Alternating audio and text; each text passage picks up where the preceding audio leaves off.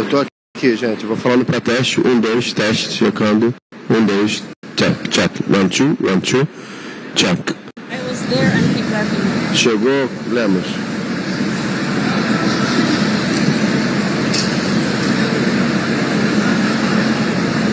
Lemos, fala com o Veiga.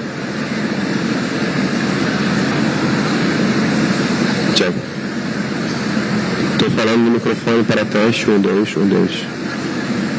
1, 2, falando para teste, para plenária 1 para plenária 2. Da plenária 1 para plenária 2 no floor. Estou falando pelo floor. I'm talking from for plenary 1 to plenary 2 overflow.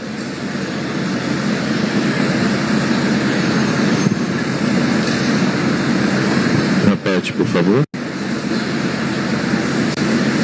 Floor checking from plenary 1 to plenary 2. Floor checking, plenary 1 to plenary 2. Não, tô falando do floor, do microfone. Eu vou no púlpito para falar então.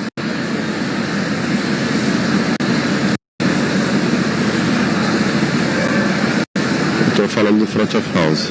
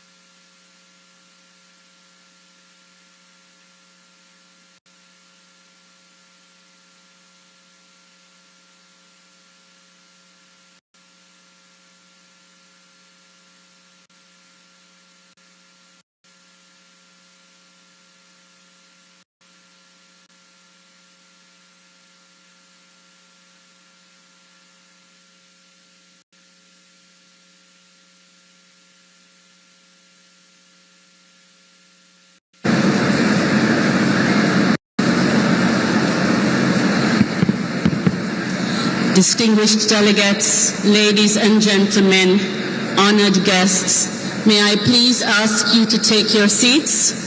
We are about to begin with the ceremonial opening of the high-level segment. Please, may I ask you to take your seats? Thank you.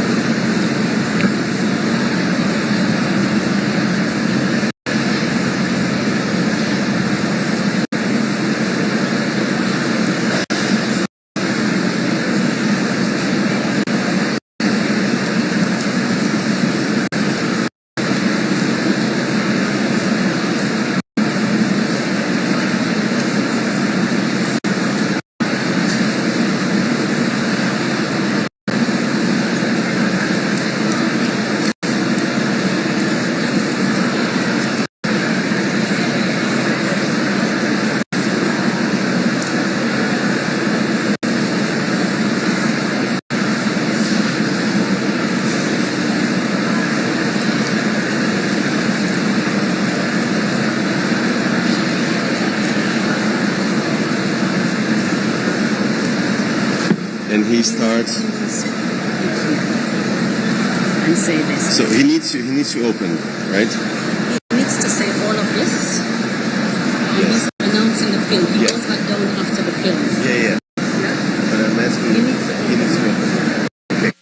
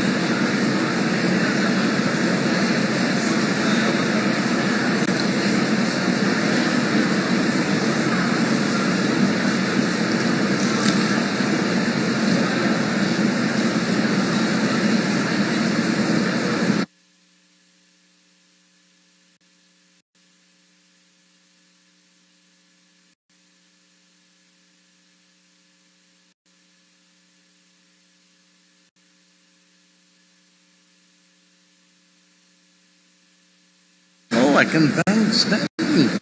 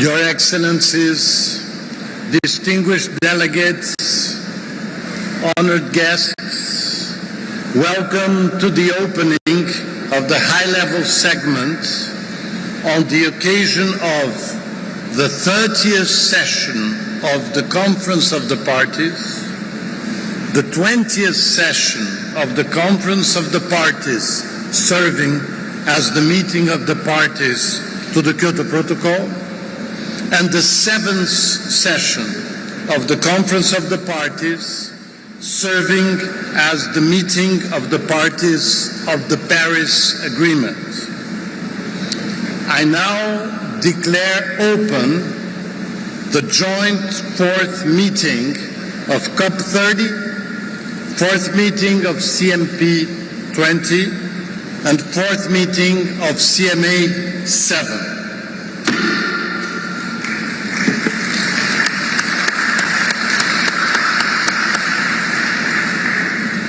This morning, we are honored to have with us His Excellency Mr. Geraldo Alckmin, Vice President of the Federative Republic of Brazil, and Her Excellency Ms. Annalena Baerbock, President of the 80th session of the United Nations General Assembly.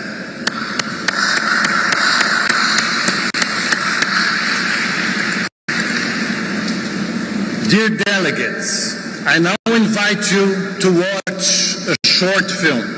Before we begin, allow me to briefly introduce the images and the music you are going to see and hear. The sequence of photographies was conceived by Lélia Vanik Salgado based on the photographs of her late husband, Sebastião Salgado. Their Amazonia series was created mainly between 2013 and 2019 as a testimony to the forest and to the peoples who inhabit it. Born in 1944 in Minas Gerais, Sebastião Salgado became a global reference in documentary photography. He responded to the invitation of the COP-30 presidency to allow his images to inspire the participants of this conference. In May 2025, Sebastião Salgado passed away. His legacy remains as a restless conscience of our time, a gaze that dignifies people, their work, their lands, while also calling us on protecting the forests, the waters, and all living beings in our planet. The music you will hear that was chosen by Lélia and him is an aria from the Baquianas Brasileiras No. 5 by Heitor Villa-Lobos, composed in 1938 for soprano and 8 cellos. a meeting between Brazilian traditional music and Baroque form. Villa-Lobos drew deeply from Brazilian popular songs, modinhas, cocos, cantigas, and he entered in a dialogue with the forest with a series of masterpieces. We will hear the version interpreted by Brazilian soprano Maria Lúcia Godoy, one of our most distinguished classical singers. I now invite you to watch this short presentation.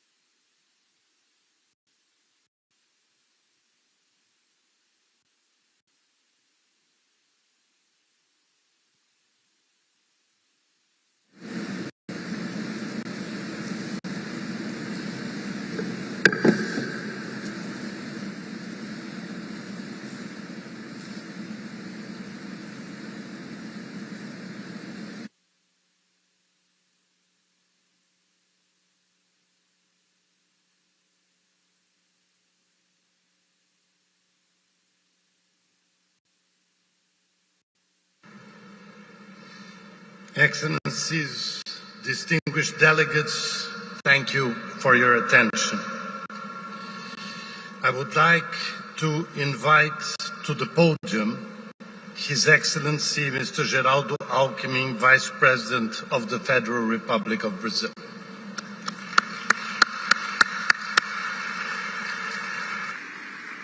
Her Excellency Ms. Annalena Baerbock, President of the 80th session of the United Nations General Assembly. Mr. Simon Stew, Executive Secretary of the United Nations Framework Convention on Climate Change.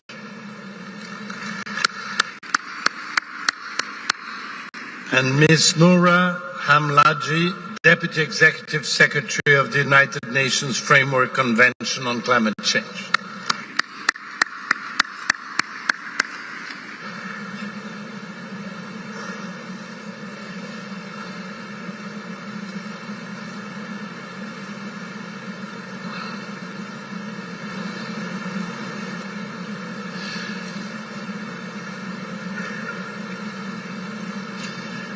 I would like to acknowledge here the presence of Mr. Juliano Salgado, son of the late photographer Sebastião Salgado, who is here as a leader of the Instituto Terra, a remarkable reforestation and ecosystem restoration initiative in the state of Minas Gerais, and thank his family for having allowed us to have this beautiful opening.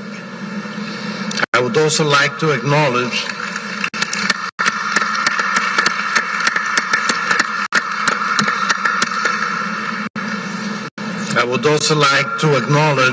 the presence of Roberta Lima Ferreira, the lifetime partner of our late Daniel Machado da Fonseca, a dedicated climate negotiator with deep sense of social justice, an extraordinary human being who left us far too early during the build-up of this COP.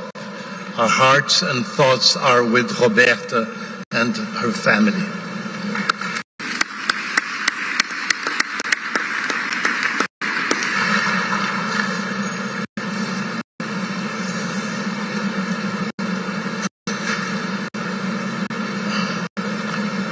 Distinguished delegates, it is my pleasure to invite the Executive Secretary of the United Nations Climate Change Secretariat, Simon Stew, to address the plenary. Executive Secretary, you have the floor.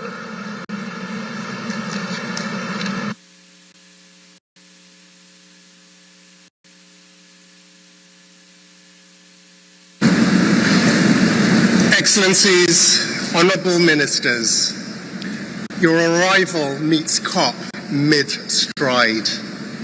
We're no longer talking about what this COP must do. We are doing it, but we must strive for more. Negotiators are working around the clock. I commend the spirit of goodwill throughout week one. It reflects a widespread conviction that the Paris Agreement is humanity's only way to survive this global climate crisis and to spread the vast benefits of climate action to all nations. We are all aware of the headwinds, but I also sense a deep awareness of what's at stake and the need to show climate cooperation standing firm in a fractured world.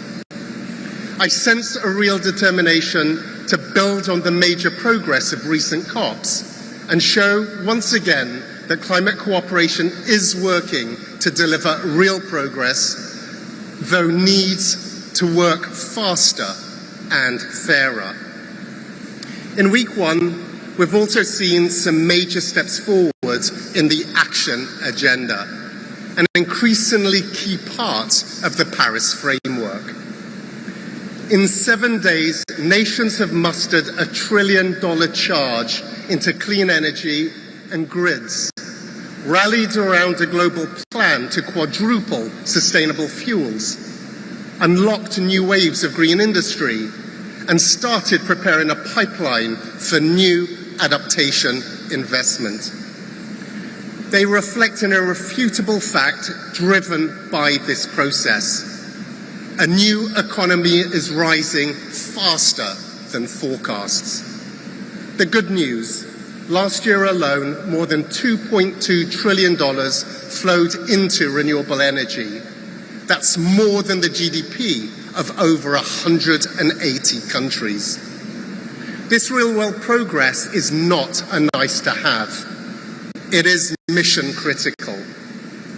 In this new era, much will depend on bringing our process closer to the real economy, to speed up implementation and spread its vast benefits to billions of more people, as I have been saying. But friends, the pace of change in the real economy has not been matched by the pace of progress in these negotiating rooms. The spirit is there, but the speed is not. As climate disasters wreck millions of lives and hammer every economy, pushing up prices for food and other basic needs, we all know what's at stake. I said we needed an acceleration in the Amazon, and that applies equally to how we all go about our collective work here. Clearly, there is a huge amount of work ahead for ministers and negotiators. I urge you to get to the hardest issues fast. When these issues get pushed deep into extra time, everybody loses. We absolutely cannot afford to waste time on tactical delays or stonewalling. The time for performative diplomacy has now passed. Now's the time to roll up our sleeves, come together and get the job done. The Secretariat will be with you every single step of the way. I thank you.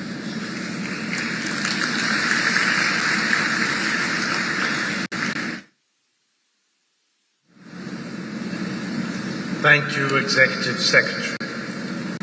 It is my distinct pleasure to invite Her Excellency Ms. Annalena Baerbock, President of the 80th session of the United Nations General Assembly, to address the plenary. Your Excellency, you have the floor.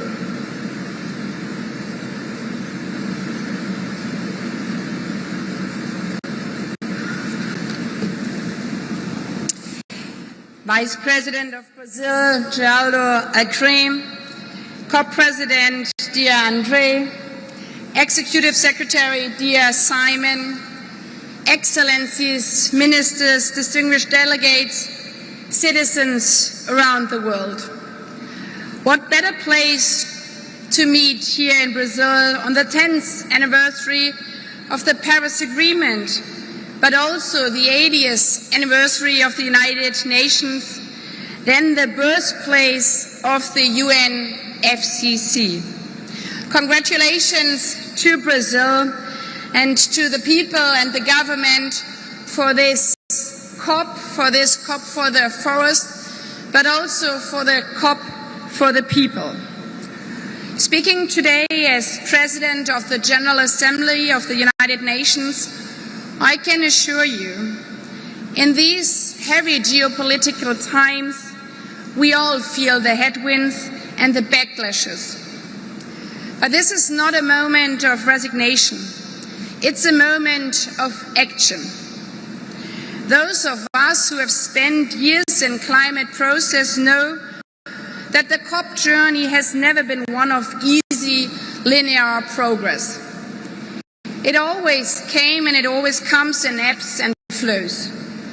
Through late nights and endless negotiations, we learned to push through the despair of Copenhagen and carried forward the triumph of Paris. That is why, especially as we celebrate 10 years of Paris, which is a long time span if we look at the effects of climate crisis, but very short-term for international diplomacy, I want to focus on the flows, on the momentum of the last 10 years. Because hope and courage when shared, can be contagious. And because, frankly, we do not have the luxury of wallowing when people are counting on us. The climate crisis is unrelenting. It pays no heed to our frustration or to the denial of skeptics. We saw this when Hurricane Melissa barreled into the Caribbean 2 weeks ago.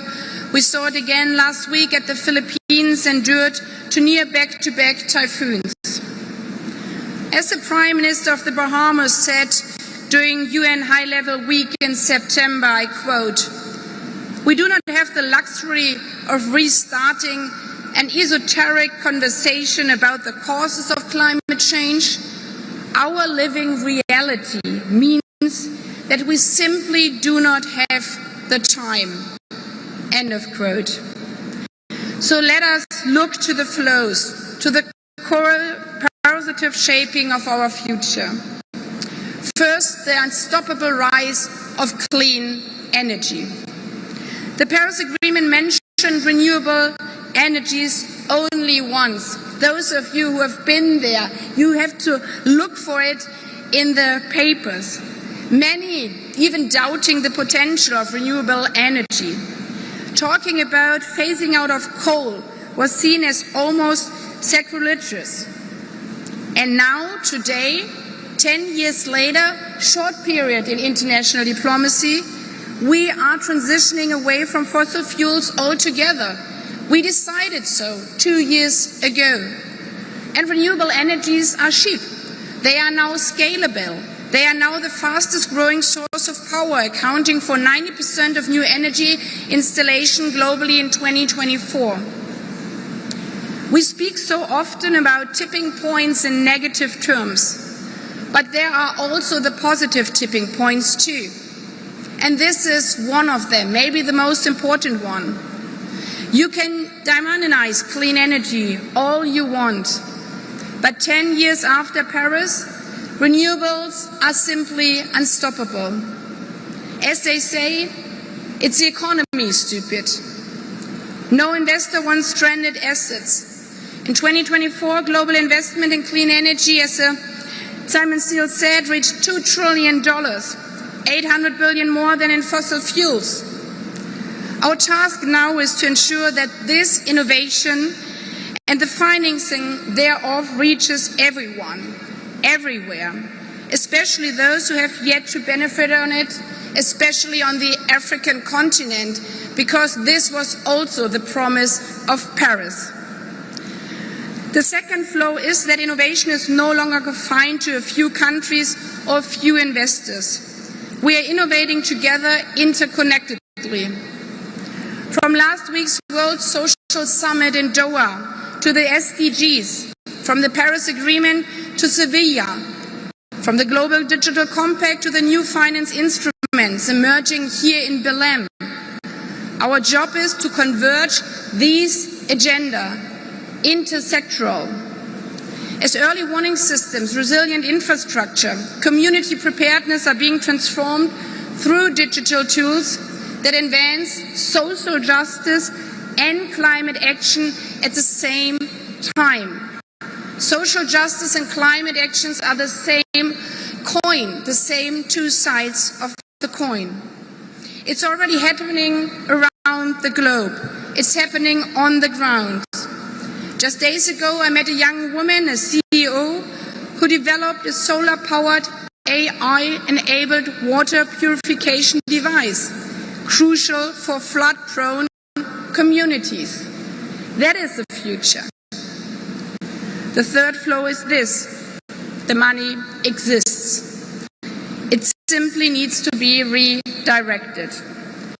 In a world of abundance, the problem is not the availability of capital as such. It is where that capital goes. Last year alone, developing countries paid roughly $1.4 trillion in external debt servicing. Imagine what could be achieved if some of that burden were lifted and those resources reallocated to climate mitigation, clean energy, resilience and adaptation. We could forge stronger public-private partnerships. We could expand concessional finance. We could deliver on the Baku to Belém roadmap. As I said, this climate process comes in ebbs and flows. You may ask why I chose today at the beginning of the high-level segment and the heavy negotiations about the flows. It's not naivety. It is because I have felt frustrated by global setbacks. But I've also been inspired time and again since Paris by the courage and determination of people who across regions and sectors pushed forward despite the headwinds. We have seen this movie before and we know how it goes. Let us not wallow. The solutions are all out there, all over the world. We now have to connect them by focusing on our strongest and greatest strength, cross-regional cooperation. This is a new form of multilateralism. Or as you say here in Brazil, let us have a mutirão, meaning everybody joining forces. This collective power is stronger than ever. People, governments, businesses, finance actors. And the good news is, if flows are moving in the right direction, they are simply unstoppable. I thank you.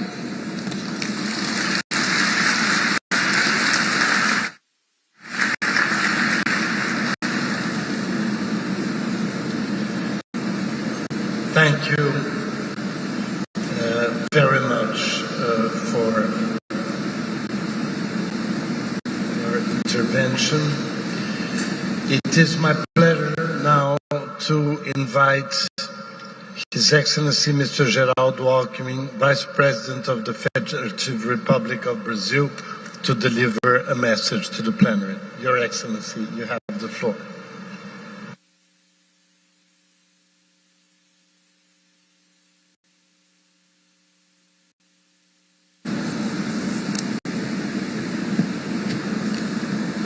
Embaixador André Correia do Lago, presidente da COP-30, Ana Helena Baerbock, presidente da Assembleia Geral da ONU, Simon Steele, secretário executivo da Convenção Quadro das Nações Unidas, Noura Hanlad, secretária executiva adjunta, ministra Marina Silva, ministra do Meio Ambiente e Mudança do Clima do Brasil, em nome de quem cumprimento todas as ministras, ministros, chefes de delegação, lideranças aqui presentes, senhoras e senhores.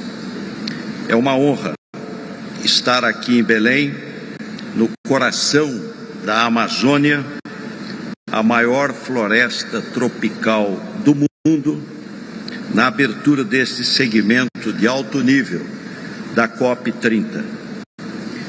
Em meio a tantos discursos, negociações, uma diretriz deve permanecer.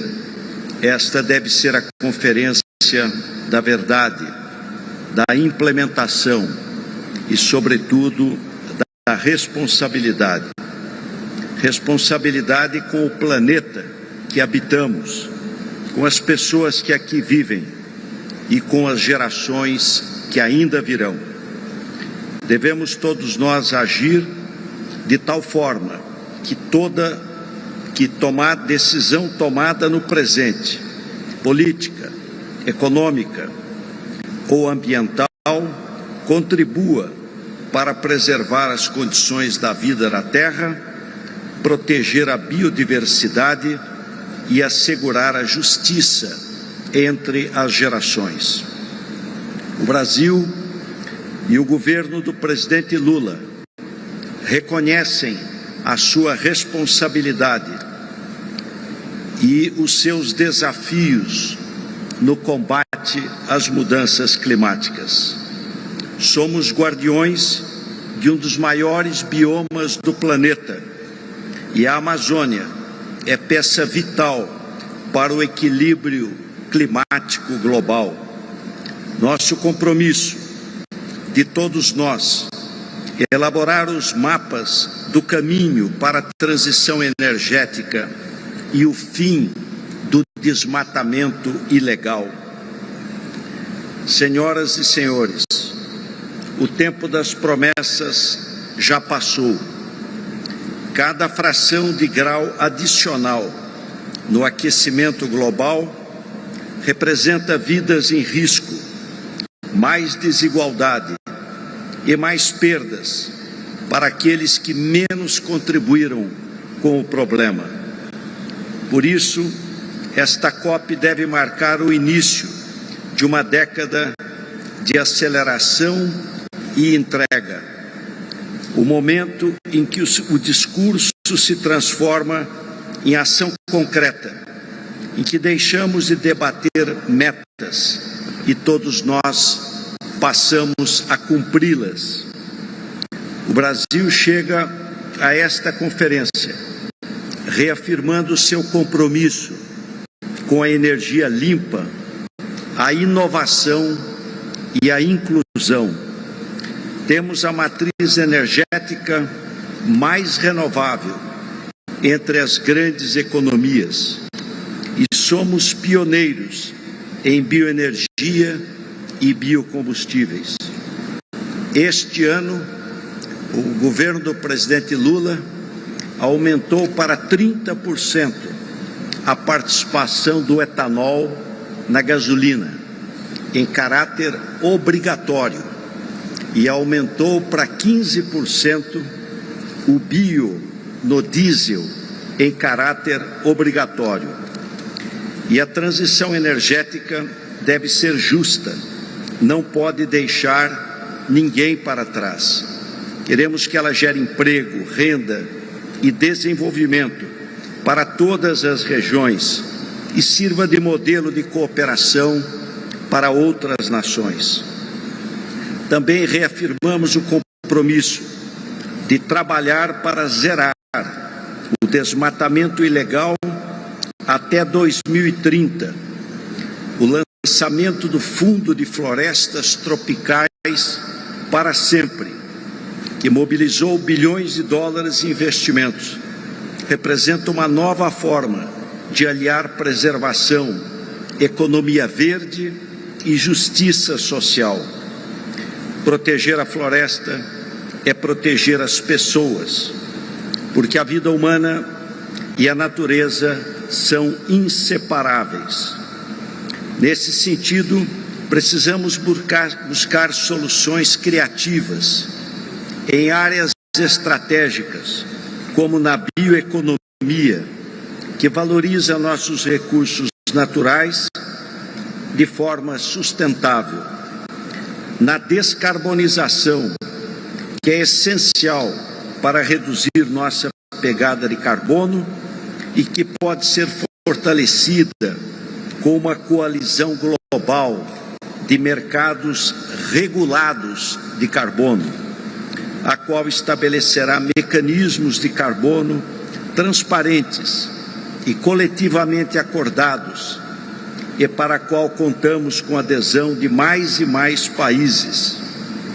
A proteção das florestas depende, sobretudo, de quem vive nelas. Mais de 28 milhões de brasileiros moram na região amazônica, e entre eles estão os povos indígenas e as comunidades tradicionais, que são os verdadeiros guardiões da floresta. O conhecimento ancestral desses povos é uma das mais poderosas formas de inteligência ecológica do planeta. A Amazônia, com toda a sua diversidade, deve ser o exemplo de que é possível crescer, produzir e conservar ao mesmo tempo.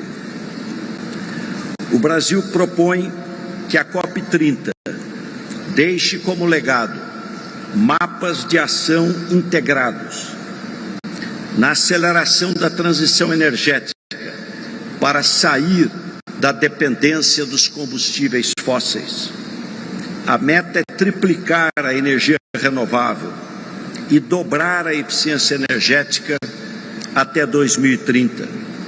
Essa data está logo ali, mas os dados mostram que a capacidade renovável hoje ainda é a metade do que seria necessária para alcançar a meta. Na mesma linha, o compromisso de Belém ambiciona quadruplicar o uso de combustíveis sustentáveis até 2035 e 25 países já se juntaram ao esforço. Na erradicação do desmatamento ilegal, já reduzimos no Brasil o desmatamento em 50%, mas temos que fazer mais. Ideias inovadoras, como o TFFF, podem contribuir concretamente para chegar ao objetivo. Valorização das florestas, especialmente com foco na socio- e bioeconomia, assim como a recuperação de áreas degradadas. E promoção da cooperação entre governos, empresas e comunidades locais. Somente em um mutirão lograremos mudar mentes e realidades. O momento é para todos nós repactuar a nossa união em torno dos objetivos do Acordo de Paris.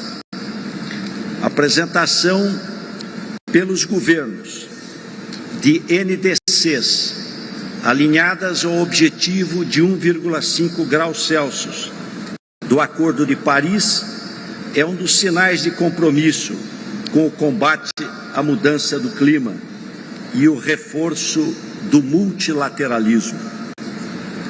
A NDC do Brasil, ousada, mas realista, que tive a honra de anunciar no ano passado com a ministra Marina na COP-29 em Baku, determina compromisso de reduzir as emissões líquidas de gases de efeito estufa no país de 59% a 67% até 2035, em comparação aos níveis de 2005.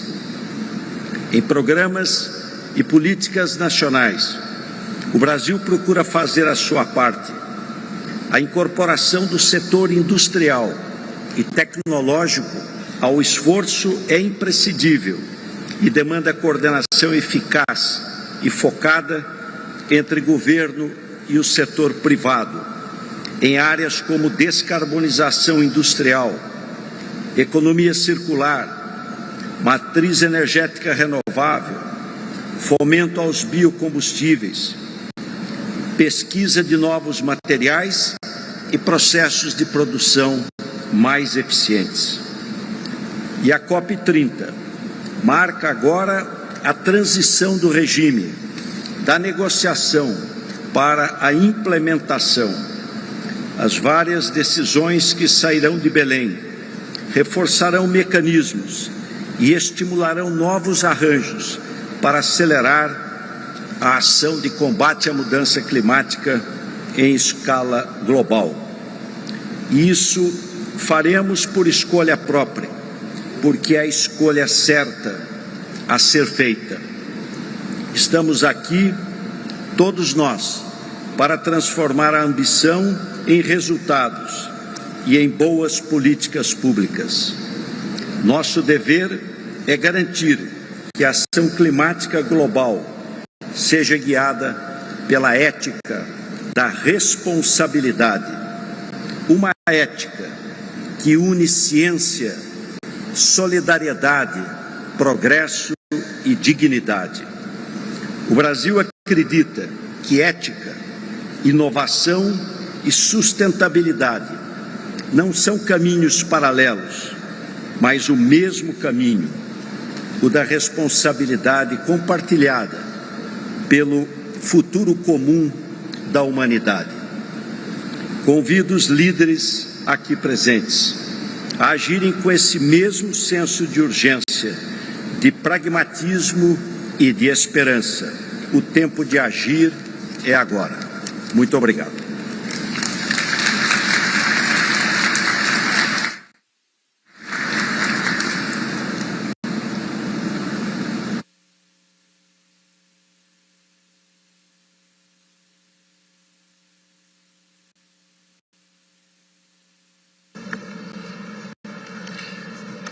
Thank you, Vice President Alckmin. Your Excellencies, distinguished delegates, this brings us to the end of the ceremonial opening of the high-level segment. I'd ask you to remain in your seats to allow our guests to leave the podium before we begin the delivery of statements. So, just a 2-minute pause. I will accompany the authorities.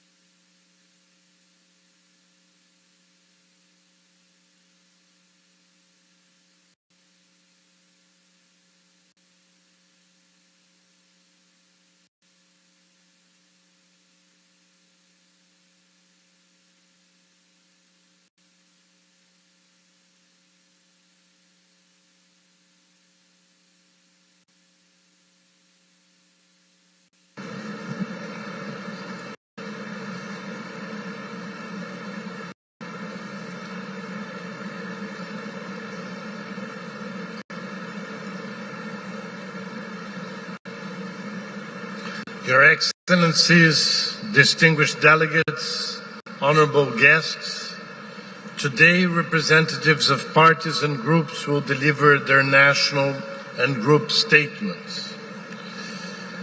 I would like to inform Your Excellencies of measures in place to ensure effective time management. There is a 3-minute time limit for national statements and 5 minutes for group statements during the high-level segment. Speakers are strongly encouraged to ensure the statements do not exceed allotted times. Additionally, in line with the practice of other UN bodies and to ensure the smooth conduct of the meeting, a bell will be used to signal when the allotted time is exceeded. Statements should be as concise as possible, noting that full texts of the official statements will be made available on the UNFCCC website.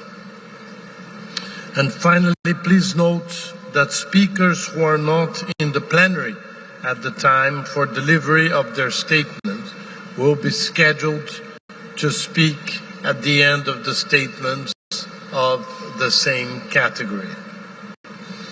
This session will conclude at 1. Statements that have not been delivered by 1 will be moved to the afternoon session, scheduled to begin at 3.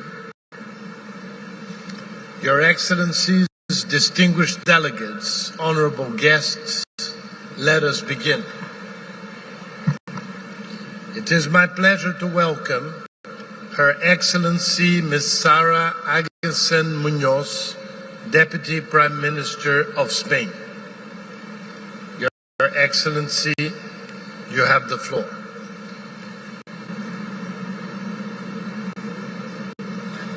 Gracias.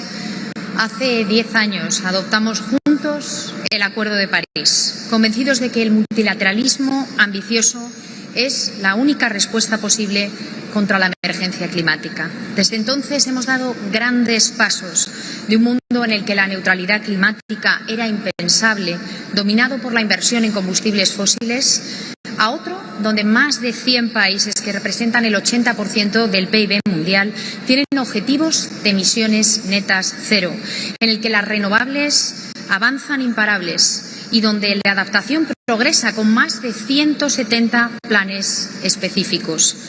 Cada décima de grado cuenta. Hay motivos para la esperanza, pero aún queda mucho camino por recorrer. El cambio climático se acelera, sus impactos se intensifican, son más frecuentes, duraderos y con mayor alcance territorial. Hablamos de olas de calor, de incendios, de sequías, de inundaciones, huracanes, impactos que muchos de los que estamos aquí, nuestros países, hemos sufrido. Aquí, precisamente, en este espacio, en el pulmón de nuestro planeta, la Amazonia, sufren los fenómenos más extremos del cambio climático. En España también hemos vivido este último año la cara más amarga del cambio climático, una dana que azotó Valencia o los incendios que asolaron la península ibérica este verano. Son efectos distintos en los territorios, pero con una amenaza común. Estamos ante una emergencia climática que es una crisis sanitaria, social y de seguridad, agravada en los últimos años por el avance exponencial del negacionismo, la desinformación y los ataques a la ciencia, que nos hacen más vulnerables y solo aumentan las pérdidas y daños. Solo con un esfuerzo colectivo y constante a favor de la ciencia podremos garantizar que la acción climática sea efectiva y sostenida en el tiempo. Necesitamos intensificar nuestros esfuerzos. Una acción climática con sinergias muy poderosas. Una agenda climática que es una agenda de salud pública, de justicia social, de prosperidad, de derechos humanos y paz. Una apuesta ganadora para todos, especialmente para los más vulnerables. Así lo hacemos en España, apostando por las renovables, por la eficiencia energética, por los planes de adaptación, por la transición justa, sin dejar a nadie atrás, haciendo que esta transformación también nos acerque a la igualdad de género real. Animo a que juntos trabajemos en la implementación de esta agenda, que es una agenda de oportunidades, y que la COP de Belén nos permita responder a las brechas de ambición, implementando políticas de adaptación y de mitigación, movilizar recursos financieros a la escala necesaria y mantener vivo el objetivo de 1,5 grados. Avancemos en esta agenda de prosperidad. Tenemos que hacerlo por responsabilidad, por convicción y por oportunidad. Pueden contar con España. Gracias.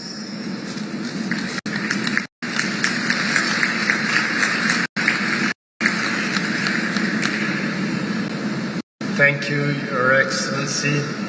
It is my pleasure to welcome His Excellency Mr. Dhananjay Ramphul, Minister of Foreign Affairs of Mauritius. Your Excellency, you have the floor.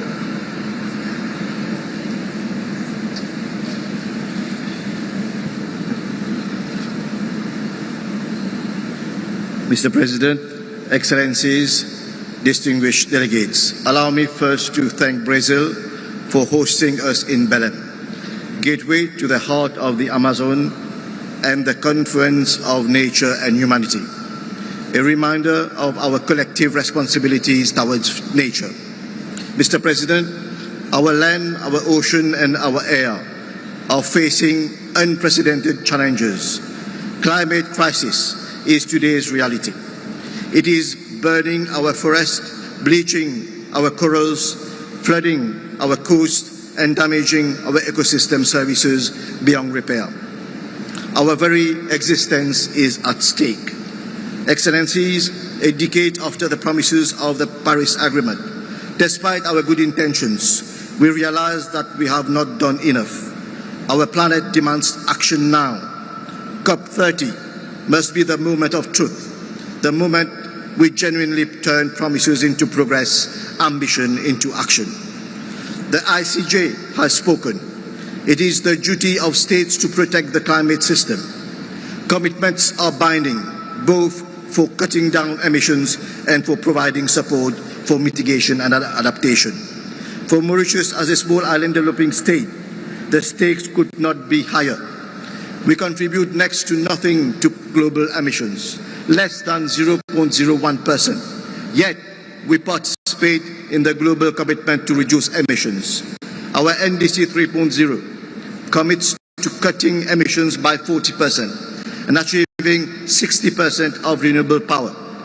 We are investing in clean energy, decarbonizing key sectors, restoring our mangroves and forests, and protecting our reefs. Is everybody contributing their fair share? That's the question. The latest NDC synthesis report confirms the huge gap in responding to the urgency of reducing emissions. Excellencies, our ocean is our lifeblood, our heritage, and a primary economic engine. Our very existence depends on healthy oceans. Mauritius is diverting critical national resources from development to address coastal erosion and reef restoration. The 2025 UNEP Adaptation Gap Report reveals a funding chasm. Let us be clear, national ambition, especially for SIDS, cannot succeed without global solidarity. Climate action makes economic sense. Every dollar invested in adaptation saves significantly more. We either invest now or wait until no amount of finance can cure the climate. Action is not thrift. Inaction is folly. We must leave Belém not with declarations, but with the determination to act and deliver for a future we and our children deserve. Thank you.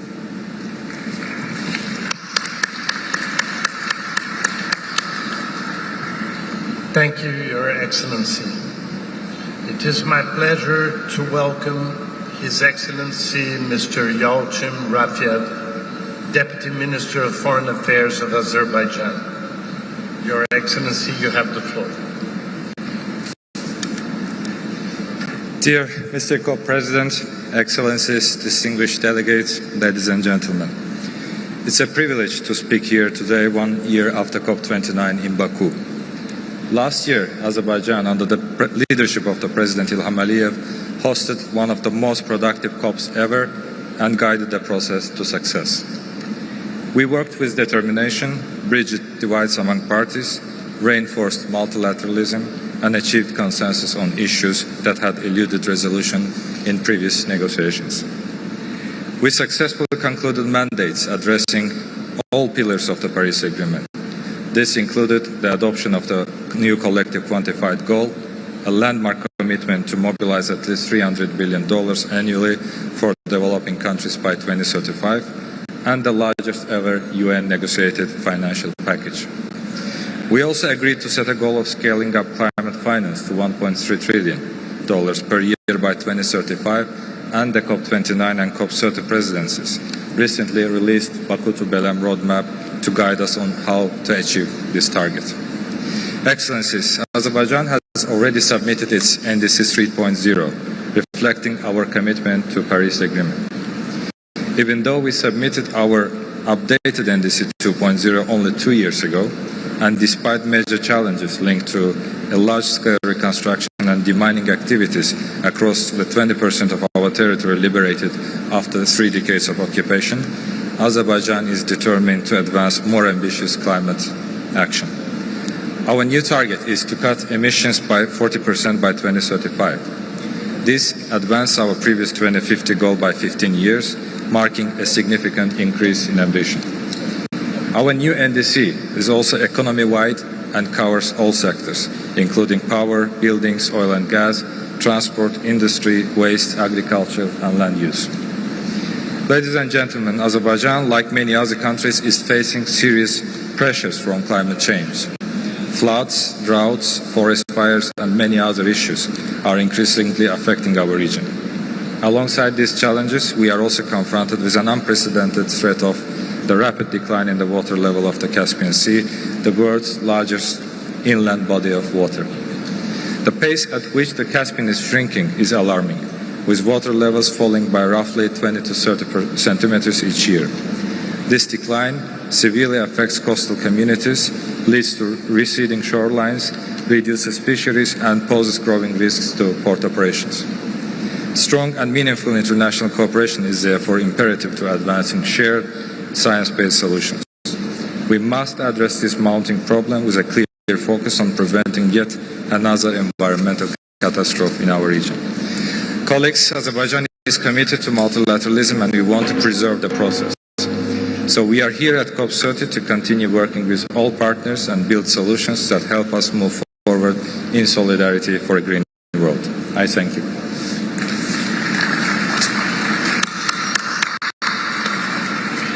Thank you, Your Excellency. It is my pleasure to welcome His Excellency Mr. Lars Agard, Minister of Climate, Energy and Utilities of Denmark, and His Excellency Mr. Wopke Hoekstra, Commissioner for Climate, Net Zero and Clean Growth of the European Commission, speaking on behalf of the European Union Group. Your Excellencies, you have the floor.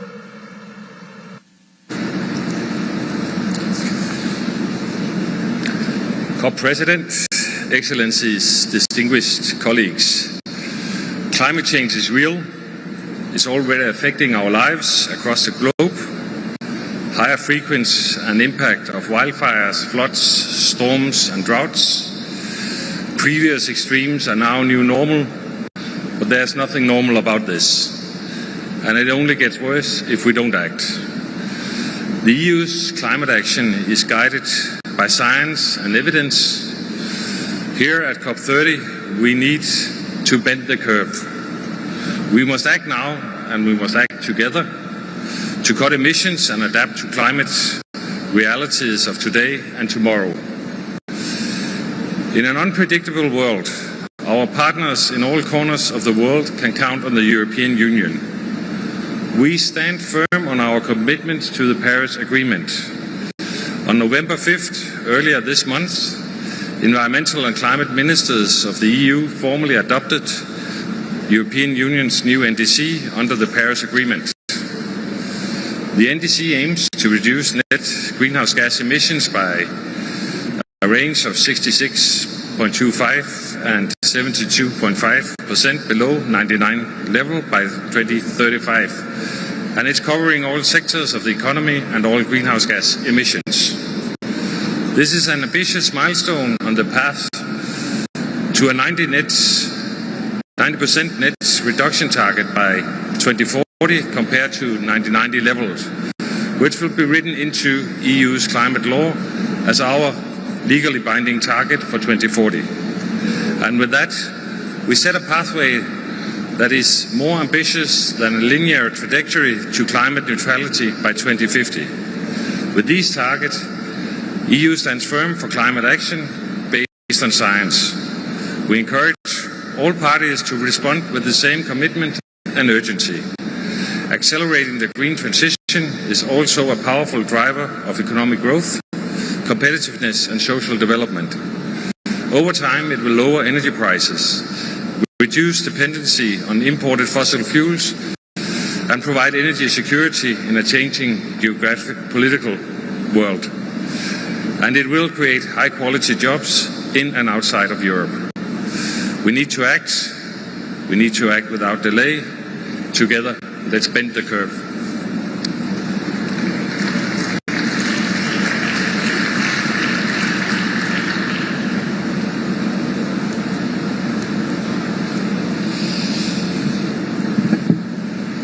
Dear Co-President, dear Andre, ladies and gentlemen, we meet in Belém when science demands greater action, and we have no other tool than multilateralism to make sure that we deliver on it. The European Union has renewed its ambition and submitted its 2035 NDC with a contribution of 66.3 to 72.5% emission reductions compared to 1990 levels. And this reflects a truly credible path towards our net zero goals by mid-century. At home in the European Union, we do have a years-long track record of delivering real emission cuts across all sectors while preparing our economies for the transition ahead. Now, here in Belém, we do need to make sure we deliver several elements. First, we do need a collective response plan that helps us close the gap between where we are today and where we need to be. We're going in the right direction, absolutely. But we need to go there faster, and we need to go there together. We must speed up the global energy transition by implementing the global stocktake, basically by producing more renewables, by boosting energy efficiency, and using all tools, including carbon pricing, while ensuring a just transition for everyone. Secondly, there's global resilience. Adaptation and preparedness must be top priorities to protect communities, to protect ecosystems and livelihoods. And I'm truly proud of the work we have done, that has been done by the negotiators on adaptation indicators. Third, all actors must work together to scale up financing for climate action in developing countries, as was agreed last year in Baku. And it is in this context that we urgently need to improve access, in particular for the LDCs and the SIDS, and for adaptation. And to give you our numbers, the European Union and its member states are already major contributors. We have been doing 32 billion in public finance and 11 billion in mobilized private finance in 2024, and that was again a step up compared to the year before. And by the way, we continue to invite others who have the means to do so to join us in making sure we deliver on this endeavor. Together with the European Investment Bank, we remain the largest provider of international public climate finance. Fourth and finally, and the Vice President of Brazil was already mentioning that, carbon pricing. You all know the saying by Victor Hugo that there's nothing so powerful as an idea for which the time has come. And this is something we do need to pursue. Pricing carbon is something we need to pursue with as many as possible, as quickly as possible. Thank you very much.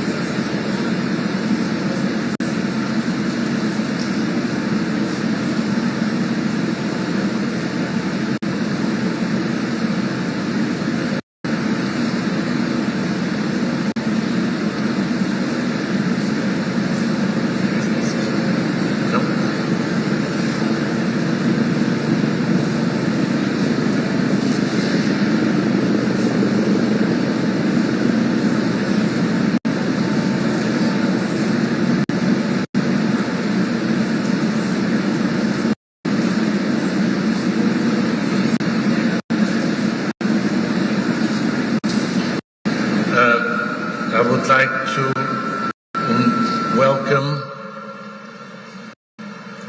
His Excellency Mr. Stephen Victor, Minister of Agriculture, Fisheries and Environment of Palau, speaking on behalf of the Alliance of Small Island States. President, Excellencies, distinguished ministers, colleagues, Palau has the honor to deliver this statement on behalf of the 39 members of the Alliance of Small Island States. Allow me to align with the remarks to be delivered by Iraq on behalf of the G77 and China. AOCIS extends its sincere appreciation to the government and the people of Brazil for the warm welcome here at COP-30 in Belém.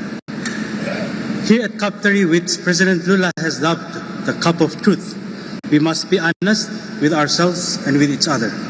The latest science is clear. We are dangerously off track to limiting global warming to 1.5 degrees. Our collective response has not yet been matched the scale and urgency of this crisis, worsening the impacts across the planet. This is why for small island developing states, 1.5 degrees is not a political slogan. It is a non-negotiable survival threshold for our people, our culture, and our livelihoods. Mr. President, AOCIS has come here with solutions. We have made a proposal for a robust response plan to NDC synthesis report to get us back on track to 1.5 degrees. Our goal is not to finger point or undermine the Paris Agreement policy cycle. Instead, it is to have us work together with trust to close the ambition gap to 1.5 degrees, which the International Court of Justice advisory opinion affirmed as the legal benchmark and scientifically based consensus target under the Paris Agreement. At the same time, we must use our existing spaces, such as the mitigation work program, effectively, and to agree to refine our global stocktake process and to ensure it considers the best available science from the IPCC to safeguard its scientific integrity. On the UAE dialogue, we are disappointed that 2 years after the adoption of the GST, we are still unable to advance follow-up on outcomes of GST1, particularly the just, orderly, and equitable transition away from fossil fuels. Adaptation is an ever-increasing priority for AOCIS. At COP-30, we are mandated to conclude the UAE Belém work program on indicators. We recognize the complexity of this task, given that further work is needed to refine those indicators that are still not complete. Our view is that subsidiary bodies can continue this work toward a set of credible, balanced, and workable set of indicators. Mr. President, Excellencies, for small island, climate action is possible if it's underpinned by credible and accessible finance, the development and transfer of appropriate technologies and capacity building for developing countries. Public finance remains vital, and this is why we join other developing countries in a call to operationalize Article 9.1. We must also see at least tripling annual outflows from our climate finance, including GCF, Fund for Responding to Loss and Damage, the Adaptation Fund, and the Global Environmental Facility. We also note with concern recent challenges in GCF approvals with the introduction of arbitrary conditions based on per capita incomes and population size by some board members. This is not in line with our convention, the Paris Agreement, of our agreed rules under GCF. This situation must stop. We must adhere to past agreements, including operationalizing the special circumstance of seats to maintain and rebuild the fragile trust on finance. The adaptation finance gap continues to grow. The recent UNEP gap report found that developing countries will spend $350 billion a year to adapt to climate change by 2035. To address this gap, we join other developing countries in calling for at least tripling of adaptation finance to $120 billion by 2030. Trust requires transparency and action requires predictability. Last year in Baku, we all agreed to the new collective quantified goal on climate finance. Many parties have said they want to talk about the NCQG and its implementation. Yet, in relevant agenda items on Article 9.5, where developed countries have agreed to elaborate their actual roadmaps on climate finance, we have seen deliberate attempts to stop any and all progress. It is crucial that we update the terms of reference of biennial communications developed countries to reflect elements of NCQG. AOCs comes to Belém with a genuine desire to work together and to build trust to deliver our climate commitments. We urge all parties, under capable guidance of Presidency, to act with urgency and solidarity this moment demands. For us, this is not just about ambition. It is about taking actions required to ensure a safe and prosperous future for all of us. I thank you. Thank you, Your Excellency. It is my pleasure to welcome His Excellency Ambassador Luqman Al-Faili, Chair of G77 in China and Permanent Representative of Iraq to the United Nations, speaking on behalf of the Group of 77 in China. Your Excellency, you have the floor.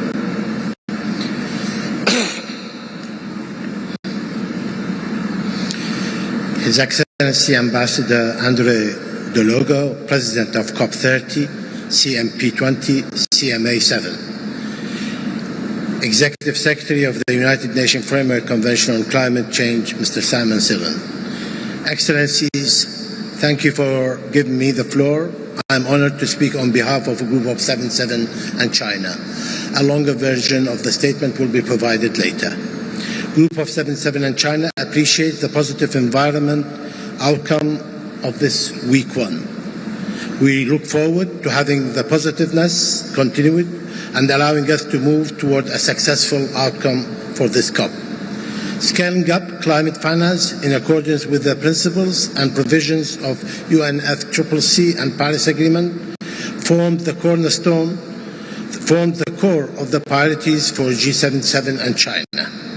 At COP-30, we must secure outcomes that enable the provision and mobilization of finance for developed countries at the necessary scale and quality, while addressing the systematic disenabler of climate finance. This includes ensuring a successful outcome on the agenda item related to climate finance. Further, it's important to highlight the importance of Article 9.1 of the Paris Agreement, which forms a cornerstone of climate finance, as well as Article 9.5, which is a key to ensuring the predictability of climate finance from the developed countries, in a manner that enables developing countries to effectively plan their climate action.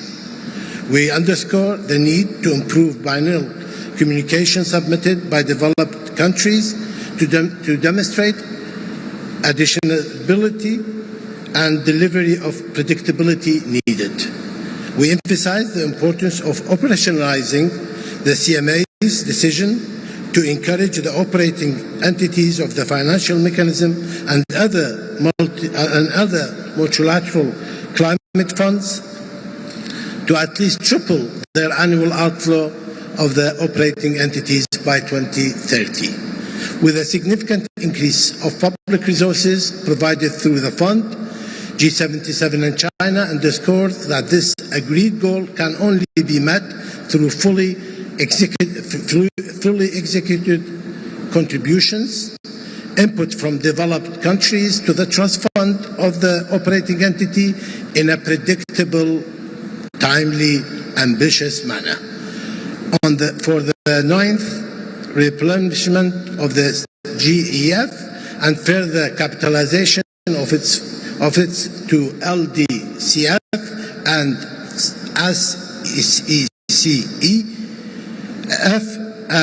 the third replenishment of the GCF, the first replenishment of the fund of responding to loss and damage, and further capitalization of the adoption fund.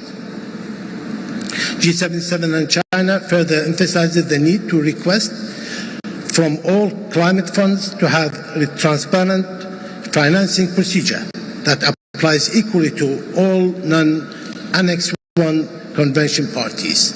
G77 and China further expresses grave concern regarding the application of unilateral and contradictory policies on the project proposed by UNIDO on behalf of Sultan of Oman in the Green Climate Fund by a minority of board members representing a few developed countries.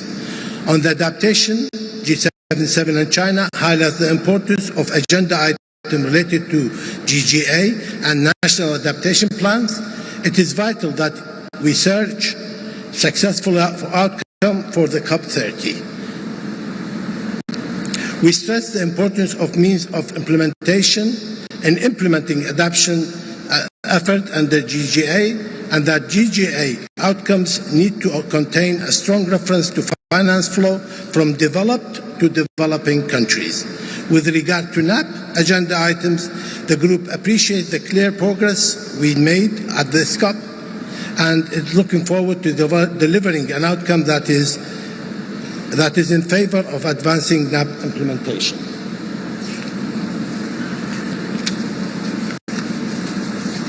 In closing, G77 and China urges the international community to act in a unity in addressing climate change, consistent with the principles of equity and common but differentiated responsibility and respective capabilities.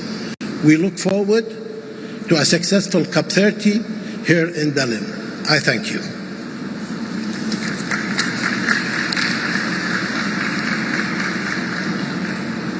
Thank you, Your Excellency. It is my pleasure to welcome His Excellency Mr. Andreas Bjelland Eriksen, Minister of Climate and Environment of Norway. Your Excellency, you have the floor.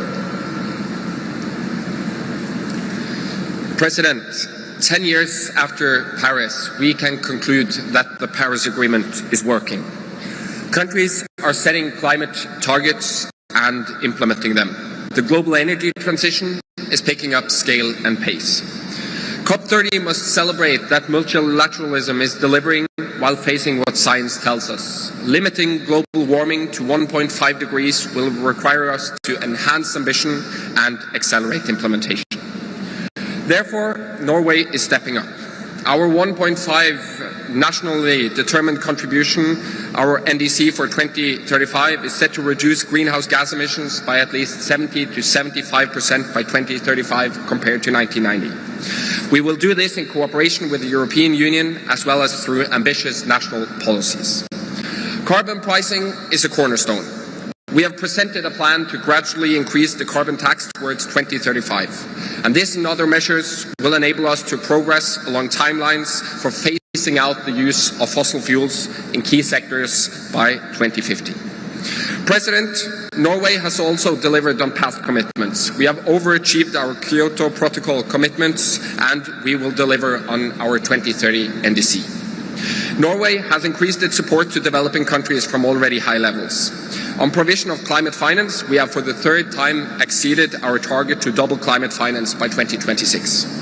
Since 2008, Norway has partnered with tropical forest countries to reduce deforestation with substantial effects. However, our collective ambition to halt deforestation by 2030 means we need to do more. Norway therefore announced a conditional investment to the TFFF of up to $3 billion over 10 years, and I salute Brazil for this important initiative. We also plan to support emission reductions in developing countries worth up to $1.5 billion through Article 6 arrangements. We must collectively meet the finance commitments from last year. In doing so, increasing support to adaptation, especially to the least developed countries and small island states, is of utmost importance. Before we leave Belém, we must unite with a clear message. We are steadfast in our resolve to strengthen ambition, accelerate implementation, and ramp up international cooperation. No one can do this job alone, and we call upon all partners, state and non-state actors, to catalyze actions and investment for climate action. The only way forward is together. I thank you, President.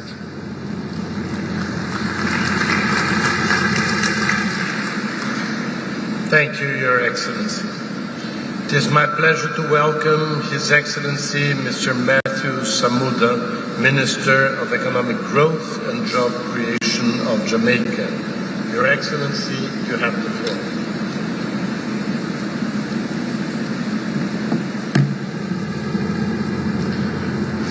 Mr. President, Excellencies, colleagues, I have the honor to speak on behalf of the people of Jamaica here at COP-30 in Belém, Brazil. We extend our deep appreciation to the government of Brazil and to the COP President, Ambassador André Correa do Logo, whose leadership we trust will reignite global determination to keep 1.5 degrees alive.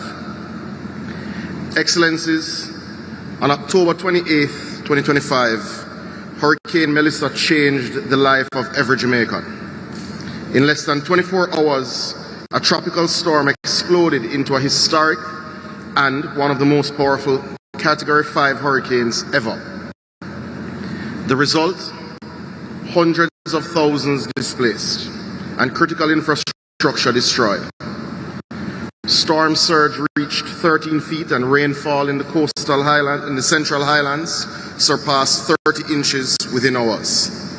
This is the new face of climate change.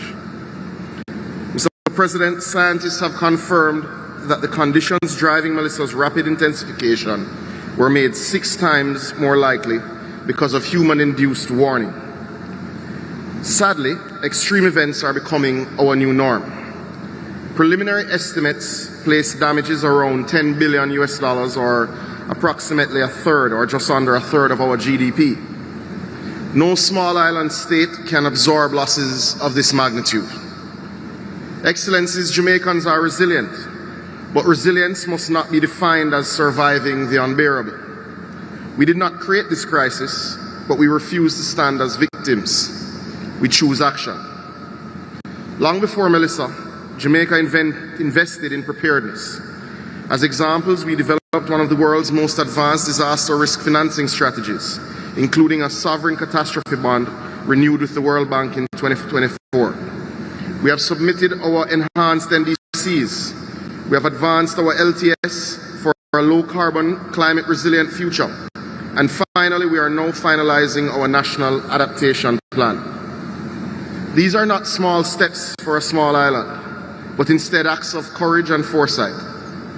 We thank the international community, CARICOM, and the United Nations Secretary General for their solidarity during this time. But solidarity must extend beyond sympathy. Mr. President, we welcome the fund for responding to loss and damage, and for us, access is not charity, but indeed climate justice. We urge all developed countries to contribute to the fund meaningfully so that frontline countries can recover and rebuild stronger. The establishment of this fund has justified our call for it to be managed through a World Bank facility, and therefore urge that this could serve as a guiding example as we contemplate the structured approach for other funds in the financial mechanism. Excellencies, the other storm is already forming. Our only defense is ambition, financing, and collective will. We call on the global community, especially major emitters, to honor their commitments and safeguard the 1.5 degree threshold. For Jamaica, this is survival. It's about our people and their right to a safe and prosperous future. I thank you.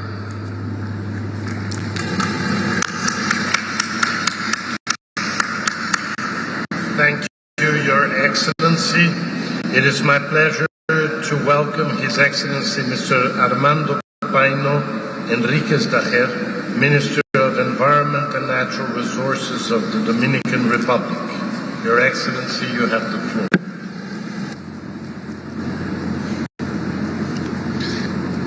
Distinguida Presidencia, excelentísimos jefes y jefas de Estado, estimados delegados, permítanme comenzar expresando nuestro agradecimiento a la Presidencia y al pueblo del Brasil por su liderazgo y hospitalidad al presidir la COP-30 aquí en Belém, corazón de la Amazonía.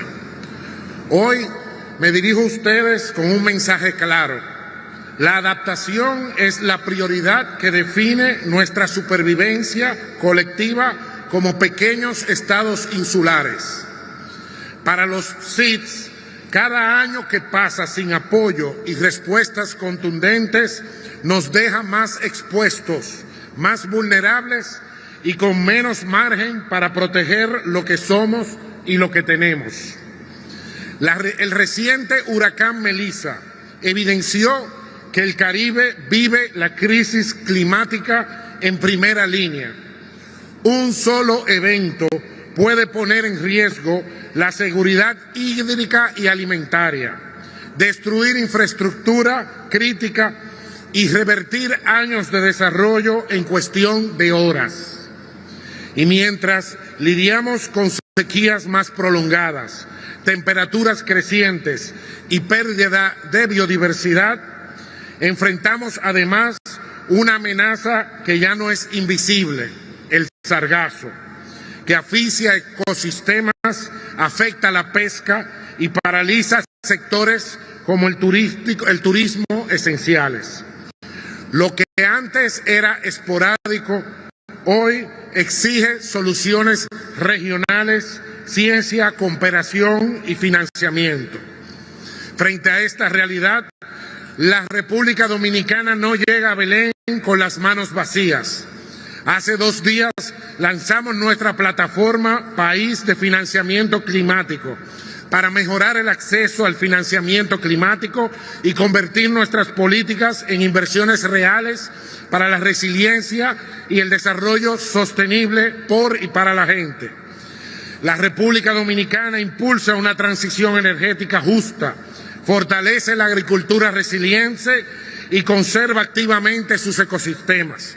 Como evidencia de esto, nos enorgullece informar que hemos logrado proteger más del 30% de nuestros ecosistemas costeros y marinos, reafirmando nuestro compromiso con un desarrollo sostenible. Sin embargo, ningún avance nacional puede compensar la magnitud de nuestra vulnerabilidad y la exposición al riesgo. Por ello, en esta COP hacemos un llamado contundente. Los países desarrollados deben como mínimo triplicar el financiamiento destinado a la adaptación climática para 2030, alcanzando al menos 120.000 millones de dólares anuales. Este financiamiento debe ser nuevo, adicional y predominantemente en forma de donaciones. Excelencias, no pedimos lo imposible, exigimos lo indispensable. Esta COP debe ser un punto de inflexión y necesitamos acelerar la implementación de los fondos climáticos y consolidar una arquitectura financiera más justa. Muchas gracias.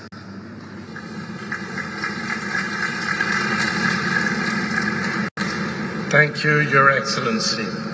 It is my pleasure to welcome Her Excellency Ms. Grace Fu, Minister of Sustainability and the Environment of Singapore. Your Excellency, you have the floor. Mr. President, climate change is outpacing our collective response.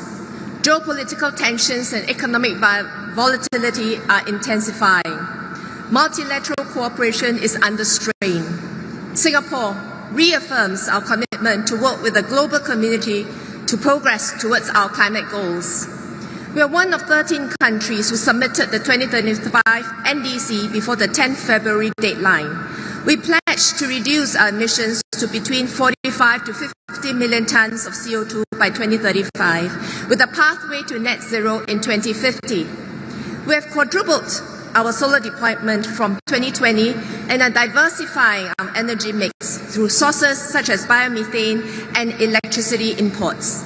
We are also studying the potential deployment of nuclear energy. We are equally focused on adaptation and resilience. We are developing our inaugural National Adaptation Plan to address climate impacts, including sea level rise, urban heat, and food and water supply resilience. We are working with our ASEAN partners to advance the ASEAN Power Grid a key enabler of the region's energy transition, and develop carbon capture and storage technologies. We are also collaborating on research and capacity building initiatives to strengthen regional adaptation and resilience. Implementation requires adequate financing based on the Paris Agreement principles. The Baku de Belém roadmap recognizes the global climate finance gap. As a global financial hub, Singapore is voluntarily addressing this gap through capacity building, blended finance, and carbon markets. Through the FAST-P, we have mobilized $510 million to deploy in green and sustainable infrastructure in Southeast and South Asia. Carbon markets are another key enabler of finance. Singapore has signed 10 implementation agreements under Article 6, and we have committed to procure 2 million tons of nature-based carbon credits from projects in Ghana, Paraguay, and Peru. We also launched the Coalition to Grow Carbon Markets with Kenya and the UK to develop high-integrity voluntary markets, which now has 10 member countries. To help Asia phase out coal, we are developing energy transition credits with partners. Singapore reaffirms our full support for the COP-30 presidency and the UNFCCC multilateral process. This is a critical time, requiring all parties to stand firm for climate action.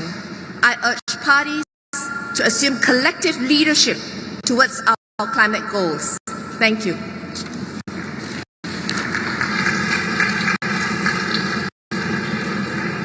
Thank you very much, Your Excellency. I would like to welcome His Excellency Mr. Flavien Philomèle-Joubert, Minister of Agriculture, Climate Change and Environment of Seychelles. Co-President, Excellencies, distinguished delegates, it is an honor to address this high-level segment on behalf of the government and the people of the Republic of Seychelles. At the outset, allow me to extend our appreciation to the government and people of Brazil for the warm welcome here at COP-30 in Belém. We gather here in Belém, a city at the heart and the world's greatest forest, guided by the spirit of the Amazon and by the call issued during the Leaders' Summit a week ago. That call reminded us that courage, solidarity, and collective action are our only path forward. Mr. President, Seychelles Islands before you as a proud small island developing states from the Indian Ocean, a nation of immense natural beauty, but also of profound vulnerability. For us, climate change is not a distant threat. It is a daily reality. Sea levels are rising, coastlines are eroding, coral reefs are bleaching, and livelihood are increasingly at risk. Each storm, each drought threatens to undo years of progress. At the national level, Seychelles continues to invest in ecosystem-based adaptation, restoring mangroves, rehabilitating coral reefs, and reinforcing coral infrastructures. Yet, adaptation finance remains grossly insufficient. We join the global call for tripling of the adaptation funds and for simplified direct access for seeds, whose capacity constraints demand flexible and targeted support mechanisms. For us, climate action is not a choice. It is not an abstract debate. It is a matter of national survival. That is why we call for the following. Firstly, Seychelles urges the COP to deliver a bold, ambiguous reaffirmation of the 1.5 degrees limit. This target is not negotiable for small islands.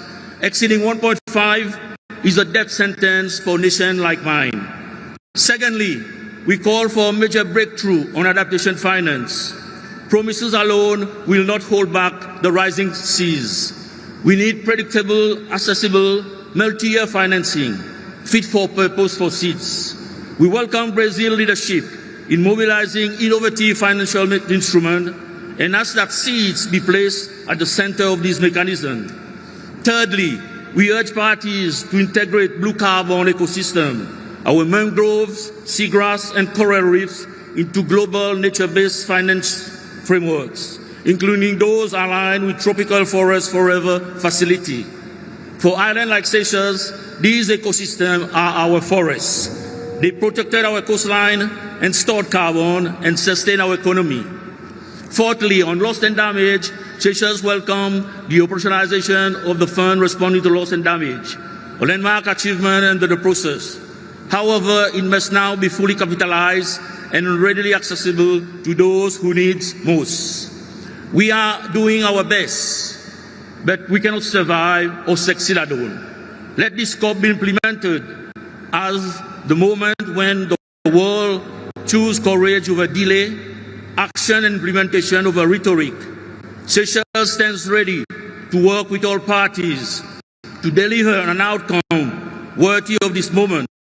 Because for us, this is not just about ambition.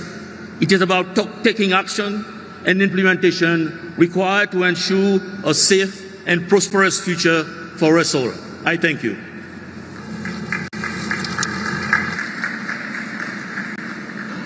Thank you, Your Excellency. It is my pleasure to welcome His Excellency Mr. Sung-Won Kim, Minister of Climate, Energy and Environment of the Republic of Korea. Your Excellency, you have the floor.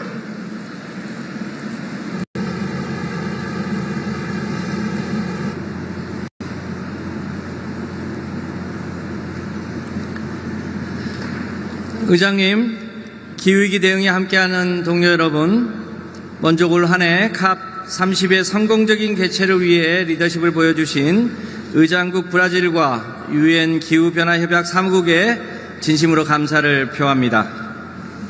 우리는 10년 전 파리에서 기후변화의 위협에 대한 전 지구적 대응을 강화하기로 약속한 바 있습니다. 하와이 마우나루와 천문대의 대기 중 이산화탄소 관측값이 처음으로 400ppm을 넘긴 해였습니다. 그러나 지난해 이미 사실상 1.5도를 돌파하였습니다. 파리 협정 1.5도 목표는 위기에 처해 있고 지구는 더 이상 기다려줄 수 없습니다. 기후위기에 대응할 기회의 창은 점점 좁아지고 있습니다. 이러한 위기의식 속에 대한민국은 지난해 10월 기후 에너지 환경부를 출범했습니다. 국내 온실가스 배출량의 70%에 해당하는 에너지 정책과 총괄적 기후 정책을 한 부처에서 이행하여 온실가스 감축을 가속화하고 전 지구적 탈탄소 녹색 전환을 선도하기 위함입니다. 또한 환경의 큰 가치 아래 사람과 환경이 공존하는 미래를 만들고자 함입니다.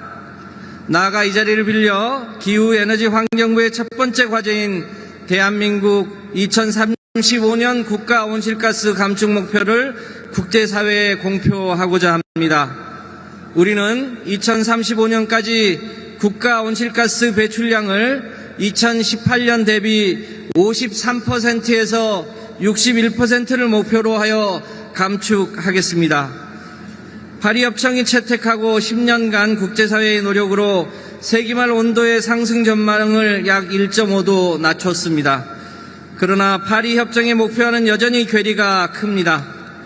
대한민국의 2035 NDC는 국제사회에 약속한 2050년 탄소 중립을 이행하고 더 나아가 1.5도 목표와 부합하는 감축 경로 달성을 위해 선도적으로 노력하겠다는 의지를 담고 있습니다. 한국은 전쟁의 폐허에서 글로벌 제조업 공급망의 핵심 플레이어로 성장했습니다. 또한 대중음악, 드라마, 패션과 뷰티 등 전 세계적 사랑을 받는 K컬처와 수차례 위기에 맞서 시민의 힘으로 지켜낸 K민주주의로 많은 국가들의 영감을 주고 있습니다. 한국의 새로운 도전은 K녹색 전환입니다. 에너지 집약적인 산업 구조와 좁은 국토라는 어려운 여건을 혁신적 제조업과 AI 기술 경쟁력, 시민 참여 거버넌스로 극복하여 전 세계 녹색 전환을 선도하겠습니다. 예를 들어 AI와 데이터 센터로 인한 폭발적인 전력 수요 증가를 햇빛과 바람 에너지 기반 시스템으로 대응하며 이 과정에서 발생한 이익을 지역사회와 공유하겠습니다. 탄소 중립 AI 기술로 국민의 안전과 번영을 더욱 꼼꼼하게 챙기는 사람 중심 지속 가능 녹색 성장 전략을 범정부적으로 만들어갈 예정입니다.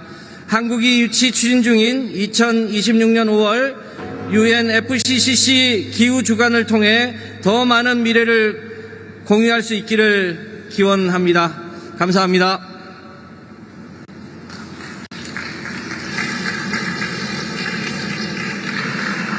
Thank you, Your Excellency. It is my pleasure to welcome Her Excellency Ms. Mariam Tangara, Minister of Environment, Sanitation and Sustainable Development of Mali. Your Excellency, you have the floor.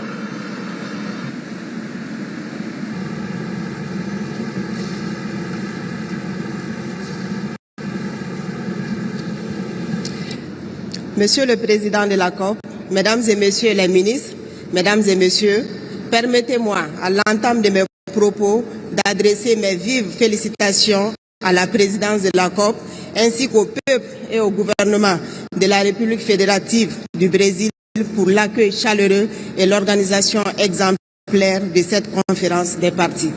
C'est pour moi un honneur et un grand privilège de prendre la parole devant cette auguste assemblée réunie ici à Belém, au cœur de l'Amazonie, symbole vivant de la richesse et de la fragilité de notre planète.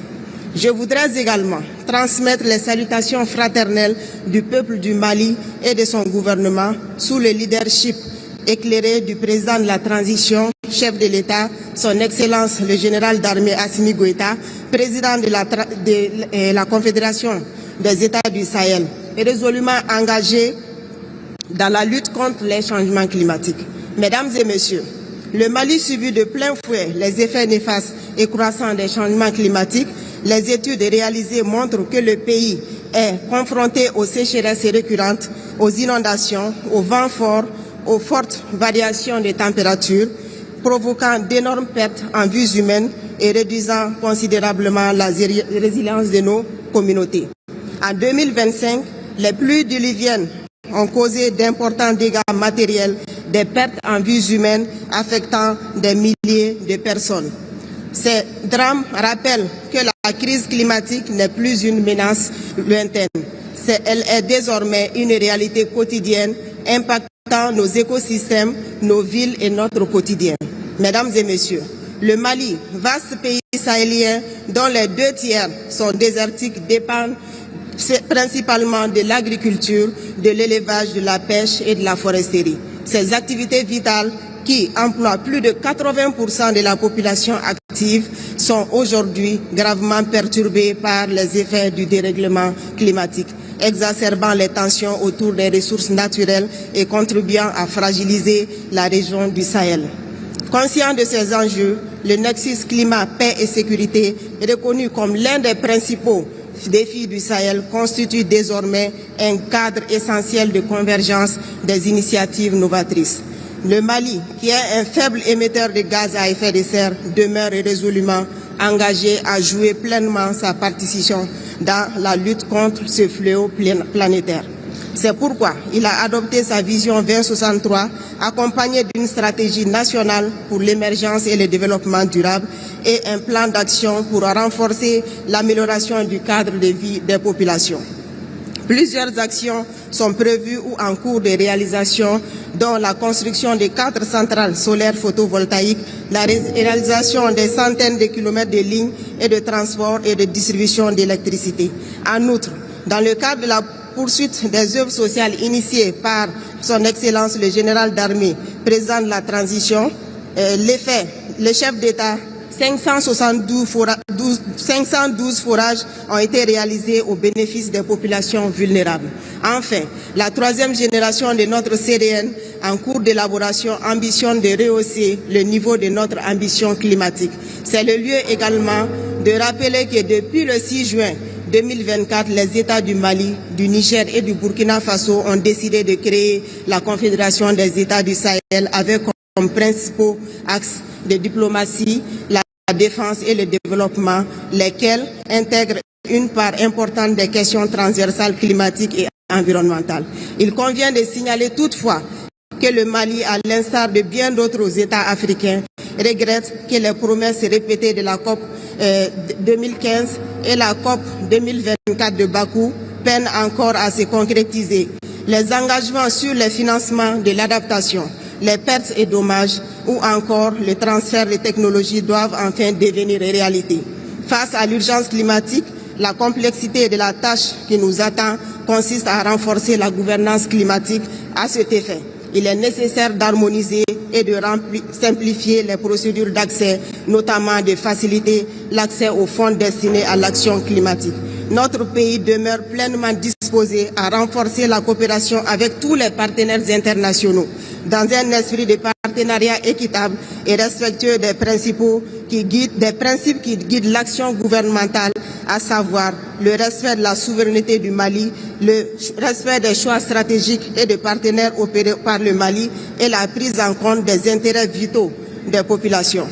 La République du Mali, pour sa part, demeure convaincue que la COP-30 aboutira à des résultats prometteurs pour faire face à l'urgence climatique, qu'elle contribuera au renforcement d'une coopération internationale plus solidaire, une justice climatique et une victoire collective dans notre lutte commune contre les changements climatiques. Je vous remercie. Thank you, Excellency.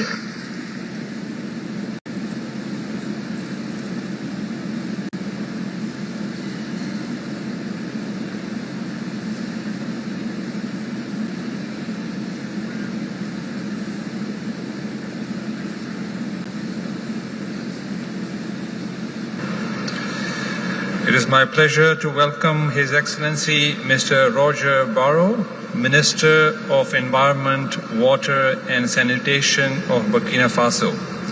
Your Excellency, you have the floor.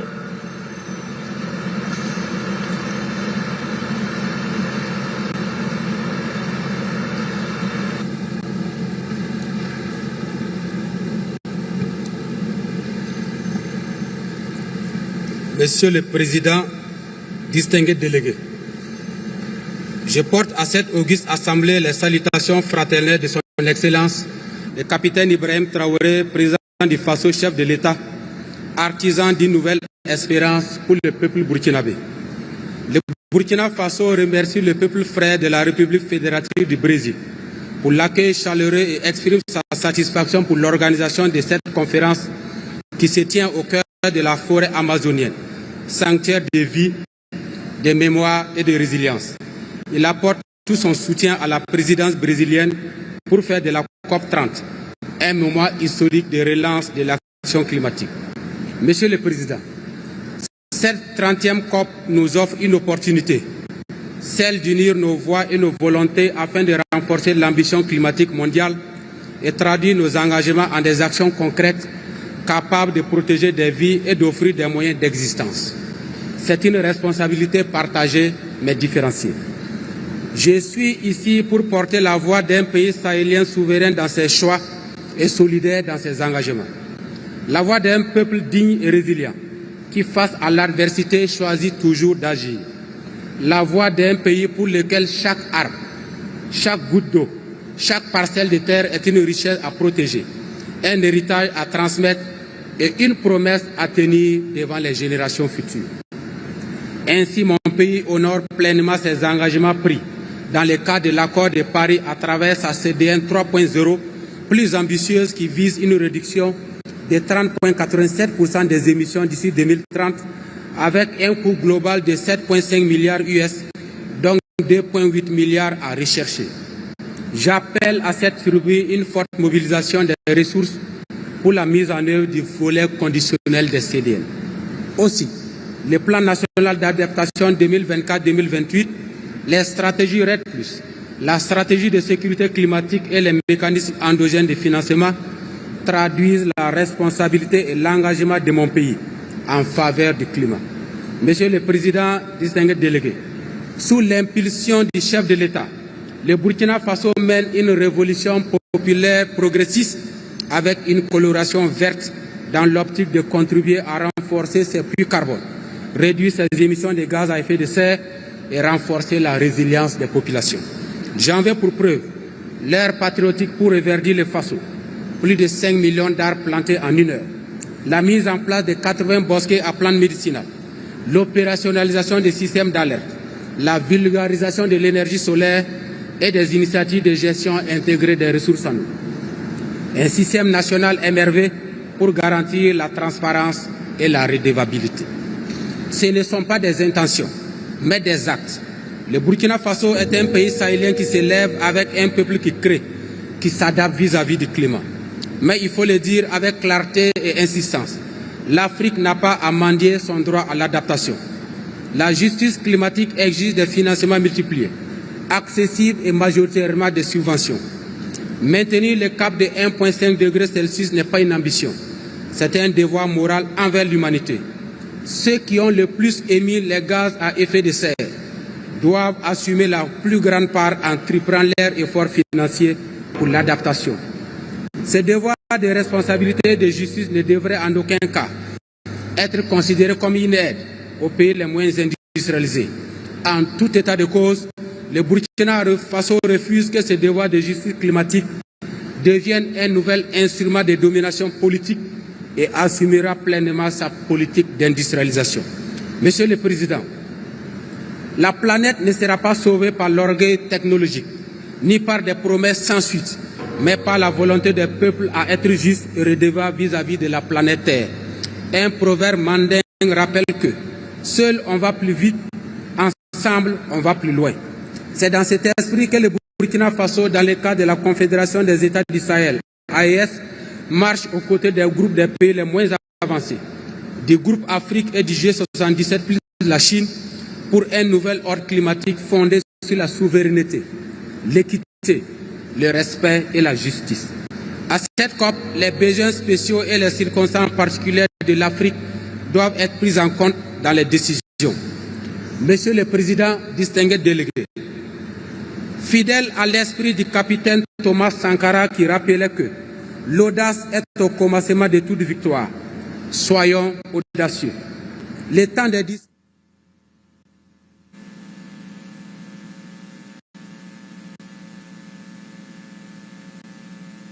Je vous remercie.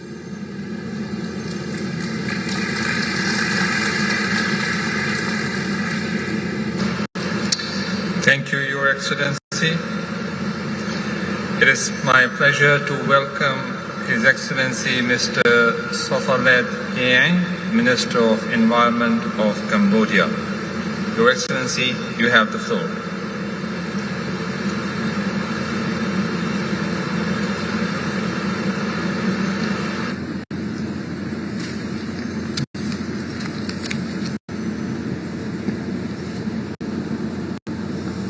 Excellency, Mr. President, Excellencies, ladies and gentlemen, the Cambodian delegation appreciates the Federative Republic of Brazil and the UNFCCC Secretariat for hosting the 30th UN Climate Change Conference here in the beautiful city of Belém. The political stability fostered by Samdech Akek Mahasenapadej Techo Hun Sen, President of the Senate, has laid the groundwork for our sustainable development goals. Under the leadership of Samdech Mahabawathapadayi Hun Manet, Prime Minister of the Kingdom of Cambodia, Cambodia reaffirmed its commitment to the Paris Agreement by submitting its NDC 3.0 on August 8, 2025. This plan increases the country's climate ambition, outlining a clear strategy to reduce greenhouse gas by up to 55% by 2035, compared to a business-as-usual scenario. Cambodia's NDC 3.0 set a clear pathway for low-carbon and climate-resilient development across key sectors, including energy, industry, agriculture, forestry, and waste. On forests and ecosystems, Cambodia is scaling up nature-based solutions through restoring degraded landscapes and supporting biodiversity conservation and local livelihoods. Cambodia welcomes the Tropical Forest Forever facility to provide result-based financial support to tropical forest countries. As one of the most climate vulnerable countries, Cambodia welcomes the operationalization of the fund for responding to loss and damage and calls for a swift capitalization with needs-based and grant-based financing. On climate finance, Cambodia and other developing countries are calling for scaled-up, predictable, affordable, and accessible climate finance that truly reflects the scale of our shared challenge. Direct access to funds, simplified procedures, and mobilization of private and innovative finance will be key to unlocking climate ambition at all levels. Cambodia remains deeply committed to working with all partners to advance mutual benefits for people, economies, and ecosystems alike. I thank you.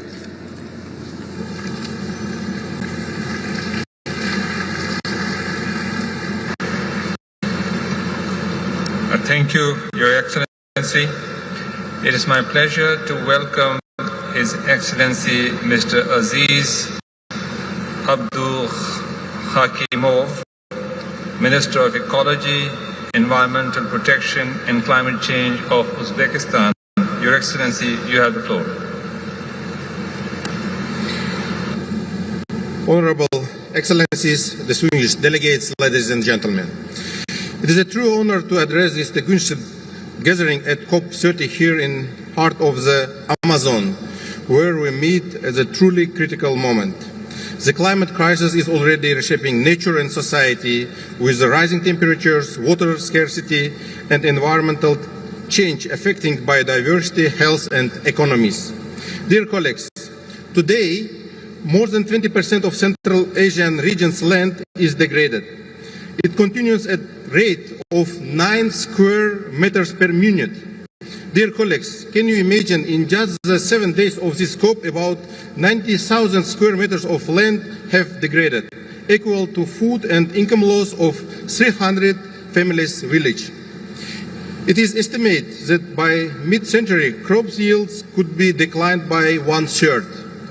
According to recent research, the temperature in Central Asian region already increased by 2.2 degrees Celsius, and this affects water resources available. Even achieving a commitment of 1.5 degrees, but in Central Asia region, it means would rises by double and exceed 3 degrees of warming. Glaciers in Central Asia shrink by 0.5% every year, already losing about 30% of their volume. The amount of water available per person in Uzbekistan has almost halved. Dear participants, in our new NDC 3.0, we target to reduce the GHG emission per unit of GDP by 50% by 2035 compared to 2010 levels, or 15% increased from our previous target. Under the leadership of His Excellency President Shavkat Mirziyoyev, Uzbekistan has placed climate action at the heart of its national development agenda. Guided by strategic vision, we are pushing ambitions and concrete goals, expanding renewable energy generation to 25,000 megawatts and increasing the share of renewable up to 54% within the next 5 years, reducing annual emissions by over 16 million tons of CO2, expanding forests to 6.1 million hectares, including 2.3 million hectares in the RLC region with the Yashil Makon program, aimed to increase the greenery spaces from 4% in 2016 up to 30% by 2030, achieving 95% coverage of solid waste collection with 35% of waste used for energy generation. There are not just targets on paper, there are concrete actions on our path towards a greener, sustainable and climate resilient Uzbekistan. Honorable delegates, Central Asia, one of the regions most affected by climate change, is taking coordinated action to strengthen mitigation and adaptation with the governments, civil societies, businesses, and scientists. That's why, under our ministry, we have established the Green University initiative, bringing together partners from Central Asia, Azerbaijan, and Mongolia. Dear delegates, using this opportunity, I would like to invite all of you to participate at the 8th Global Environment Facility Assembly in Samarkand, May 31st to June 5th, 2026, and parallel event Eco Expo Central Asia. I thank you for your attention. Katar Ahmad.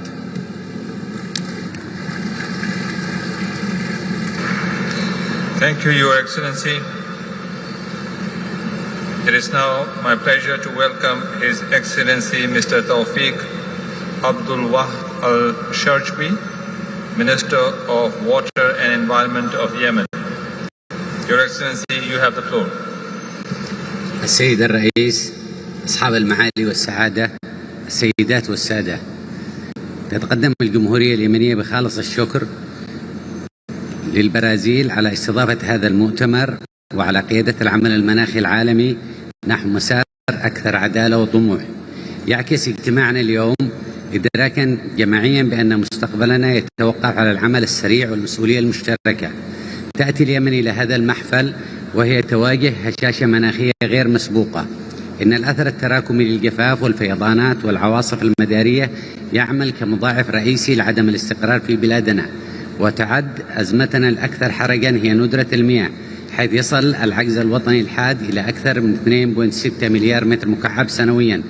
تضرب هذه الفجوة المائية صميم أمننا الغذائي، مما يؤثر بشدة على الإنتاج الزراعي وسبل العيش في عموم البلد.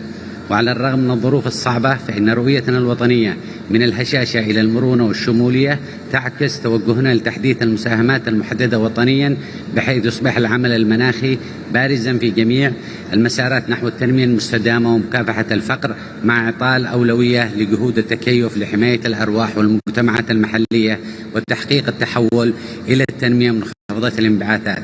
نحن ننفذ هذه الرؤية بنشاط ونعمل على وضع الصيغة النهائية لمساهمتنا المحددة وطنيا وإعداد تقرير الشفافية الدوري، وكذلك خطتنا الوطنية للتكيف. معالي الرئيس، إن طموحاتنا المناخية لا يمكن تتحقق من غير التمويل المناخي، كما أن نص وروح المادة 9.1 هما أساس الثقة العالمية، ومع ذلك لا يزال الوصول إلى هذا التمويل صعبا بسبب حواجز هيكلية معقدة. نطالب بمعاملة عادلة وإجراءات أبسط وأدوات تعكس واقع الدول النامية.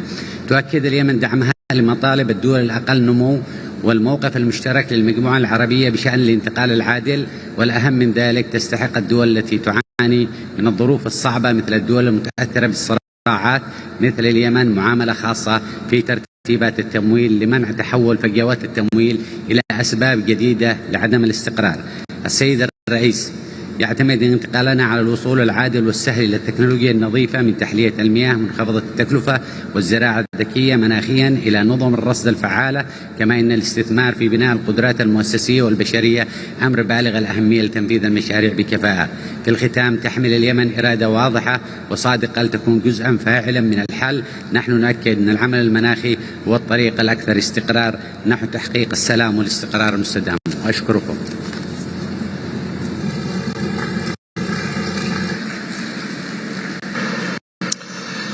Thank you, Your Excellency. It is my pleasure to welcome His Excellency Mr. Winter V. Molotsi, Minister of Environment and Tourism of Botswana. Your Excellency, you have the floor. Thank you very much, Your Excellency, COP-30 President, Honorable Ministers present here, Executive Secretary of UNFCCC, distinguished delegates, ladies and gentlemen. Botswana extends its heartfelt gratitude to the government and people of Brazil for their warm hospitality.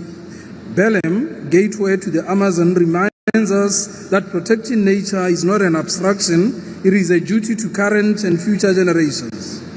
We fully support the Brazilian presidency's vision to make this the implementation COP to reinforce multilateralism, connect the climate regime to people's real lives, and accelerate the implementation of the Paris Agreement. Excellencies, as a nation facing severe climate vulnerabilities and impacts, Botswana recognizes the existential threat climate change poses to our sustainable development. It is on this basis that we fully align with the objectives and the principles of both the Convention and the Paris Agreement. We are therefore here to ensure that Paris delivers, and we must keep the 1.5-degree goal within reach. Botswana's unique ecological features constitute our precious natural resource base, which is increasingly vulnerable to climate variability and change. Our nation faces the prime challenge of achieving sustainable management of renewable natural resources in a semi-arid environment amidst a growing human population. Our approach is guided by the sobering reality that Botswana may experience temperature increases of 1 to 3 degrees Celsius by 2050, consistent with best available science from the IPCC, with most models predicting rainfall declines of 10 to 25%. Summer temperatures of above 40 degrees Celsius in Botswana are now a reality. These changes directly threaten livelihoods, water security, agriculture, and energy, making climate action an urgent priority for our national development. Given Botswana's high vulnerability to climate impacts, adaptation remains our paramount priority. We continue to allocate a substantial portion of our GDP to adapting to climate change, which should not be the case. We therefore call for a decision here in Belém that operationalizes the global goal on adaptation, linking targets, indicators, and the need for predictable grant-based finance to implement the GGA and its targets. A decision for the implementation of national adaptation plans is an urgent priority for Africa. Tripling adaptation finance is not an aspiration, it is a necessity. On indicators, we want to stress the importance of agreeing on indicators that are outcome-based, fit for purpose, align with the provisions of the Convention and the Paris Agreement, and do not shift obligations of the climate crisis to developing countries. Excellencies, Botswana has embraced a transformative approach to climate policy integration. The National Development Plan 12, 2025-2030. As the second implementation plan for our Vision 2036, NDP 12 represents Botswana's first comprehensive effort to align development priorities with the National Transformation Strategy and climate resilience. This 5-year plan, adopted by our Parliament, mainstreams climate action across all sectors of our economy. Green transition priorities. Within NDP 12, green transition has been identified as a key development priority, accelerating our journey towards a climate-resilient economy. Whole of government approach. The government of Botswana is advancing the development of this national long-term low emissions development strategy in line with Article 4.19 of the Paris Agreement. This is not merely a compliance exercise. This strategy is designed to be the cornerstone that guides our nation's long-term climate and development trajectory. It is the critical instrument that will synchronize our national ambitions with global climate goals. Despite our minimal contribution to global emissions, Botswana has demonstrated its commitment to the Paris Agreement through submission of its nationally determined contributions and is currently revising it. Our NDC is at 15% reduction target by 2030. The attainment of this target, however, is contingent upon the provision of means of implementation from developed countries. We are hoping to achieve this target through renewable energy expansion 2030, through the implementation of solar photovoltaic, concentrated solar plants, and wind energy projects, and economic diversification, among others. On just transition, we need to address the scale and nature of the means of implementation, references to transitioning away from fossil fuels, the establishment of a just transition mechanism, and the scope of human rights language. Furthermore, while we transition, we call on developed countries not to impose unilateral trade measures that harm our fragile economies and welcome trade measures that enable fair access to transition's opportunities. Transition minerals essential for the Paris goals must be managed to support just transition pathways that address local impacts and enable value chain upgrading in Africa. On issues related to climate finance, delivery of pledges by the development developed world, as well as setting a framework for a new deal on finance, it is of critical importance to know that finance is an important enabler of climate action.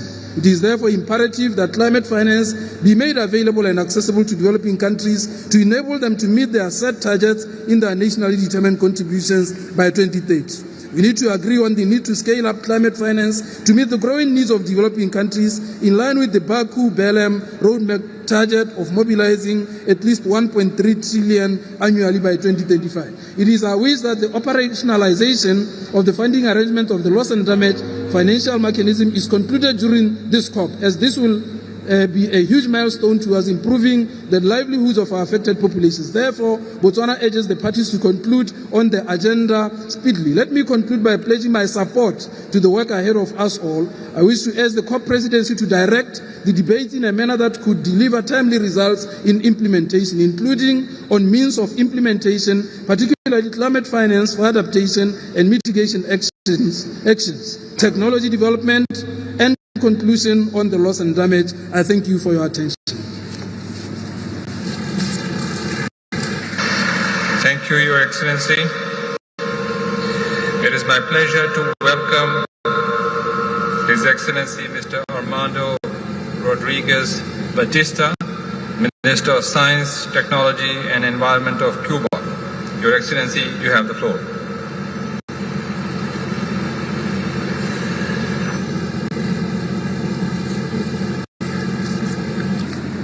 Señor Presidente, Excelencias, nuestro más sincero agradecimiento al Presidente Lula, al Gobierno y pueblo de Brasil. Un especial afecto al Estado de Pará y a la ciudad de Belén por hacer posible este encuentro en el corazón de la Amazonía, símbolo de vida y de respeto a los pueblos originarios. Señor Presidente, comparezco en nombre de Cuba, un pequeño Estado y ciudad en desarrollo que enfrenta con crudeza las consecuencias de la crisis climática global. Para nosotros, el cambio climático es una realidad presente que erosiona nuestras costas, saliniza acuíferos, intensifica huracanes y provoca profundos impactos en la salud, la seguridad alimentaria y la economía. Hace apenas unos días, el poderoso huracán Melissa atravesó el Caribe, afectando gravemente a Cuba y otras tierras hermanas. Sus vientos y lluvias, alimentados por un océano anormalmente cálido, devastaron comunidades y arrasaron cultivos. Por otro lado, el nivel medio del mar en nuestras costas podría aumentar 0.95 metros para 2100, amenazando 136 asentamientos humanos y el 6% del territorio emergido. El informe bienal de transparencia presentado a la Convención y la actualización de la contribución nacionalmente determinada son fruto de la ciencia y de la voluntad política de nuestro Gobierno. Invertir en ciencia e innovación no es opcional, es la base para una acción climática efectiva y soberana. Señor Presidente, el impacto del bloqueo estadounidense sobre Cuba constituye una barrera estructural para nuestra acción climática. Las medidas coercitivas unilaterales limitan el acceso a financiamiento internacional, encareciendo cada proyecto, cada inversión en resiliencia y desarrollo bajo en emisiones.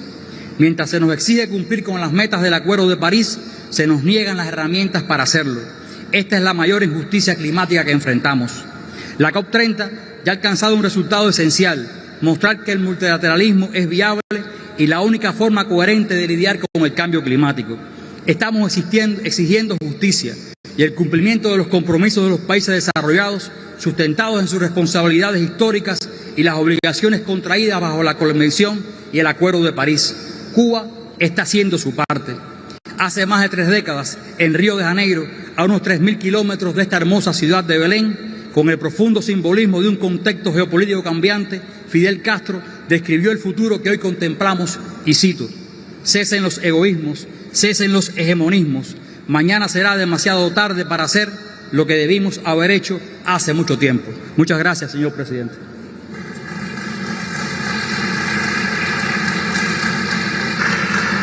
Thank you, Your Excellency. It is my pleasure to welcome His Excellency Mr. Mike Elton Mafosha, Minister of Green Economy and Environment of Zambia. Your Excellency, you have the floor. Thank you. I wish to appreciate the COP-30 presidents, Your Excellencies, I am deeply honored to speak on behalf of the people of Zambia at this very important conference.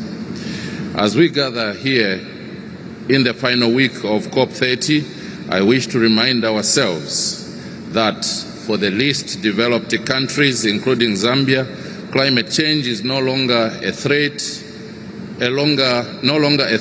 but our lived reality on daily basis.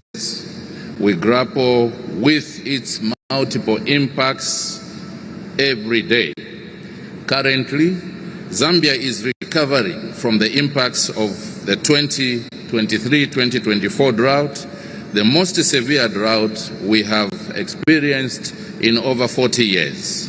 The drought affected food, energy and water security and the livelihoods of millions of our people. We therefore wish to underscore the urgency of climate crisis as it threatens not only our economic development but also our very existence as a people. On our part, we will endeavor to proactively take significant actions to adapt and contribute to mitigation against climate change. In this regard, this year we submitted our third nationally determined contribution, NDC 3.0, in which we have kept our high ambitions of reducing emissions by 25% under domestic efforts, while indicating commitment and willingness to raise this ambition to 47% if we are to receive substantial external support in our climate action. As a country, we have progressively demonstrated our commitment by adding more sectors in our NDCs, moving from 3 sectors in our first NDC in 2016 to 6 sectors in our second NDC in 2021, and now 10 sectors in our NDC 3.0.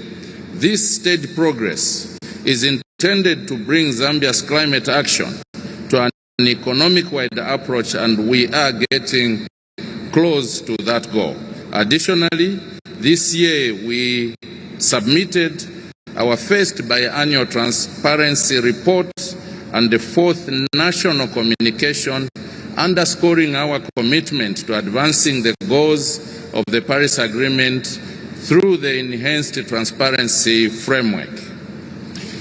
Your Excellencies, as negotiations intensify in this final week of COP-30, I wish to stress that COP-30 as an implementation COP should be about action and ensure that agreements are implemented and not just negotiated.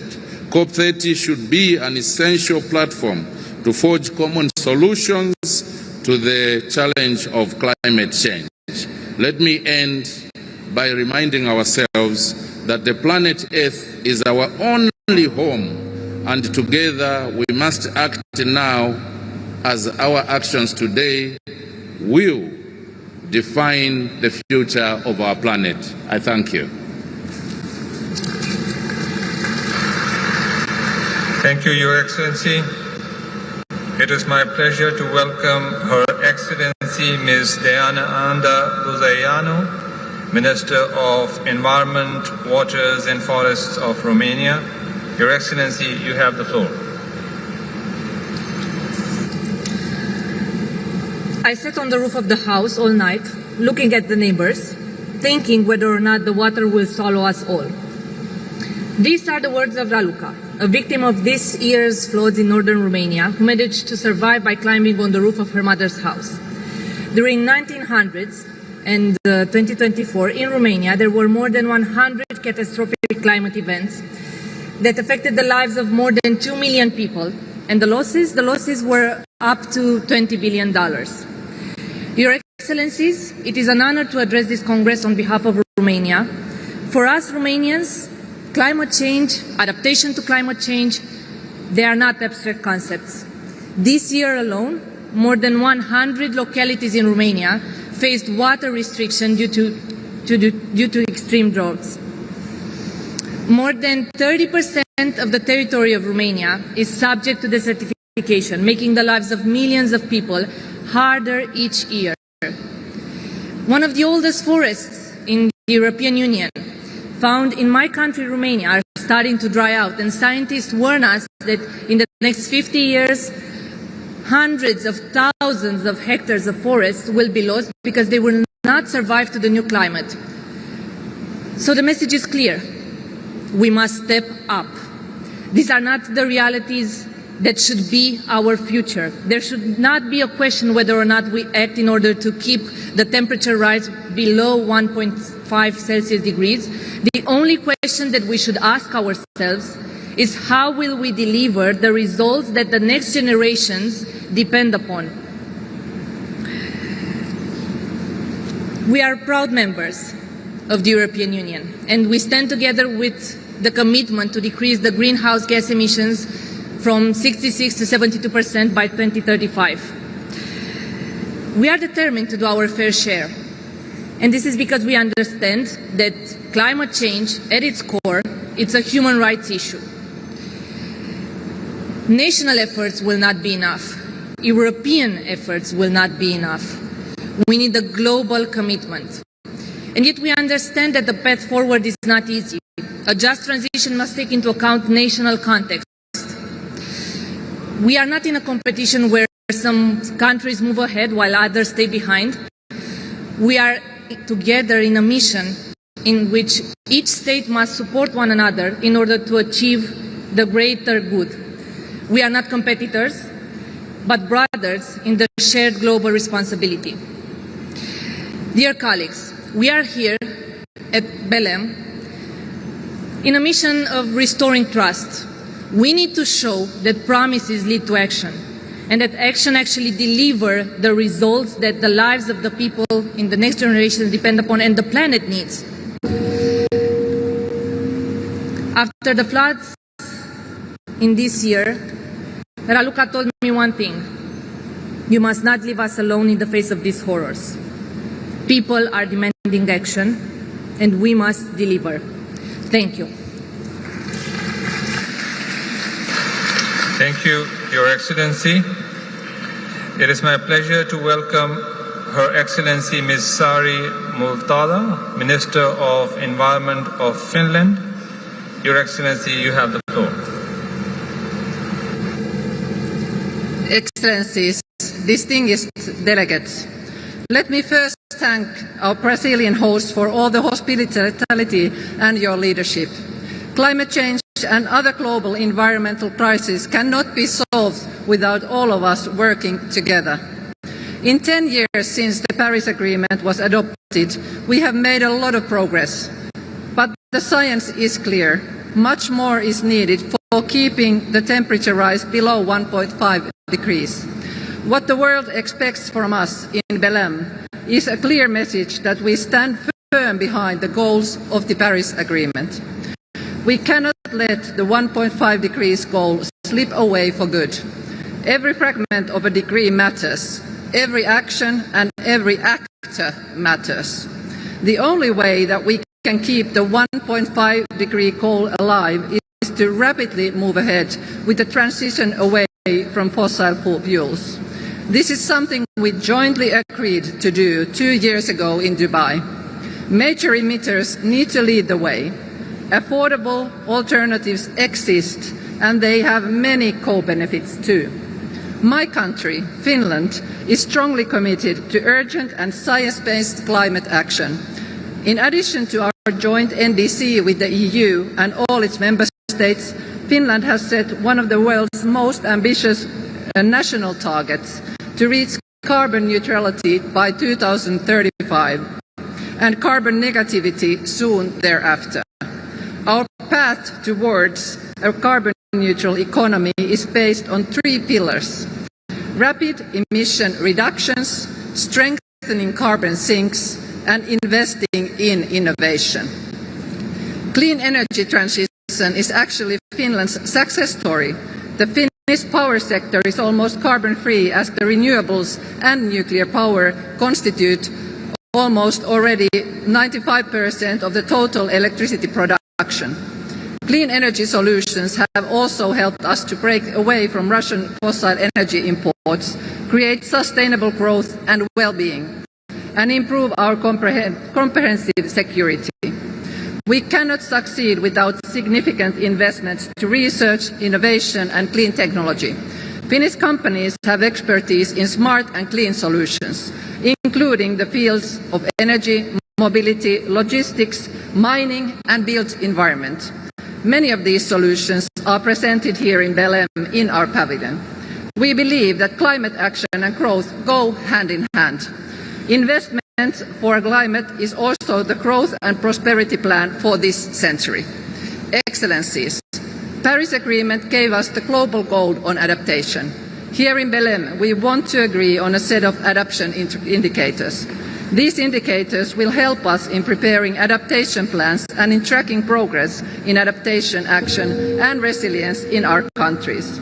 I look forward to having these indicators agreed at COP-30. Excellencies, it is in these times of uncertainty and accelerating change, we must work together, build trust between the nations and communities, and commit to a shared responsibility for the planet and the people.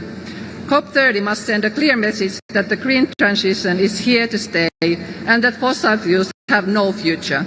10 years after Paris, let us make sure Belém will be remembered as a success too. Thank you. Thank you, Your Excellency.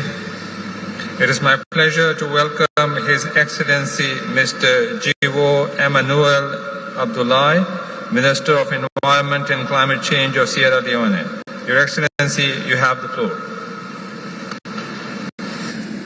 Thank you, Mr. President.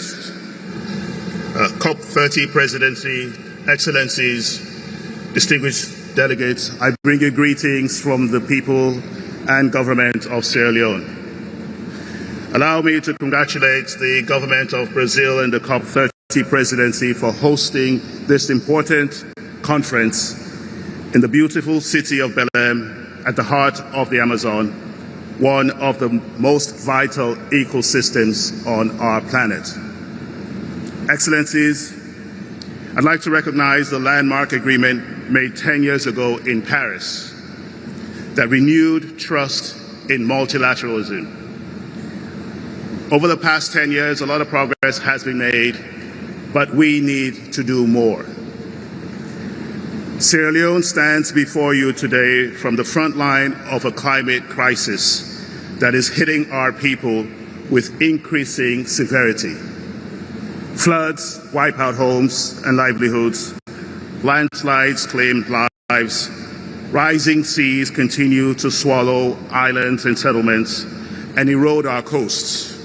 Unpredictable rainfall endangers food security, and extreme heat threatens the health and economic stability of millions. This is the daily reality of a country that has contributed almost nothing to this global crisis. It is a reality that is unjust and morally indefensible. Despite these hardships, Sierra Leone continues to push forward with ambition and resolve. Under the leadership of President Julius Maada Bio, our third-generation NDC articulates our ambition to reduce emissions, strengthen adaptation, and protect our people from the worst impacts of climate change. We are restoring forests and critical watersheds, mangrove forests that protect our coasts. We're expanding climate-smart agriculture, promoting renewable energy to power rural homes, health centers, and schools, and strengthening community early warning systems. Sierra Leone refuses to surrender to the climate crisis. We choose resilience, transformation, and progress. Excellencies, while vulnerable countries continue to suffer from the effects of climate change, the negotiations under this process are moving far too slowly. The world does not have the luxury of time, and neither do the people of Sierra Leone. Adaptation must move from vague aspirations to concrete action. It requires strong targets backed by finance, technology transfer, and capacity building. Without this, the GGA risks becoming an empty declaration rather than a lifeline for vulnerable nations. Africa and LDCs cannot build climate-resilient economies without access to appropriate technologies, which must be available and affordable. Excellencies, adaptation finance must be publicly funded, match the scale of the problem, and be focused on the priorities of the most vulnerable developing countries. Sierra Leone cannot wait for years for these promises to turn into action. Our people need support now. Excellencies, here in Belém, surrounded by a powerful symbol of Amazon rainforest, the world is watching. COP-30 must deliver meaningful outcomes. Sierra Leone expects a clear, ambitious goal on adaptation, a serious and transformative finance goal, and rapid progress on technology transfer. This is a decisive moment. The window for preserving a safe future is closing with alarming speed. What happens here will be remembered for generations. History will not forgive hesitation, and it will not forgive empty commitments. It will judge us by the courage we show and the actions we take. Sierra Leone stands ready to act, but we cannot face this crisis alone. We urge all parties to rise to this moment with honesty, ambition, and solidarity. Let us leave Belém with decisions that deliver hope for our people and protection for our climate. Thank you. Thank you, Your Excellency. It is my pleasure to welcome His Excellency Mr. Habib Abed, Minister of Environment of Tunisia. Your Excellency, you have the floor.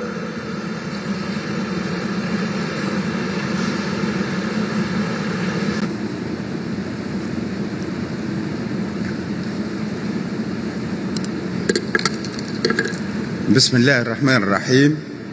فخامة الرئيس لولا دا سيلفا رئيس جمهورية البرازيل، حضرة السيد الأمين العام للأمم المتحدة، أصحاب المعالي، حضرات السيدات والسادة، أتقدم في مستهل كلمتي بخالص عبارة الشكر والتقدير إلى جمهورية البرازيل على كرم الضيافة وحسن تنظيم، وعلى ما بذلته من جهود لتوفير أفضل الظروف لإنجاح أعمال هذه الدورة 30 لمؤتمر الأطراف التي تنعقد في ظرف دقيق متزايد فيه الحاجة إلى تعزيز الثقة والعمل الجماعي لمواجهة التحديات المناخية المتسارعة.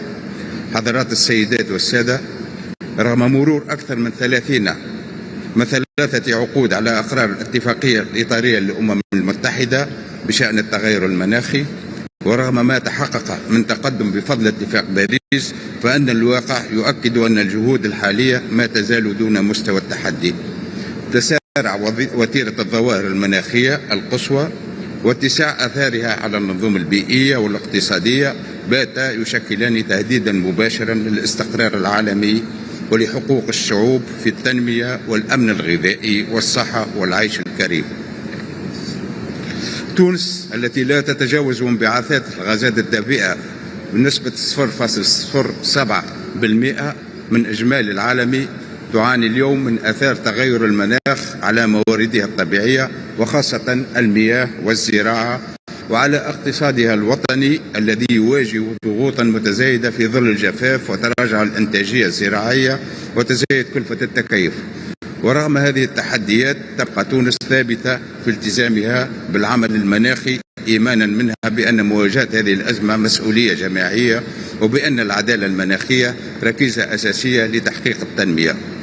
حضرات السيدات والسادة، في هذا الإطار قامت تونس بتحديث مساهمتها المحددة وطنيا الثالثة بشكل يعكس مستوى طموح أعلى في الحد من الانبعاثات. حضرات السيدات والسادة، في هذا السياق تؤكد تونس على أهمية تفعيل صندوق الخسائر والأضرار، ضرورة تحديد الهدف العالمي جديد، ووجوب تعزيز الشراكات الدولية. لقد أثبتت التجربة أن مواجهة التغيرات المناخية ليست مسألة بيئية فحسب، بل هي قضية تنموية واقتصادية وإنسانية في جوهرها. ومن هذا المنطلق تؤكد تونس على أن نجاح العمل المناخي لا يمكن فصله عن احترام القيم الإنسانية الأساسية، وفي مقدمتها الحق في الحياة والكرامة والأمن. ومن هذا المنطلق تعبر تونس عن قلقها العميق إزاء المأساة الإنسانية التي يعيشها أشقاؤنا في فلسطين، حيث يتواصل العدوان على الشعب الفلسطيني الأعزل في ظل الأوضاع إنسانية كارثية جراء الانتهاكات الجسيمة للقانون الدولي الإنساني واستهداف المدنيين وخاصة الأطفال والنساء والكبار. أن سياسة التجويع والممنهجة ومنع المساعدات الإنسانية وحرمان السكان من الماء والغذاء والدواء أدت إلى أزمة صحية وإنسانية غير مسبوقة وارتفاع مأساوي في أعداد الضحايا. ومن هذا الإطار وجب اليوم على المؤتمر الأممي حماية الإنسان والتدخل الفوري لرفع الحصار وتمكين الشعب الفلسطيني من المساعدات الإنسانية. في الختام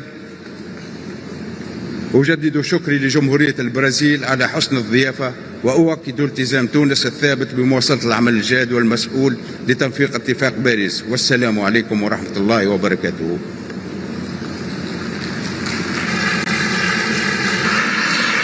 Thank you, Your Excellency.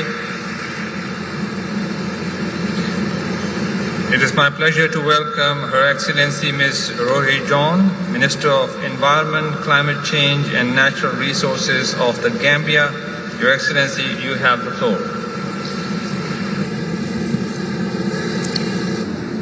Mr. President, Excellencies, on behalf of the President of the Republic of the Gambia, His Excellency President Adama Barrow, I am pleased and honored to extend sincere gratitude and greetings to His Excellency Luiz Inácio Lula da Silva, President of Brazil, the government and people of Brazil for hosting COP-30 in this beautiful port city of Belém. Let us be reminded that the Gambia, though among the nations least responsible for global greenhouse gas emission, remains one of the most vulnerable to the devastating impacts of climate change. Our economy remains heavily dependent on climate-sensitive sectors such as agriculture and fisheries, and our coastal zone is under increasing threat from sea level rise and storm surge. Mr. President, despite our limited resources, we have made tremendous progress. The Gambia's second NDC sets a target of reducing greenhouse gas emission by 49.7% below business as usual by 2030, while working towards a vision of net zero emission by 2050, costed at $4 billion. We have also integrated climate consideration into our current national development plans, strengthened partnerships, and initiated the operationalization of nature-based solutions and broadened resilience-building efforts. In addition, we have recently developed our climate prosperity investment and financial strategy, which outlines a clear pathway for mobilizing resources and driving transformative climate resilient growth. The Gambia underscores the urgency to move beyond theoretical ambitions to practical implementation of NDCs, and is working to have a national climate change bill as an act now that will provide stronger legal framework on our climate action. Our climate ambitions depends on enabling conditions and means of implementation, including accessible finance, technology and capacity support to strengthen our national and local institutions for enhancing community resilience. Mr. President, ladies and gentlemen, adaptation is no longer optional. It is an urgent necessity for safeguarding lives, livelihoods and ecosystems, especially in the world's most climate vulnerable countries. As we conclude UAE Belém Work Programme, the Gambia underscores that delivering the global goal on adaptation requires moving beyond planning to scaling of finance that is predictable and grant-based that enables real implementation on the ground. We urge all parties to constructively decide on adaptation indicators delivered by experts and optionalize their implementation for tracking progress in achieving global goal climate resilience. Let us be clear, without accessible, reliable, and predictable climate finance, building resilience will remain to be mere aspirations. Therefore, the Gambia calls for an inclusion to have a significant increase in adaptation finance, particularly to LDCs and seeds, consistent with Article 9.4 of the Paris Agreement. A substantial and timely contribution to the fund for responding to loss and damage that corresponds to the scale of loss and damage suffered. Only through these actions can adaptation become a pillar of global climate actions and ambition delivered meaningfully resilience outcome for the most vulnerable, which the Gambia also includes. Mr. President, the Gambia considers the recent International Court of Justice advisory opinions aforementioned that restitution, including ecosystem restoration, is a legal obligation, reinforcing the justice dimension of loss and damage. On just transition, equity, and special circumstances of the LDCs and seeds must be at the heart of climate action. We support the elevation of the Just Transition Work Program as a central pillar of the UNFCCC process. Mr. President, Excellencies, allow me to conclude by stressing that we cannot fail our future. We cannot fail our only planet. We cannot fail our women. We cannot fail our children and our youths, who are the most affected and the least contributors to climate crisis. The Gambia stands ready to work constructively with all parties to deliver an outcome from Belém that is balanced and implementable, noting that finance must be at the heart of the decision pillar. Let me remind you, we must leave Belém with renewed resolves, that we are united to strengthen hope and partnership with a clear path towards climate action and resilience for all. We cannot fail our generations. Thank you. Thank you, Your Excellency. It is my pleasure to welcome Her Excellency Ms. Irene Valdez Torres, Minister of Environment and Sustainable Development of Colombia. Your Excellency, you have the floor.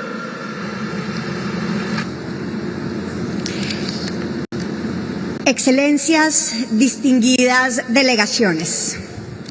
El mundo enfrenta una crisis climática y ambiental que arriesga a volverse catástrofe y no admite de nosotros, gobernantes del mundo, más demoras.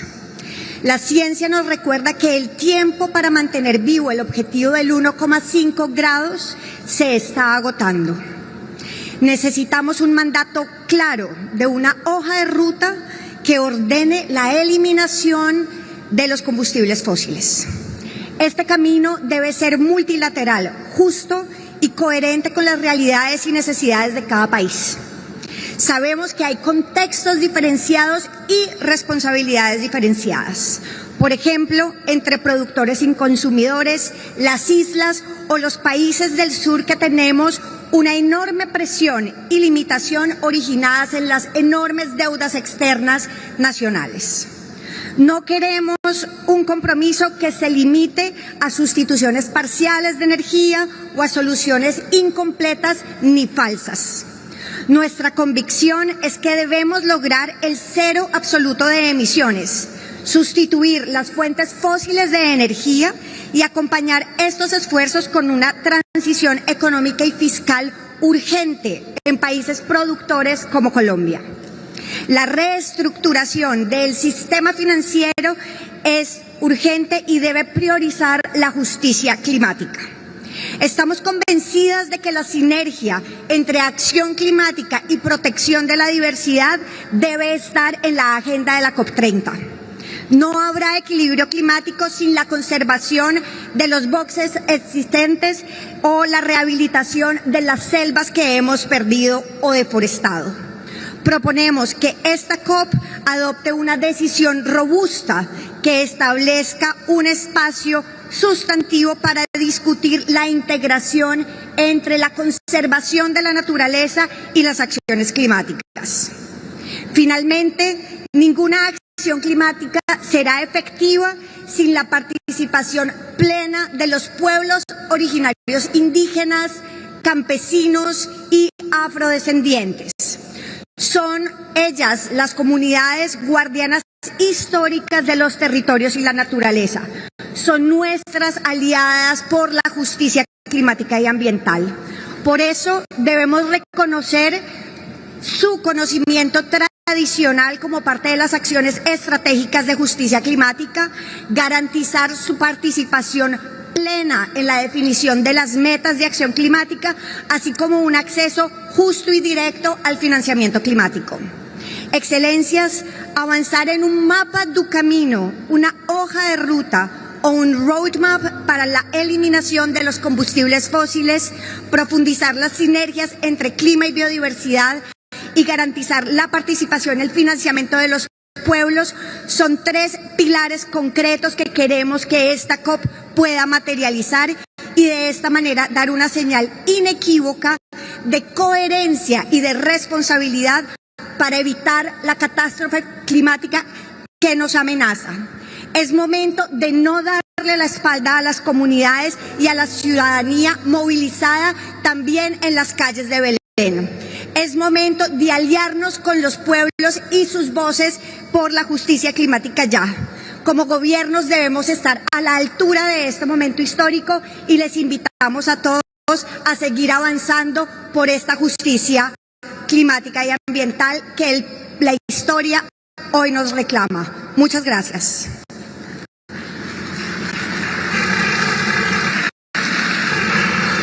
Thank you, Your Excellency. It is my pleasure to welcome His Excellency Mr. Hassan Bakhit Jamous, Minister of Environment, Fisheries and Sustainable Development of Chad. Your Excellency, you have the floor. Merci beaucoup, Monsieur. Excellence, Monsieur le Président de la COP-30, Monsieur le Secrétaire exécutif de la Convention cadre des Nations Unies sur le changement climatique, distingués délégués, Mesdames et Messieurs, c'est avec un profond sentiment d'honneur et de responsabilité que je prends la parole au nom du maréchal du Tchad, Mohamed Idriss Déby Itno, président de la République, chef de l'État du Tchad, pour livrer ces messages de vision, d'engagement du Tchad face aux défis climatiques qui menacent notre humanité commune. Avant toute chose, qu'il me soit permis d'exprimer notre gratitude au peuple frère du Brésil pour son accueil empreint de chaleur et pour la remarquable organisation de cette conférence des parties. Nos remerciements vont également à son Excellence, le Président Luis Lula da Silva, dont le charisme visionnaire et la conviction humaniste incarnent l'esprit de solidarité et de leadership qui inspire cette COP-30 à Belém, au cœur de la forêt amazonienne. Sanctuaire de vie et symbole de notre responsabilité commune. Le Tchad, pays sahélien situé au cœur de l'Afrique, se tient aujourd'hui à la croisée des vulnérabilités climatiques et des espoirs de transformation durable. Le vent brûlant de la désertification, les sécheresses prolongées, les inondations dévastatrices et la rareté croissante de l'eau bouleversent nos territoires, compromettant ainsi les moyens de subsistance de nos populations et les perspectives de développement de toute une nation. Les données scientifiques sont alarmantes. Un score global largement supérieur à la moyenne sur la vulnérabilité financière et un risque climatique au-dessus de la norme. Ces constats documentés et chiffrés à l'appui placent le Tchad parmi les pays les plus exposés au monde, rappelant l'urgence d'une réponse globale et concertée. Malheureusement, derrière ces statistiques, il y a des vies, des familles, des terres ancestrales. Il y a aussi un peuple qui, malgré l'adversité, continue de croire en la force de la résilience et en la dignité du travail. Mais au-delà de cette vulnérabilité, le Tchad n'est pas seulement un témoin de la crise climatique. Il est aussi un acteur potentiel et essentiel de l'équilibre écologique mondial. Notre territoire abrite des sites d'une valeur scientifique exceptionnelle, dont certains participent silencieusement mais puissamment au grand cycle naturel de la planète. Parmi eux, la dépression de Baudelaire, vaste cuvette désertique au nord du pays, se distingue comme l'une des principales sources de poussière minérale du globe. Portées par le vent saharien, ces fines particules traversent parfois l'Atlantique et atteignent, selon plusieurs études de la NASA, les bassins amazoniens où elles apporteraient une part notable de nutriments minéraux essentiels à la régénération des sols. Ces phénomènes à la fois poétiques et scientifiques illustrent l'interdépendance profonde entre les continents. Le souffle du Sahara nourrit les racines de l'Amazonie. Il nous rappelle que le destin du Tchad et du Brésil, du Sahel et de l'Amazonie se rejoignent dans une même respiration planétaire. Ainsi, Baudelaire n'est pas qu'un symbole saharien. Il est un pont de sable, de vie entre deux mondes. Un message de la nature nous exportant à penser la Terre comme un tout indivisible. Les actions perturbatrices du climat, fruit des décennies de surconsommation, d'exploitation désordonnée et d'inaction politique, bouleversent l'équilibre planétaire. Les glaciers fondent, les forêts s'embrassent, les mers montent, les espèces disparaissent et les hommes fuient leur terre. Le dérèglement climatique n'est plus une hypothèse, il est la crise morale, économique et sociale de notre temps. Il exige de nous un sursaut de conscience et des rarement moral et une action politique résolue. Le Tchad appelle à honorer les promesses de l'accord de Paris et de concrétiser les engagements financiers.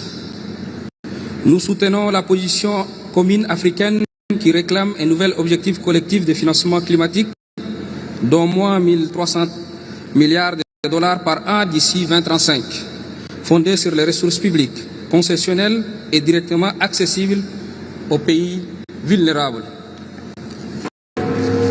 Il est temps de bâtir un système financier mondial plus juste, plus transparent et plus réactif au service de la survie et du profit. Sur le plan national, le Tchad poursuit la mise à jour de sa contribution déterminée au niveau national, la CDN 3.0 et de son plan national d'adaptation, intégrant des objectifs ambitieux en matière d'énergie renouvelable, d'agriculture durable, de foresterie et de gestion des ressources naturelles. Notre plan national de développement, Tchad Connexion 2030, ambition de mobiliser 30 milliards de dollars américains sur 5 années à travers 268 projets structurants pour accroître le PIB de 60% et de sortir 2,5 millions de nos concitoyens de la pauvreté. Cette transformation audacieuse repose sur un principe simple: faire de la vulnérabilité climatique un moteur d'innovation et de résilience exemplaire. Le lac Tchad, autrefois mer intérieure prospère, s'est vide peu à peu de sa subsistance et de ses promesses. Son déclin alimente les tensions, les migrations et les conflits. Le lien entre climat, paix et sécurité n'est pas une abstraction académique. C'est une réalité quotidienne, tangible, qui exige une réponse intégrée et solidaire des nations. Aucun mur, aucune frontière et aucune armée ne saurait contenir les conséquences du désordre climatique. Face à la gravité du moment, il ne nous reste qu'une voie, celle de la solidarité et de l'action. Nous devons arriver ici à Belém et raviver la flamme de la volonté collective, non par intérêt, mais par devoir. Notre génération possède les moyens technologiques, les ressources financières et surtout la conscience morale pour inverser la tendance. Faisons de cette COP-30 la conférence de la responsabilité et de la renaissance. Faisons du Tchad et du Sahel les symboles d'un nouvel humanisme climatique fondé sur l'équité, la dignité et la vie. Je vous remercie.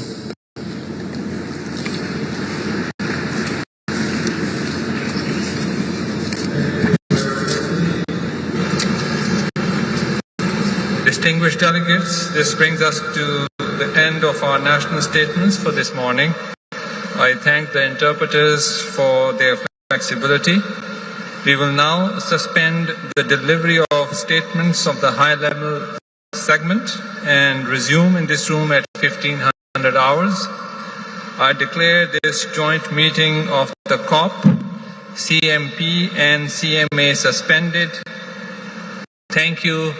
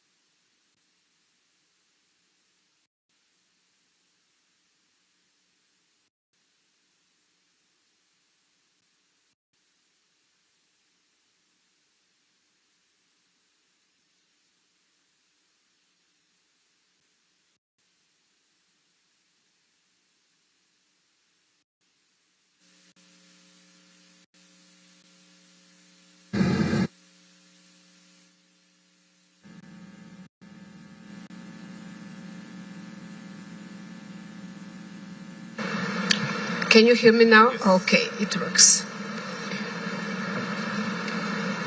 Distinguished delegates, honored guests, we will now resume the joint meeting of the COP, CMP and CMA. I would like to remind Your Excellencies of measures in place to ensure effective time management. There is a 3-minute time limit for statements during the high-level segment. Speakers are strongly encouraged to ensure their statements do not exceed allocated times. Additionally, in line with the practice of other UN bodies and to ensure the smooth conduct of the meeting, a bell will be used to signal when the allocated time is exceeded. Statements should be as concise as possible, noting that full text of the official statements will be made available on the UNCC website. And finally, please note that speakers who are not in the plenary at the time of delivery of their statements will be scheduled to speak at the end of the statements of the same category. Let us begin. It is my pleasure to welcome Her Excellency Ms. Nilda Borges da Mata, Minister of Environment of Sao Tome and Principe. Your Excellency, you have the floor.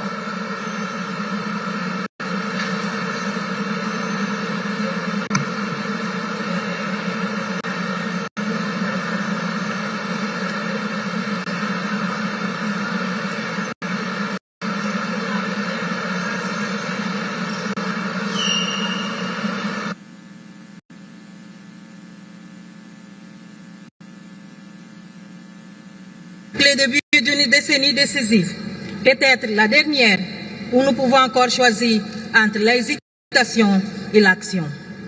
Dans un monde où la température augmente et les promesses diminuent, nous devons retrouver la vérité, la confiance et le courage d'agir. Excellence. Pour mon pays, 2025, c'est une année historique. L'ensemble du territoire national a été reconnu par l'UNESCO comme réserve mondiale de biosphère, faisant de Sao Tome et Principe le premier pays au monde entièrement protégé sous ces statuts. Cette reconnaissance n'est pas seulement environnementale, elle est morale. Elle démontre que la petite échelle peut vinculer un message important. Il est possible de croire tout en préservant et en protégeant. Le changement climatique ne touche pas tout le monde de la même manière. L'Afrique, responsable de moins de 40% d'émissions historiques, continue de subir des impacts les plus sévères. Les petits pays insulaires à faible émission, comme les miens, ont subi des pertes économiques, environnementales et humaines qui dépassent leur capacité d'action. C'est pourquoi nous affirmons clairement qu'il n'y a pas de neutralité climatique sans équité climatique. Il n'y a pas non plus l'action climatique efficace sans transparence, sans lutte contre le greenwashing et sans objectifs qui soient mis en œuvre et pas seulement annoncés. Mesdames et messieurs, Sao Tome et Principe arrive à la COP avec une CDN renforcée et parfaitement alignée sur les priorités nationales. Notre transition énergétique est en marche avec l'extension des systèmes solaires, des mini-réseaux, la réhabilitation des centrales hydrauliques et un engagement croissant en faveur des énergies propres, tant pour les services publics que pour les usages domestiques. Nous misons également sur la mobilité électrique et le remplacement massif des ampoules inefficaces par les LED, réduisant ainsi les émissions et les coûts par les familles. Mais pour un pays insulaire et extrêmement vulnérable, l'adaptation est tout aussi vitale que l'atténuation. C'est pourquoi notre CDN comporte des engagements solides et intégrés dans des secteurs stratégiques, notamment l'agriculture, la pêche et le tourisme. Notre première stratégie nationale et notre premier plan d'action pour l'éducation environnementale 2025-2030 ont été élaborés. Et avec l'adoption, les pays affirment clairement et avec conviction qu'éduquer à l'environnement, c'est éduquer pour l'avenir. Cela reflète la volonté nationale de construire une société plus consciente, juste et plus solidaire, capable de bien vivre dans les limites de la planète.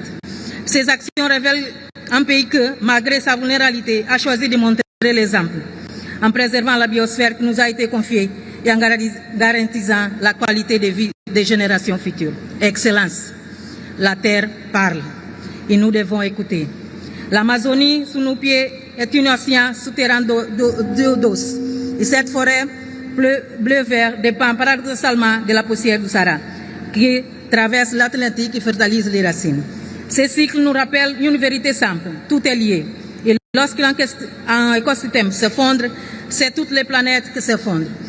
Que Belin soit le point de basculement, où la vérité remplace l'apparence, où la justice remplace l'indifférence, et où l'action remplace l'hésitation. Saint Thomé Principe réaffirme son engagement envers l'accord de Paris et l'agenda 2030. Nous invitons le monde à considérer les petites îles non pas comme des victimes, mais comme des fers de cohérence et d'espoir climatique. Si le niveau de mer monte, que notre conscience s'élève également et que le cycle de l'eau continue d'être le cycle de la vie, de la dignité et de notre avenir commun. Merci beaucoup.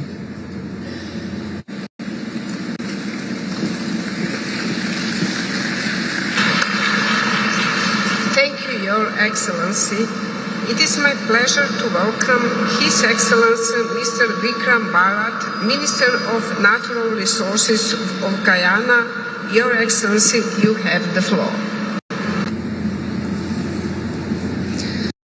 Excellencies, colleagues, friends, first I wish to thank Brazil for the leadership in ensuring that COP-30 has brought the world to a moment where we are finally focusing on delivering practical solutions to the climate crisis.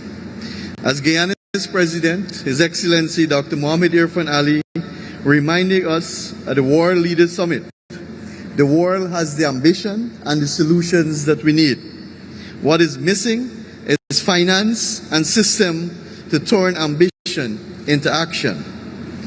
I want to highlight 3 areas where this is possible. First, the energy transition. The world is entering a period of unprecedented energy demand, driven by digitalization, industrialization, electrification, and the rapid expansion of artificial intelligence. While hundreds of millions still lack access to modern energy and many more face chronic instability. Energy transition away from fossil fuel is no doubt needed. The question is, how do we achieve this? We need an energy transition grounded in carbon science and the principles of a just transition. It must be guided by rules and not rhetoric.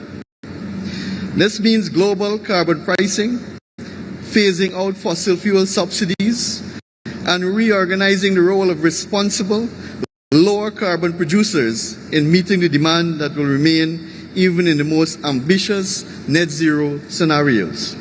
The second area where global systems need to improve is forests and nature. Forests can deliver a third of climate change mitigation needed by 2030. Brazil has shown what is possible, having previously delivered an 80% reduction in deforestation, preventing 5 million tons of CO2 emission, and now placing carbon at its forests at the center of COP-30.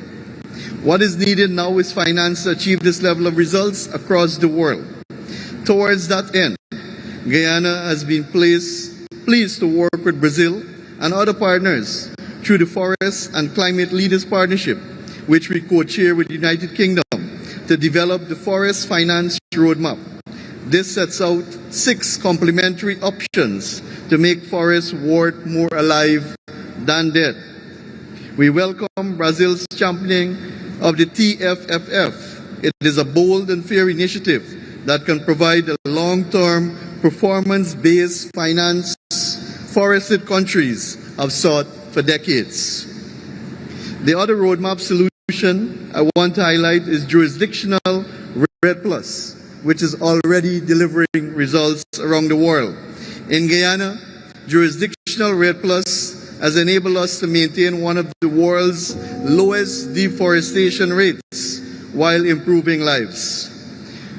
We strengthened MRV systems, expanded indigenous land rights, and integrated early into global carbon markets.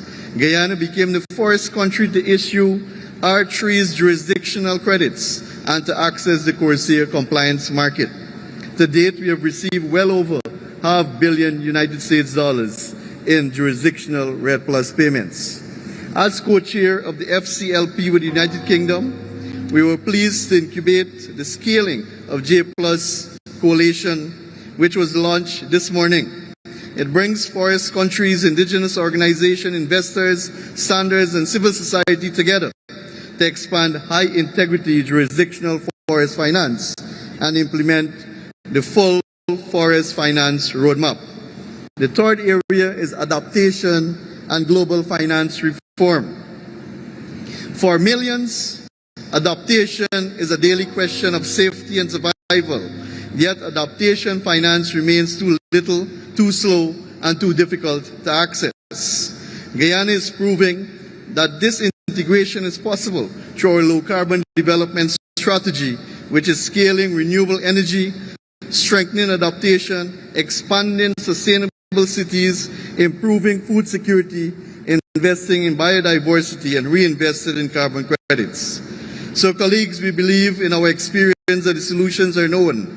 And in conclusion, I say that the challenge is to address the lack of finance and reform the systems that slow down solutions. Let us leave Belém not only believing that a better future was possible, but demonstrating that we choose to build it together. Thank you very much.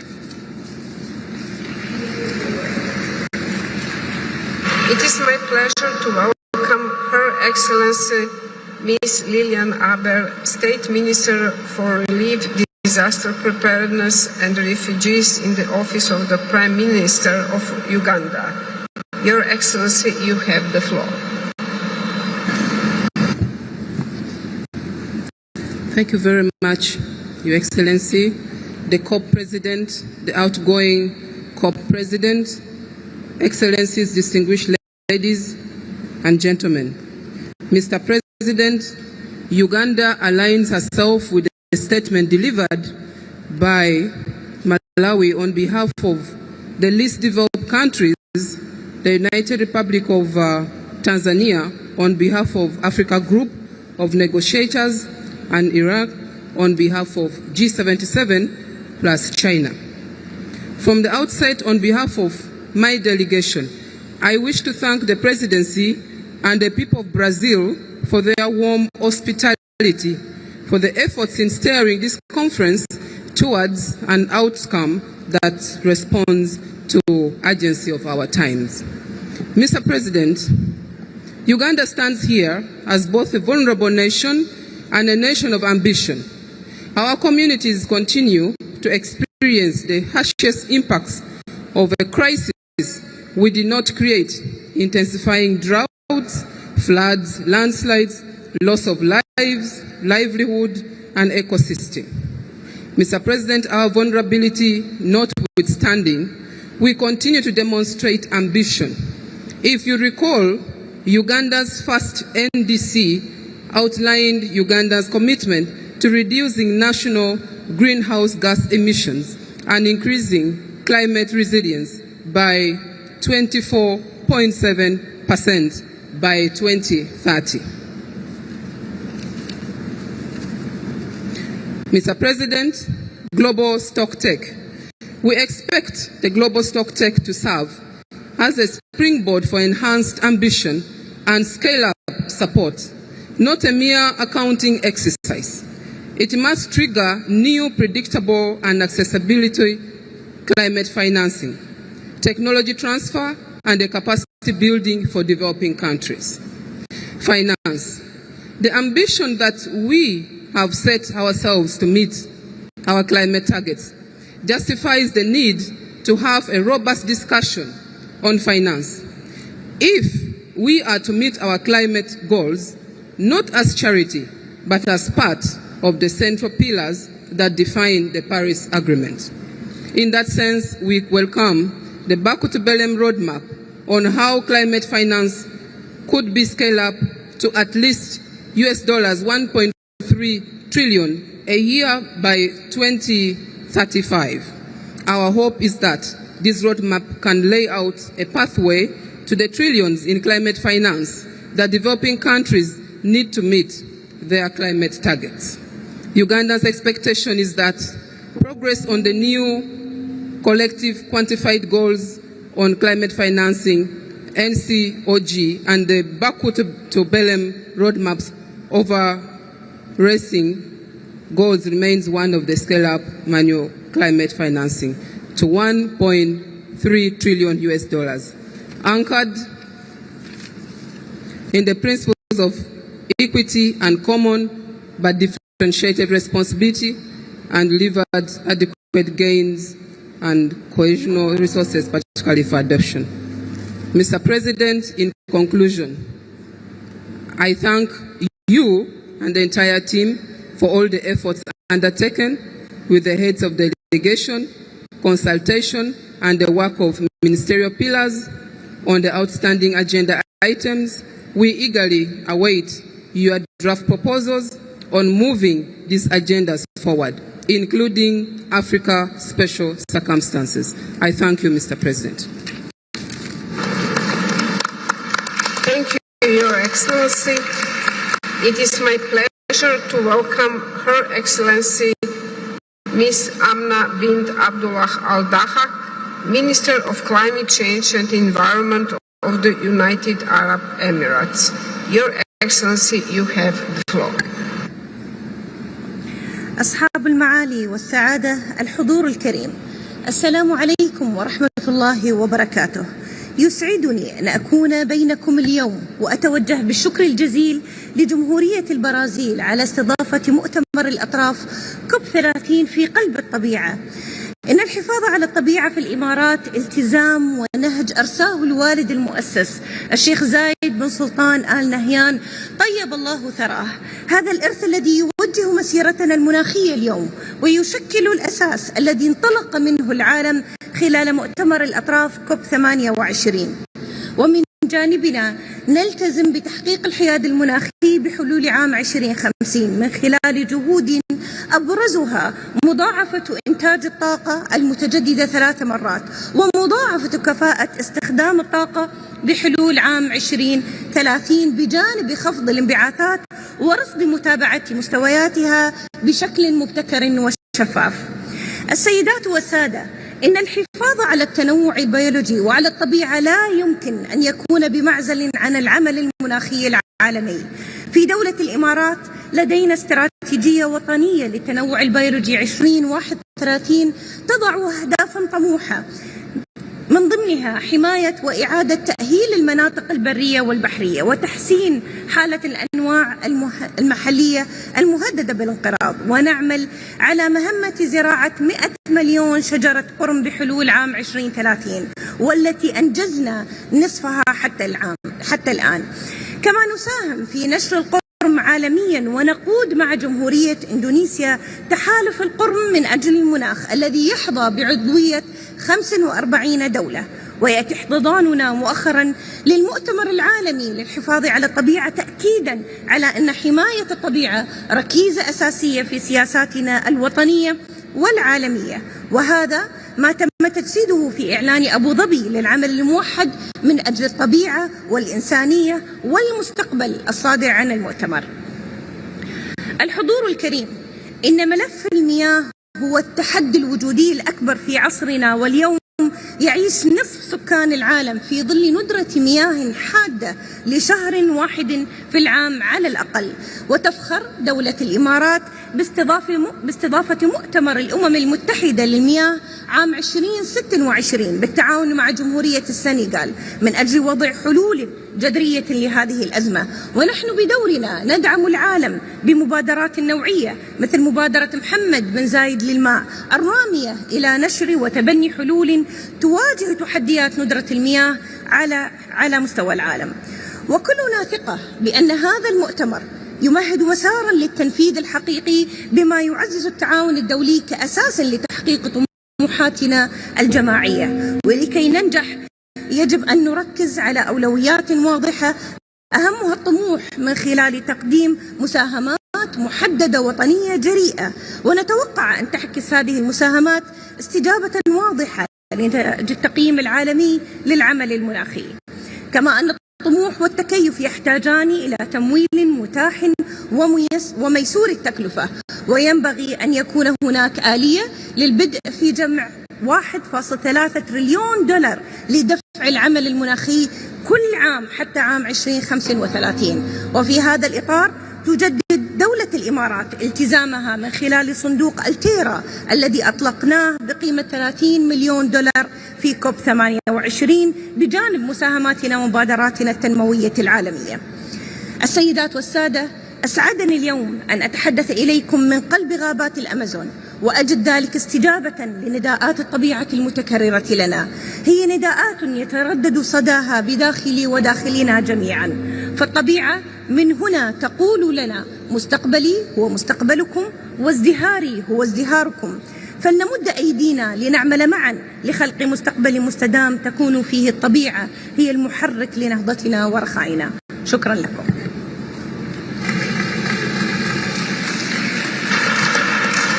Thank you, Your Excellency.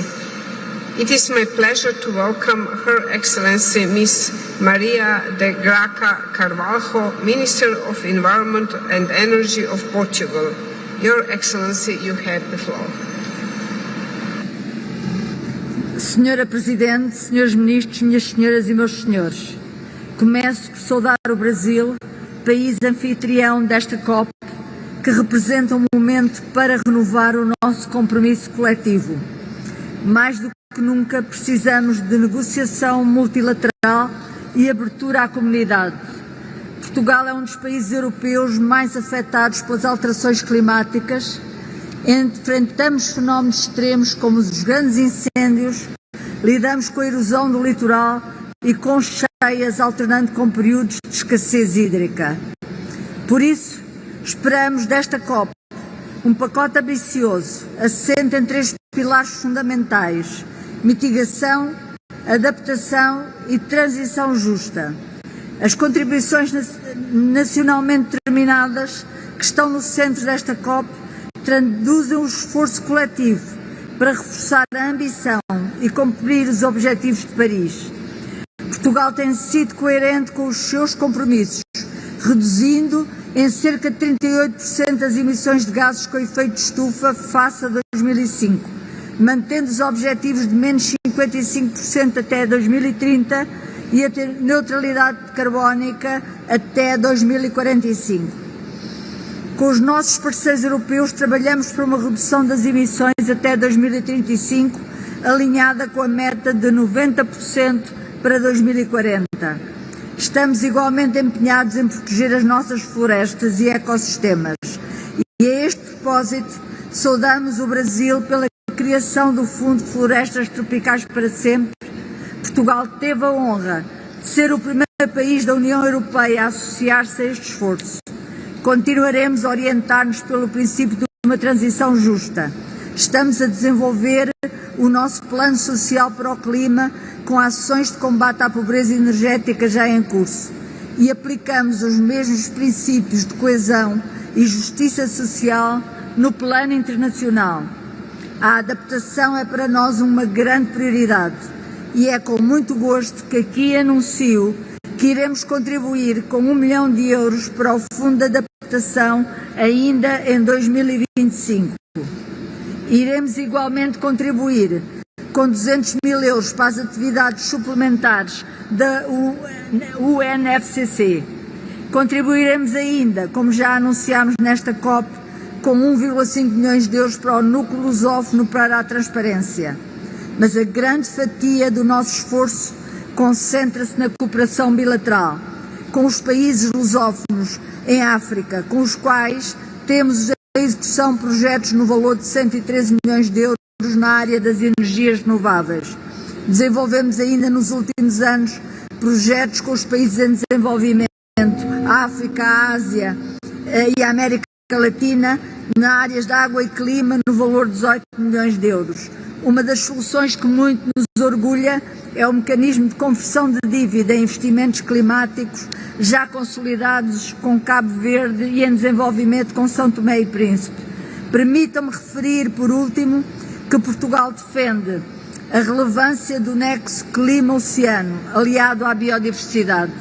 O oceano deve assumir um papel relevante no combate às alterações climáticas. Muito obrigada.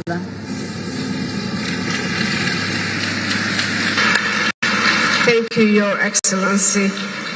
It It is my pleasure to welcome His Excellency Mr. El Hadi Abdulrahman Diop, Minister of Environment and Ecological Transition of Senegal. Your Excellency, you have the floor.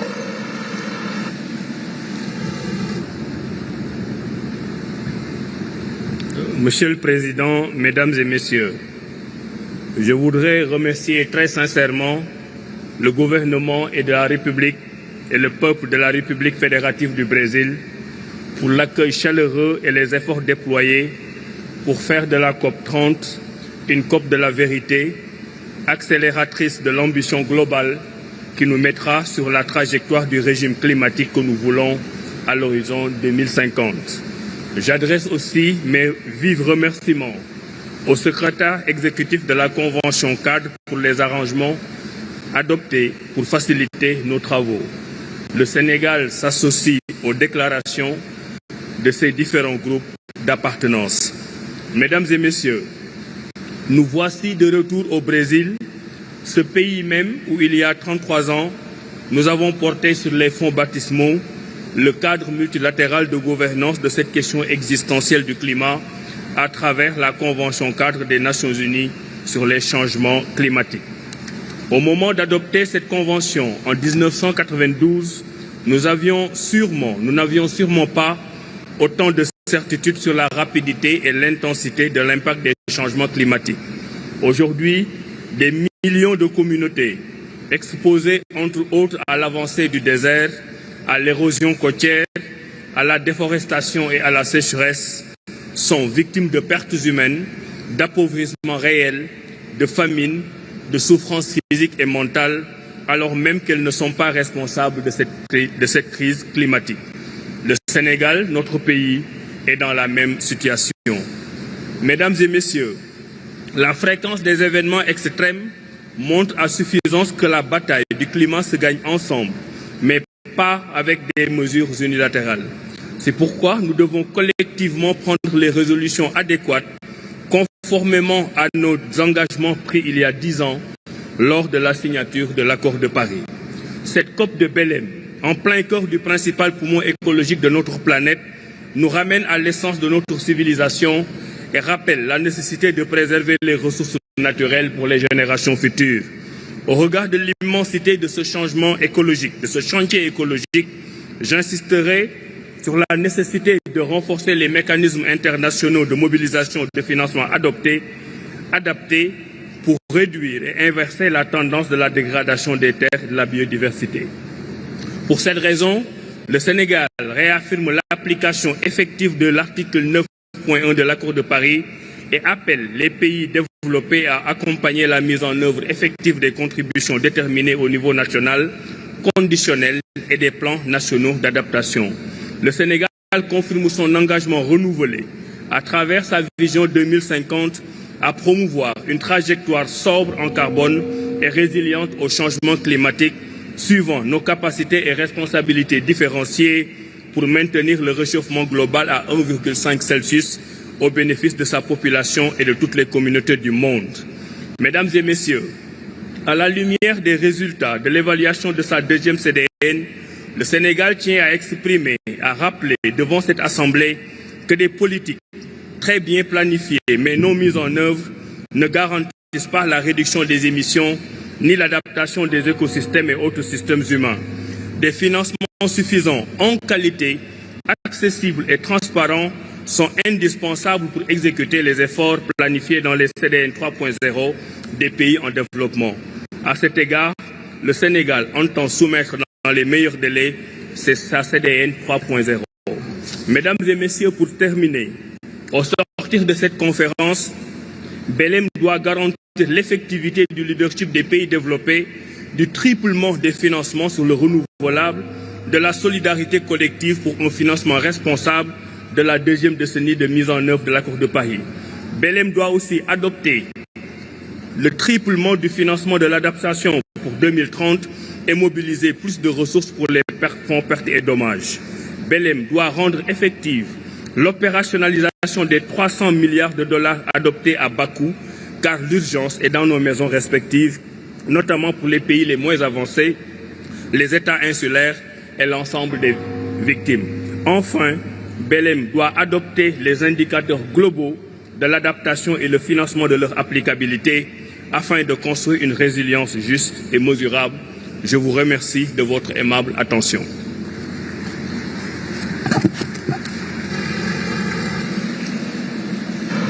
Thank you, Your Excellency. It's my pleasure to welcome Her Excellency Ms. Marie Nyange Ndambo, Minister of Environment, Sustainable Development and New Climate Economy of the Democratic Republic of Congo. Your Excellency, you have the floor. Excellences, Mesdames et Messieurs, c'est pour moi un honneur de prendre la parole au nom de la République démocratique du Congo à l'occasion de ce segment de haut niveau. Devant les défis climatiques de notre ère, la République démocratique du Congo encourage tous les gouvernements d'agir à l'échelon local et mondial en matière de ressources et de technologies, ainsi que de la solidarité, car le changement climatique ne connaît pas de frontières. La République démocratique du Congo attire l'attention sur le fait que c'est maintenant le moment de passer des promesses aux engagements fermes, car les effets du changement climatique sur nos pays surviennent à une vitesse plus rapide que ne le sont nos négociations et leurs impasses.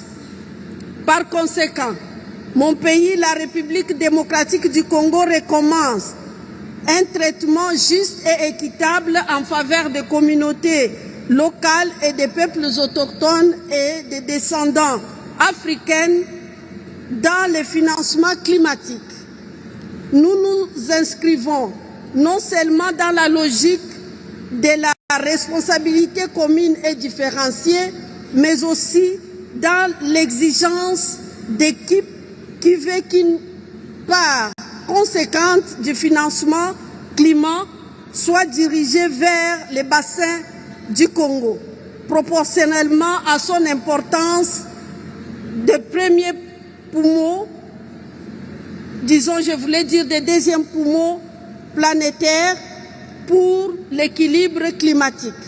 Ainsi, avoir un financement qui tient compte des efforts des uns et des autres va aider énormément les pays qui en ont le plus besoin en termes de développement, mais qui détiennent aussi d'énormes ressources forestières comme la RDC qui détient 60% des forêts du bassin du Congo, des tourbières, 60% d'eau douce d'Afrique, de pouvoir poursuivre les efforts pour l'équilibre climatique.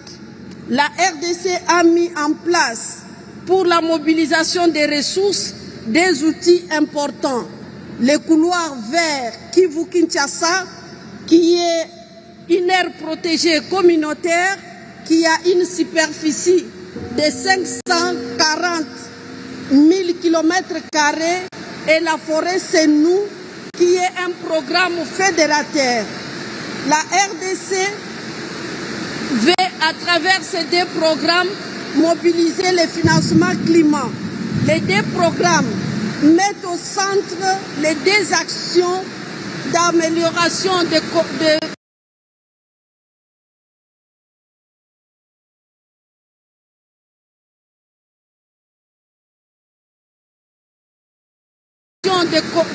de la vie des communautés locales et des peuples autochtones. J'ai dit et je vous remercie.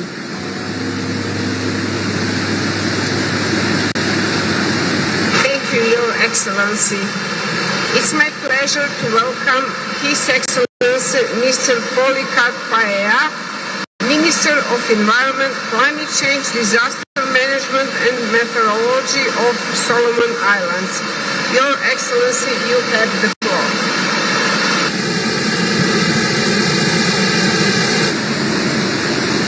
Mr. President, Excellencies, esteemed delegates, I'm honored to speak on behalf of the government and the people of Solomon Islands. I congratulate you on the election to the COP presidency and thank you, the government and the people of Belém, Brazil, for their warm hospitality. The hour for climate action is upon us.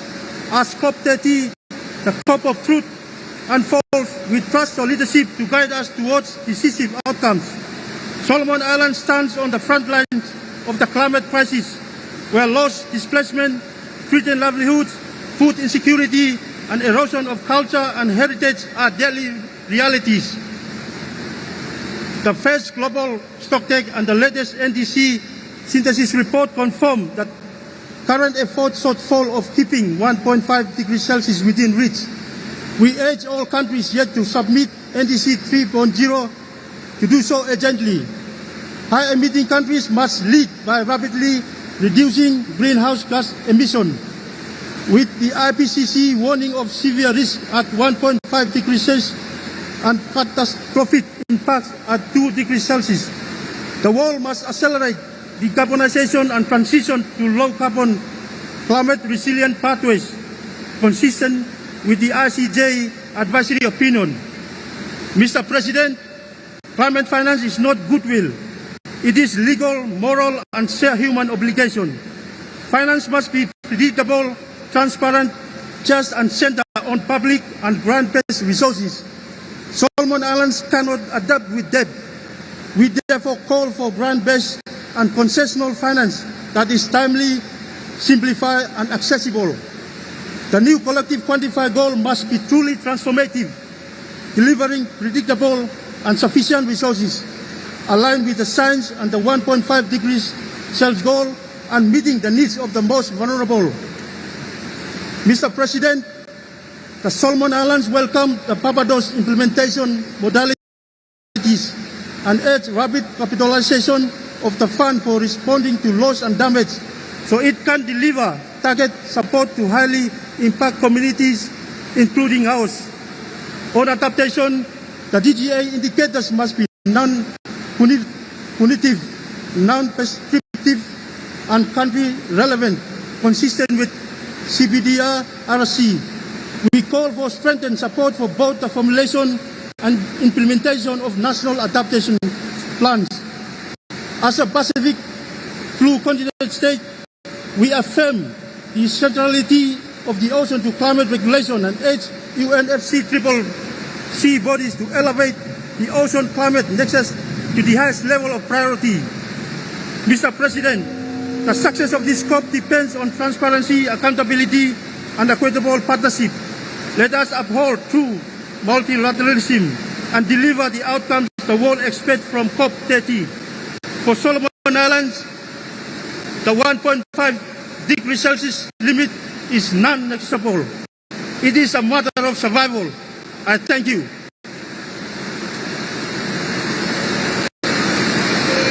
Excellency, it's my pleasure to welcome Her Excellency Ms. Kalinie Mbarushimana, Minister of Environment, Agriculture and Livestock of Burundi. Your Excellency, you have the floor. Monsieur le Président de la COP-30, Mesdames, Messieurs, le changement climatique et la dégradation des ressources terrestres sont des phénomènes environnementaux qui menacent la vie de l'homme et sapent les efforts de développement économique de tous les pays du monde en général, surtout ceux en développement. La COP30 vient au moment où le Burundi a pris les questions liées au climat en mettant en œuvre l'accord de Paris, étant donné qu'il fait partie des pays les plus affectés par les impacts du changement climatique. Le Burundi fait face à la sécheresse et les inondations avec toutes leurs conséquences pour un pays ayant une agriculture qui dépend de la pluviométrie, constitue une véritable menace pour le développement socio-économique des Burundiens. À la lumière de ces événements, le renforcement de l'action dans la lutte contre les effets néfastes des changements climatiques n'est pas à négocier. C'est ceci fait que le Burundi met en place une plateforme nationale de réduction des risques et gestion des catastrophes. En plus, le Burundi fait face au plan national de développement 2018-2027 a mis en place sa vision pays émergent en 2040, pays développé en 2060 et a besoin de soutien pour sa mise en œuvre. Le Burundi dispose de la politique, la stratégie et le plan d'action sur le changement climatique, le code forestier révisé, l'étude de la vulnérabilité au changement climatique, une stratégie de communication à la matière et le document d'évaluation des besoins en technologie pour le secteur prioritaire. En plus du plan national d'adaptation, le Burundi a déjà terminé et soumis sa 3e communication sur le changement climatique, sa contribution déterminée CDN 3.0 et son rapport biennal sur la transparence BT1. Pour le moment, la 4e communication nationale sur le changement est en cours d'élaboration. Les actions d'adaptation jugées prioritaires ont été réparties par leur secteur pour leur mise en œuvre effective. En effet, le Burundi a déjà commencé à mettre en œuvre sa CDN 3.0 à travers un grand projet de reboisement à l'échelle nationale et à travers plusieurs projets programmes dans les secteurs vulnérables, en tout autre ressources en eau, énergie, agriculture, santé, paysage et déchets. Mesdames, Messieurs, le Burundi recommande ce qui suit. L'accès au financement climatique internationaux en simplifiant les procédures compte tenu des critères et réalités africaines. Mise en place du programme de valorisation de solutions locales et communautaires. L'investissement dans la résilience et l'adaptation, en soutenant les infrastructures vertes, l'agriculture durable et la gestion intégrée des ressources naturelles. La promotion de la transparence et la redevabilité pour garantir les fonds mobilisés, atteignant les bénéficiaires et produisant des résultats durables. Pour conclure, j'interpelle les mécanismes financiers à mettre en place des processus simplifiés permettant l'accès facile aux fonds de financement climatique afin que les pays puissent faire face le plus rapidement possible aux effets du changement climatique. Je vous remercie. Thank you, Your Excellency. It's my pleasure to welcome His Excellency Mr. Maina Makafua Talia, Minister of Home Affairs, Climate Change and the Environment of Tuvalu. Your Excellency, you have the floor. Co-President, Honorable Ministers, distinguished guests, ladies and gentlemen, Tuvalu is making this statement that brings to COP-30 the key priorities of regional grouping of 14 Pacific Small Island Developing States, PSIDS. We would like to begin by thanking the COP-30 President of Brazil for the constructive and collaborative spirit of Mutirao, which they have led discussions here in Belém to date. The Presidency has described COP-30 as the moment of truth. For us as PSIDS, that truth is that we are seeing the 1.5 target disappear before our eyes. We as small island states need to keep the 1.5 degrees alive. It is the line between our survival and loss. The real moment of truth for all countries attending COP is that we must leave Belém with a package that keeps the 1.5 target within reach through a genuine response plan for closing the NDC ambition gap by strengthening mitigation actions in the line with the GST1 outcomes and advancing the phasing out of fossil fuels.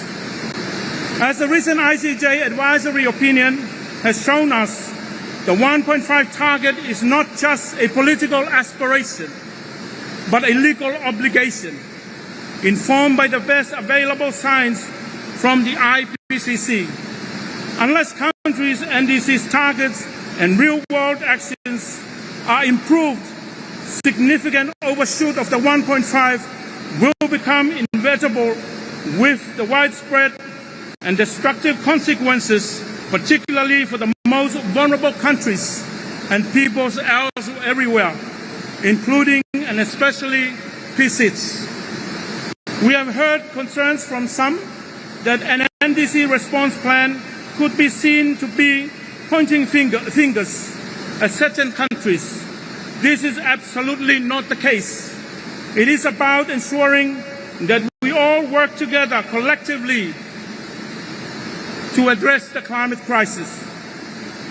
Mr. President, we also understand that, to deliver the necessary lift in ambition, we as developing countries need to urgently see the significant scale-up in new, accessible and predictable grant-based finance to ensure climate actions.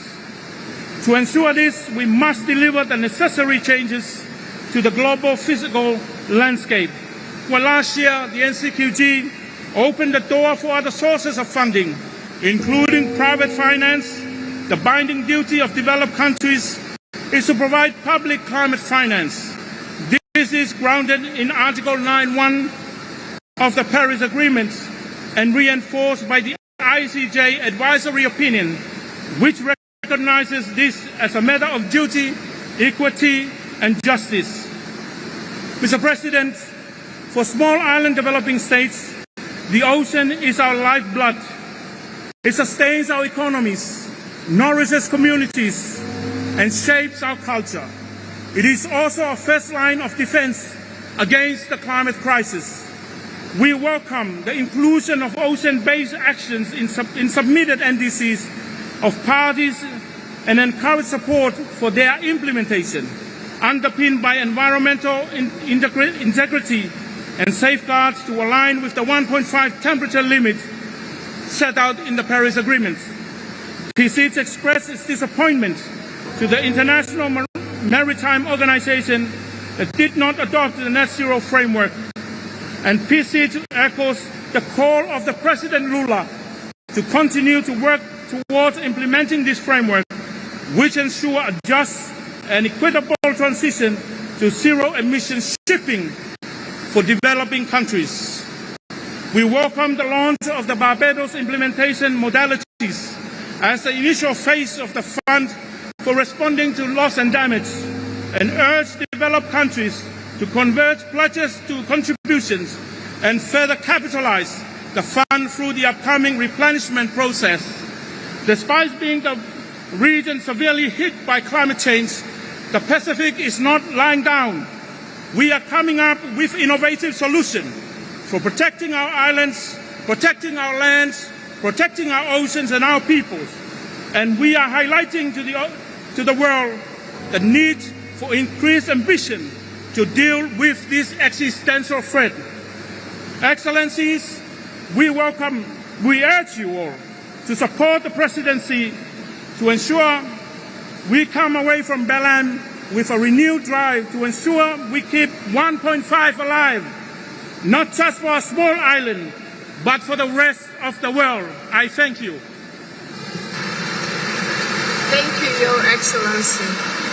It's my pleasure to welcome His Excellency Mr. José Didier Yaovi Tonato, Minister for Living, Environment and Transport in charge of Sustainable Development of Benin. Your Excellency, you have the floor. Excellences, Mesdames et Messieurs les ministres, Excellences, Monsieur le Secrétaire exécutif de la Convention des Nations Unies sur les changements climatiques, Mesdames et Messieurs, je voudrais remercier le Président de la République, le gouvernement et tout le peuple du Brésil pour l'organisation de la COP-30 sur le changement climatique.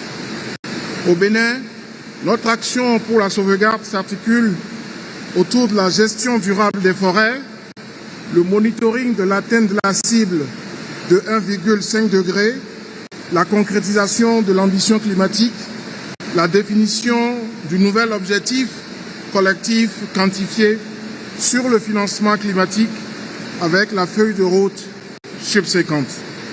Cette action qui est stratégiquement encadrée par les programmes d'action du gouvernement se déploie au niveau opérationnel dans le cadre du programme environnement, forêt et climat. Dans le cadre des négociations, nous voulons faire valoir nos spécificités sur l'adaptation, l'atténuation et surtout le financement qui tiennent compte des sources nouvelles de mobilisation des ressources, notamment les marchés carbone, ainsi que les ressources du budget national pour la mise en œuvre de nos contributions déterminées au niveau national. Les pays africains font partie intégrante de la solution à la crise climatique mondiale. L'Afrique contribue déjà à la résolution de la crise climatique grâce à son potentiel en énergie renouvelable, à ses richesses minières, à son capital agricole et forestier. Les pays africains vivent un paradoxe à plusieurs niveaux. Survenir aux besoins énergétiques d'une population en croissance démographique forte et préserver ses forêts. Procéder à la décarbonisation de nos économies et s'adapter aux conséquences des changements climatiques. C'est dans cette optique que le Bénin a élaboré sa stratégie de développement à faible émission de carbone, mise en place le Conseil béninois de développement durable, présidé par le chef de l'État lui-même, en tant qu'organe stratégique d'orientation et de veille pour un développement résilient au changement climatique. Réviser à la hausse les ambitions, particulièrement ses objectifs d'atténuation de sa CDN, créer l'autorité d'enregistrement des projets carbone qui sert également de centre de formation à la problématique carbone. En engageant ces actions stratégiques nécessaires à la sensibilisation des populations et à la responsabilisation des acteurs du développement durable, le Bénin s'associe à toutes les initiatives qui sont conduites à l'échelle internationale pour relever les défis de la mobilisation des ressources nécessaires à une transformation de la lutte sur les changements climatiques. Mesdames et messieurs, aucun pays ne doit être laissé seul face au changement climatique parce qu'il pose une équation difficile par sa grande complexité et la large gamme d'intérêts contradictoires qui la sous-tendent. Par conséquent, notre action devait être guidée par les réalités du terrain, l'évolution des négociations, notre capacité d'atténuation, d'adaptation et de financement pour garantir une gestion efficace des effets des changements climatiques. La réussite des négociations passe par l'effectivité de la justice climatique, seule alternative réparatrice crédible des dommages subis par l'Afrique, la seule porte de sortie honorable pour Belém. Je vous remercie.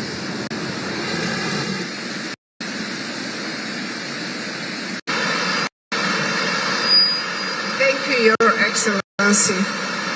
It is my pleasure to welcome His Excellency Mr. Balarabe Abbas Lawal, Minister of Environment of Nigeria. Your Excellency, you have the floor. Thank you very much, Mr. President, Madam President, Excellencies, distinguished ladies and gentlemen. I bring greetings and appreciation from His Excellency Bola Ahmed Tinubu, GCFR, President of the Federal Republic of Nigeria, and I extend our congratulations to you and the good people of Brazil for hosting this historic COP-30 here in the beautiful city of Belém. We also commend the UNFCCC Secretariat for its steadfast leadership at this critical moment.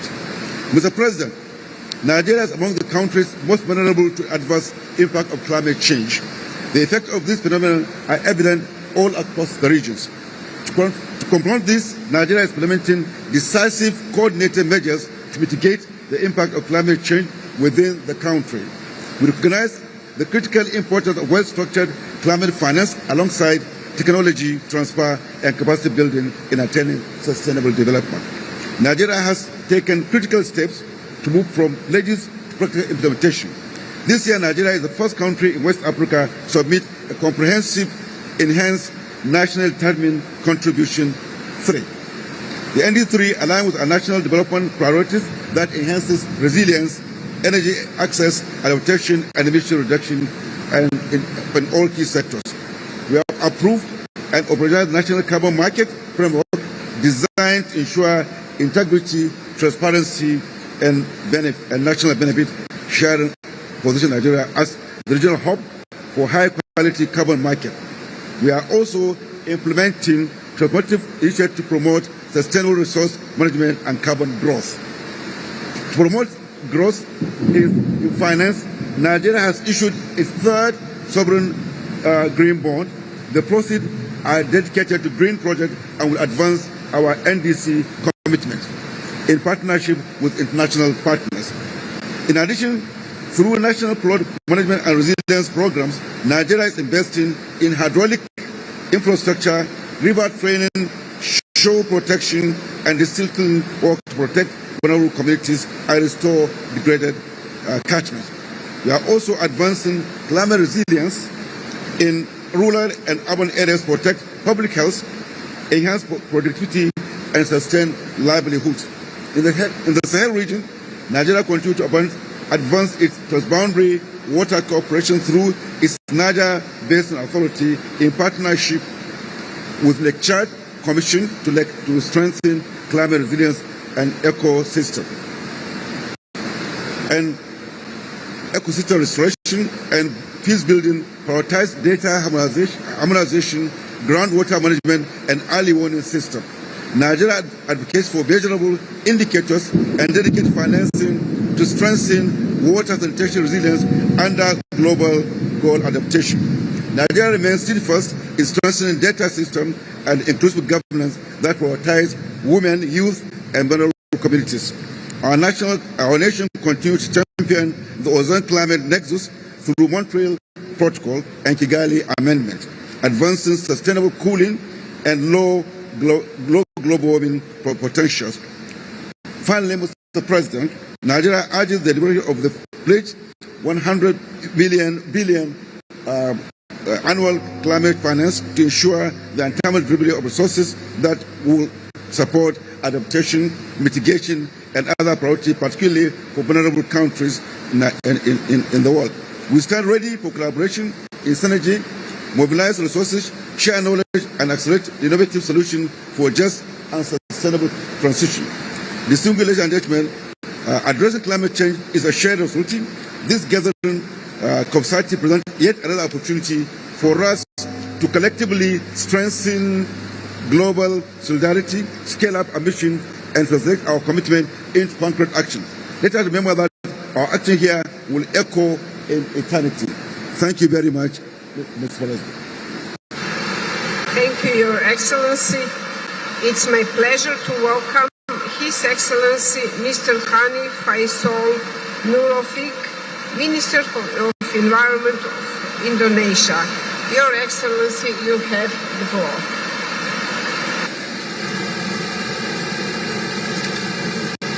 Thank you very much. Bismillahirrahmanirrahim. Assalamualaikum warahmatullahi wabarakatuh. Excellency, Head of States and Government, ladies and gentlemen, on behalf of the Indonesian people, I extend our heartfelt gratitude to the government and people of Brazil, especially President Luiz Inácio Lula da Silva, for hosting this pivotal climate change conference marking 10 years of the Paris Agreement. We came to balance with a strong commitment to the Paris Agreement and achieving net zero emission by 2060 or earlier. This pledge reiterates by the President of Indonesia at the UN General Assembly and the Special Envoy at the Balanced Climate Summit on 2025. Highlights Indonesia's dedication to global climate action.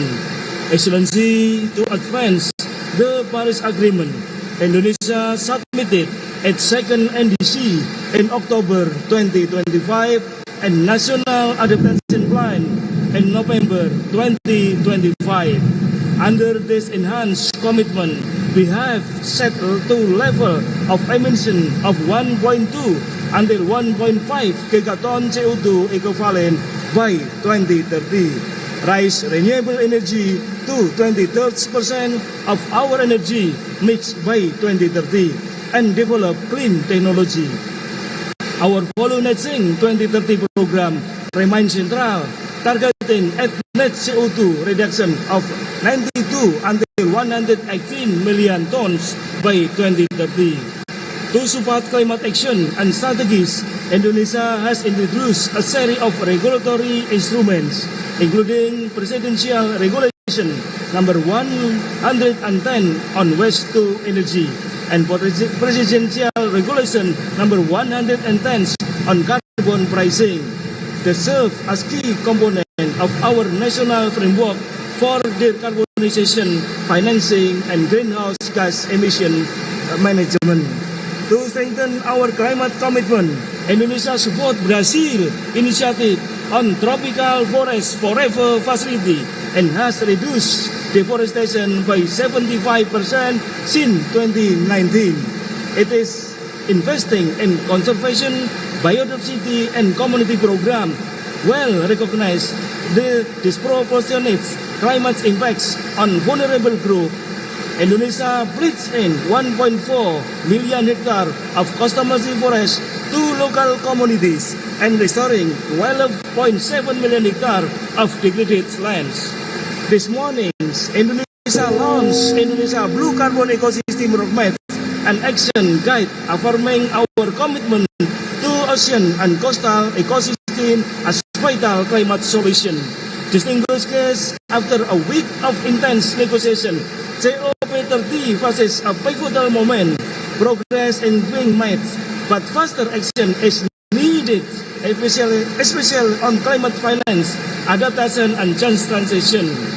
Indonesia remains fully committed to working hand in hand with all parties to ensure that COP-30 delivers concrete, inclusive, and transformative outcome. Thank you very much. Wassalamualaikum warahmatullahi wabarakatuh.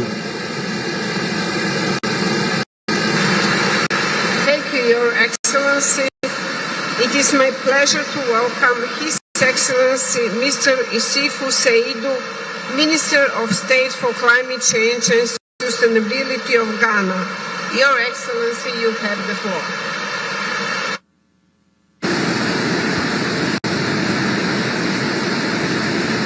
The President of COP, Excellency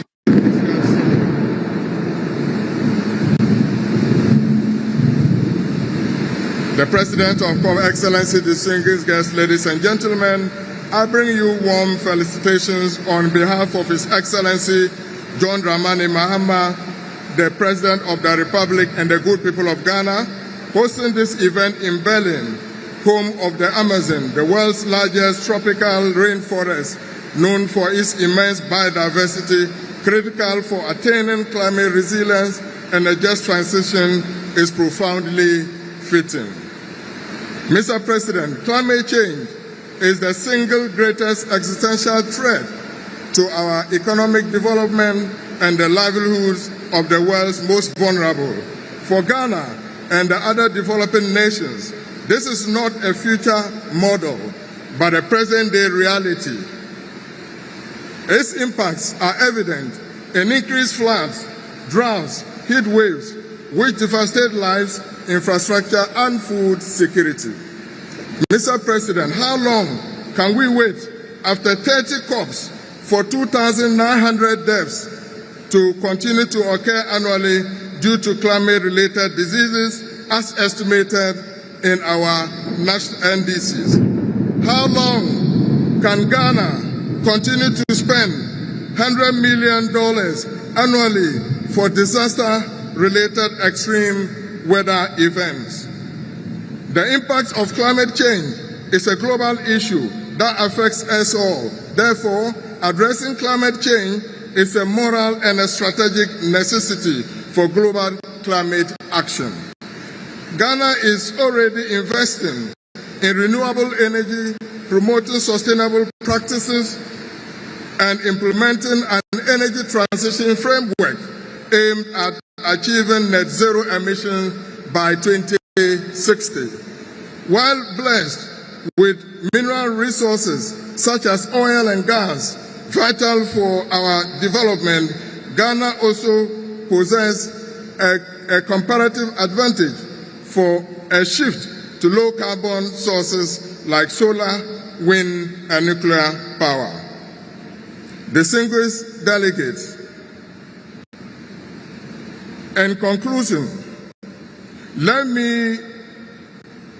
be reminded that the climate crisis will be measured not in parts of millions, but in the struggle of the child in Gambaga, Nalergu, in the Northeast region, the vulnerability of the old lady in Wa in the Upper West region, and the exhaustion of the family in Keta who must rebuild after every climate-related calamity. Thank you very much. Thank you, Your Excellency. It is my pleasure to welcome His Excellency Mr. Fernando Andrés López Larrañaga, Minister of Environment of El Salvador. Your Excellency, you have the floor.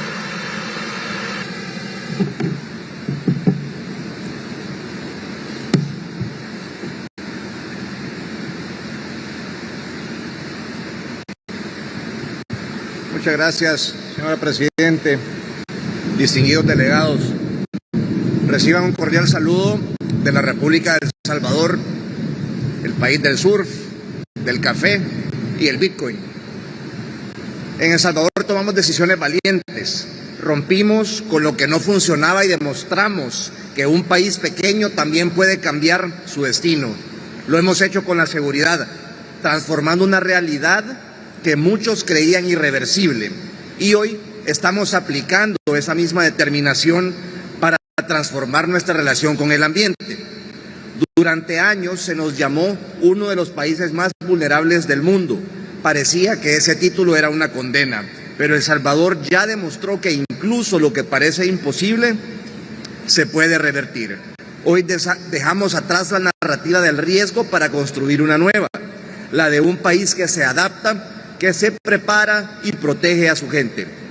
Reforestamos, restauramos ecosistemas marinos, diversificamos nuestra matriz energética, modernizamos el manejo del agua y fortalecimos nuestros sistemas de alerta temprana, no solamente con tecnología y monitoreo necesarios ante eventos hidrometeorológicos extremos, sino convirtiéndonos en país líder regional en la gestión del riesgo. De la degradación pasamos a la recuperación, de la amenaza a la resiliencia.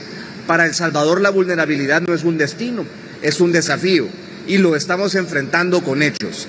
Aunque aportamos menos del 0.04% de las emisiones globales, elevamos nuestra ambición climática. Nuestra NDC 3.0 establece una reducción del 5% para 2035 basada en medidas reales, financiables y coherentes con nuestro modelo de desarrollo. En energía avanzamos hacia una matriz más limpia, moderna y accesible. En transporte impulsamos movilidad eficiente y de bajas emisiones con proyectos como el primer metrocable del país y la expansión de la movilidad eléctrica. En agricultura hemos promovido prácticas sostenibles y en residuos aceleramos la transición hacia la economía circular. Pero también comprendemos algo fundamental: sin adaptación no hay desarrollo. Con casi el 90% de nuestra población en zonas de riesgo, la adaptación es y seguirá siendo política de Estado, infraestructura resiliente, sistemas de alerta temprana, gestión hídrica, vivienda segura y conservación de ecosistemas. Estas acciones no buscan aplausos, buscan resultados, porque la acción, no la retórica, es la que salva vida. Este espíritu también se refleja en uno de los proyectos más emblemáticos y transformador del presidente Nayib Bukele, la construcción de 2 escuelas por día en todo el país. Los cambios más profundos no empiezan en los grandes foros, sino en las aulas. Cada escuela está diseñada con criterios de sostenibilidad, jardinería con especies endémicas para promover biodiversidad, áreas permeables que recargan los mantos freáticos, iluminación LED para reducir la huella de carbono, materiales con aislamiento térmico que mejoran confort y disminuyen el consumo energético. Estamos educando a nuestros niños en entornos verdes, seguros y sostenibles, porque no se trata solamente de qué planeta dejaremos a las próximas generaciones, sino qué tipo de personas le estamos dejando al planeta. Este esfuerzo forma parte de una visión nacional que integra restauración, ciencia y educación para transformar nuestra relación con el ambiente. El programa de conservación Río Lempa, una operación de canje de deuda que nos ahorra $350 millones y se proyecta 20 años, representa un cambio estructural en la gestión de nuestros ecosistemas y en la protección de una cuenca vital para los salvadoreños. Con esto estamos duplicando la inversión en ambiente mientras mejoramos nuestras finanzas y reducimos el riesgo país. El Salvador mantiene abierta la puerta a la cooperación, a las alianzas y al intercambio técnico. Venimos a trabajar con quienes creen que la acción climática debe medirse por lo que se ejecuta y no por lo que se declara año tras año en esta plenaria. Los países que menos hemos contribuido a la crisis climática somos quienes más pagamos sus consecuencias. Aún así, estamos cumpliendo, adaptando y transformando.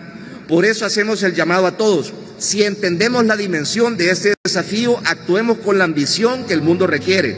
Nosotros estamos avanzando con compromiso. Confiamos en que todos ustedes nos van a acompañar en este esfuerzo con liderazgo y responsabilidad compartida. Construyamos el futuro. Este es el momento de elegir entre hablar del problema o enfrentarlo con acciones. Gracias.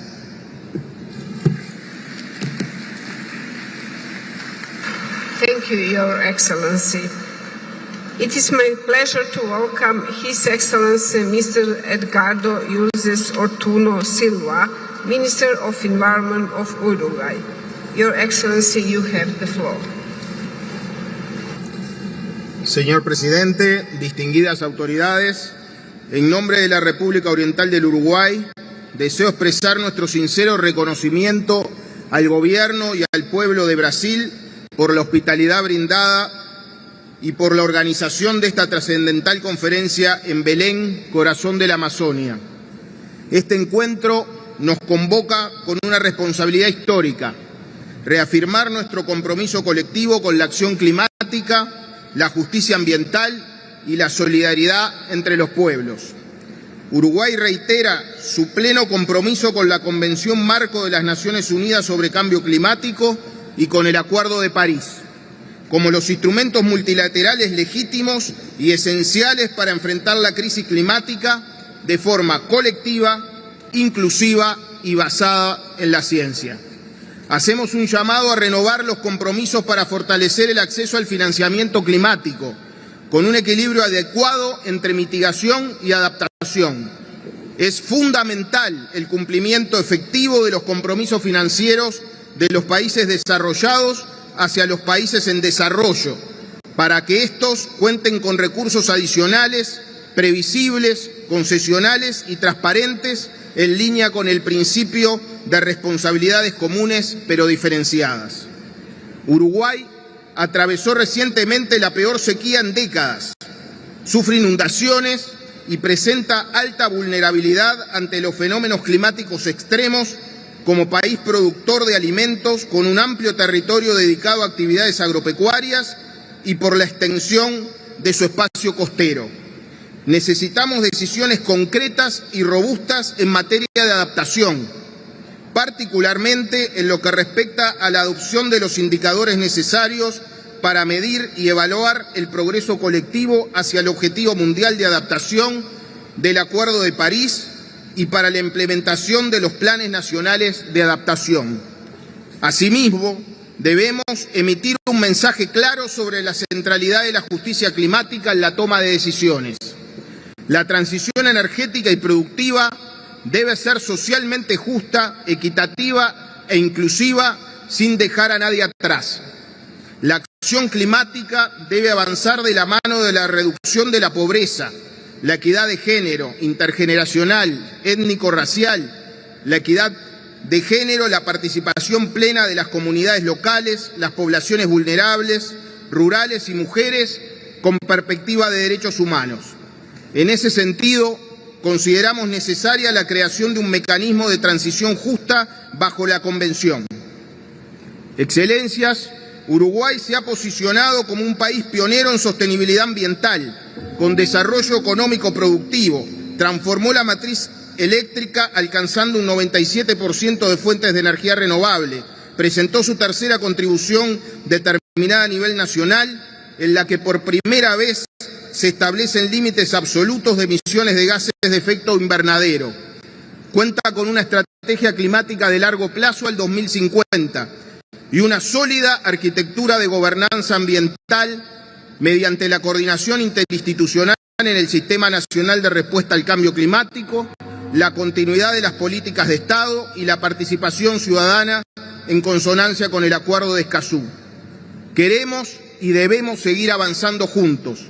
La COP-30 debe ser recordada como una conferencia de decisiones firmes y resultados equilibrados, donde los compromisos se transforman en acciones concretas. Queremos contribuir a los consensos, aportar soluciones y ejercer liderazgo. Nuestro mensaje es claro: la justicia climática no puede esperar. Muchas gracias.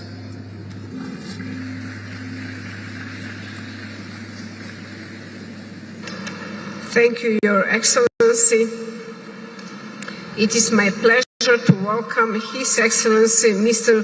Hambarzum Matevosayan, Minister of Environment of Armenia. Your Excellency, you have the floor. Thank you. Dear Presidency, Excellencies, ladies and gentlemen, I congratulate the President and the government of Brazil for their leadership in hosting COP-30. It is an honor to address this distinguished gathering on behalf of the Republic of Armenia. We stand united with the common purpose to safeguard our planet, protect our people, and ensure a sustainable future for our generations to come. Armenia is a landlocked and mountainous country that is highly vulnerable to climate change. It affects agriculture, water resources, biodiversity, human health, and the daily lives of our citizens. And despite these challenges, we are determined to act decisively. Over the past year, Armenia has made major progress in climate governance. We adopted the comprehensive climate law that sets a long-term, economy-wide legal framework for action. We endorsed our LT-LEDs, which provides a clear path toward a low-emission and climate-resilient future aligned with the Paris Agreement. We advanced our third NDC, which is more ambitious than our 2021-2030 targets. Our updated NDC integrates stronger adaptation and mitigation targets. Renewable energy is a central pillar of our strategy. In recent years, we have expanded solar and wind power with plans to double renewable capacity by 2040. Our goal is to raise the share of the renewable electricity to 50% by 2030 and around 60% by 2040. We believe that the balanced system combining renewables with safe nuclear power is essential for just and sustainable transition. We are also implementing ambitious forest restoration and afforestation programs to increase forest cover. These reforms send a clear message. Armenia is committed, ambitious, and ready to lead by example. And still, we cannot act alone. For Armenia, like in many developing countries, finance, technology, and capacity building are essential. Without predictable and adequate international support, our full climate ambition cannot be achieved. We therefore call on all partners to increase climate finance, accelerate technology transfer, and reinforce capacity building support. Distinguished colleagues, in October 2026, Armenia hosts the 17th Conference of the Parties to the Convention on Biological Diversity, COP-17, guided by the core values of inclusivity, transparency, high ambition, and action. Synergy and complementary across conventions is one of the core pillars of our vision. By minimizing duplication, accelerating implementation, and strengthening national capacities, we aim to foster a more integrated and effective approach to environmental sustainability. Excellencies, Armenia comes to COP-30 with ambition, responsibility, and the spirit of partnership. Through innovation, collaboration, and mutual support, we can ensure that the Paris Agreement delivers on its promise and that future generations inherit a world of stability, prosperity, and hope. Thank you. Thank you, Your Excellency. It is my pleasure to welcome His Excellency Mr. Carsten Schneider, Minister of the Environment, Climate Action, Nature Conservation and Nuclear Safety of Germany. Your Excellency, you have the floor. Mr. President, Excellencies, I would like to begin by expressing my profound gratitude to our Brazilian hosts. The Presidency is doing a great job driving forward the progress that we need. And the great people of Brazil have already won me over with their warm hospitality. Colleagues, if we compare today's world with a world without climate conferences, we will see a massive difference. We started our journey 30 years ago when we had the first COP in Berlin. Before the COP in Paris 10 years ago, we were headed for a world with global warming of over 4 degrees. Thanks to the pledges and measures initiated at COPs, we are now looking at under 3 degrees. This is a big achievement, but clearly we need to do more. Multilateral cooperation is the key, and I'm here to defend it in politically turbulent times. The key sector for this to succeed is the energy industry. Renewable energies have overtaken coal worldwide. More and more countries are introducing emission trading systems as a way to meet climate targets. All of this shows that we are making important progress, but we can and we will do more. The transition to a climate neutral world is challenging, but it is also a major economic and social opportunity. The cost of inaction would be far higher. Today, in Germany, nearly 60% of our electricity supply comes from renewable energies. We are closing coal-fired power stations and reducing gas consumption.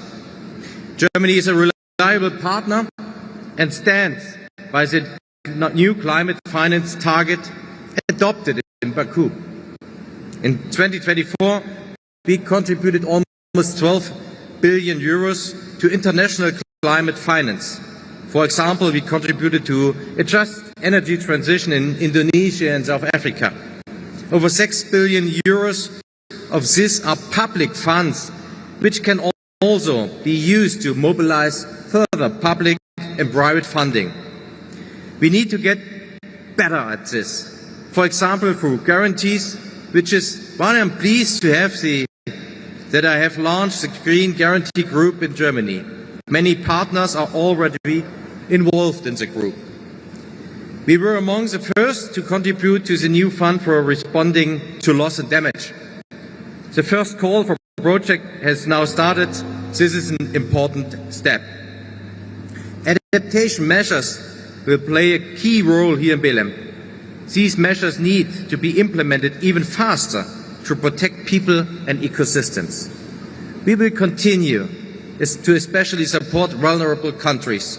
For example, the small island and developing states in the Caribbean are heavily affected by climate change. With our support, resilient coastal ecosystems help to better protect people from severe events such as hurricanes. And we are taking further action. I'm pleased to announce to you today that this year we will support the Adaptation Fund with a contribution of 60 million euros. We need to further accelerate the global energy transition. The expansion of power grids and storage systems plays a key role. I am pleased that we are advancing this together. In this context, we welcome President Lula's call for a roadmap on transitioning away from fossil fuel. It is the bold signal we need in order to kickstart a process at this COP. Germany supports this. And as I said at the beginning, precisely because of the current political headwinds, we defend multilateralism. Germany and Europe have come to Belém as reliable partners that work ambitiously at home, foster global cooperation and stand in solidarity with those most affected. And I conclude with how the people here in Belém say, Viva Amazonia. Thank you. Thank you, Your Excellency. It is my pleasure to welcome His Excellency Mr. Bremiti Lakiochen, Minister in Assistance to the President and Minister of the Environment of the Marshall Islands. Your Excellency, you have the floor. Madam Vice President, Presidents, Excellencies, Yahweh, I bring warm greetings on on what is a special day in the Marshall Islands, our own National President Day. When we published our NAP 2 years ago, we call our National Survival Plan. Now, we are focused on implementation of the plan. With our Marshall Island Resilience and Adaptation Fund, we call it MIRA, set up to receive support. The policy instruments are in place. We now need survival finance to deliver. We thank those already supporting us, like Taiwan, who should be here, contributing to the Mataro spirit needed to tackle climate change. Our adaptation needs numbers in billions. Let me say that again, numbers in billions. The impact of sea level rise, the salting of freshwater supplies, the erosion of shorelines, the tieback of our coral reef, these physical impact will transform our atoll island environment.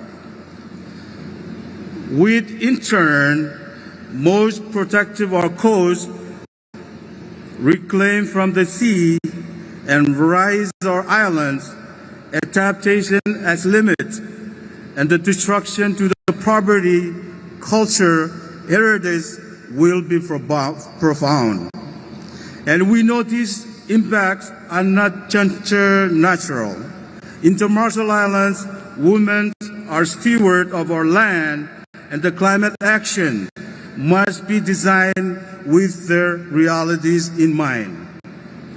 Despite the impact of our shores, our people want to stay. I believe we all share this feeling. We want to remain and live with dignity in our own countries. In our traditions, when a child is born, the umbilical cord is buried in our family land. This signifies that no matter where we go in the world, you all are always pulled back to your first place of nourishment. But if that land is under the sea, then what? Excellencies, I take this inspiration from our ancestors who crossed vast ocean distances. When the stars disappear behind clouds and the wind tide, Marshallese navigators lay down in their canoes to feel their way forward by reading the pattern of the waves. At a time when geopolitics threaten to overtake us, we, Excellencies, must navigate our way forward. We will use every tool available to us, such as a recent advisory opinion from the International Court that tell us what we must do to protect the rights of human rights and the planet. Deliver NDC that are 1.5 aligned. Stop exploiting fossil fuel. Provide adaptation support, and above all, cooperate to deal with the climate emergency. As the Climate Excellency, I have a few more minutes. Our leaders made bold call to action to kick off this COP of truth, just roadmap for the ending of fossil fuel, and deforestation. Negotiators must become navigators, heed those calls, and prove that Paris Agreement still worked. Excellency, we are not giving up on these processes. Excellency, I appeal to these processes not to give up on us. Komolzada, and thank you very much on behalf of all the Marshallese. Thank you. Thank you, Your Excellency. It is my pleasure to welcome His Excellency Mr. Gem Schering, Minister of Energy and Natural Resources of Bhutan. Your Excellency, you have the floor.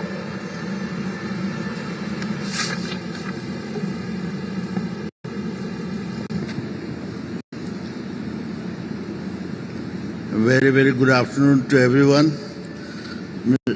President, Excellencies, distinguished delegates, on behalf of the Royal Government of Bhutan, I convey warm greetings from His Majesty the King Jigme.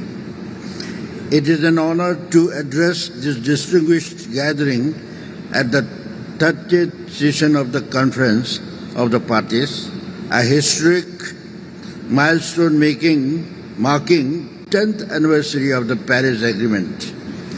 We congratulate the government of Brazil for hosting COP-30 in Belém, symbolically situated in the heart of the Amazon, the lungs of our planet. As Belém is the heart of the Amazon, Bhutan is heart of the Himalayas, the lungs of our planet. Keeping 1.5 degrees Celsius alive is no longer a choice but a moral responsibility for humanity to drive in this one and the only Mother Earth. The cost of initiation is mounting as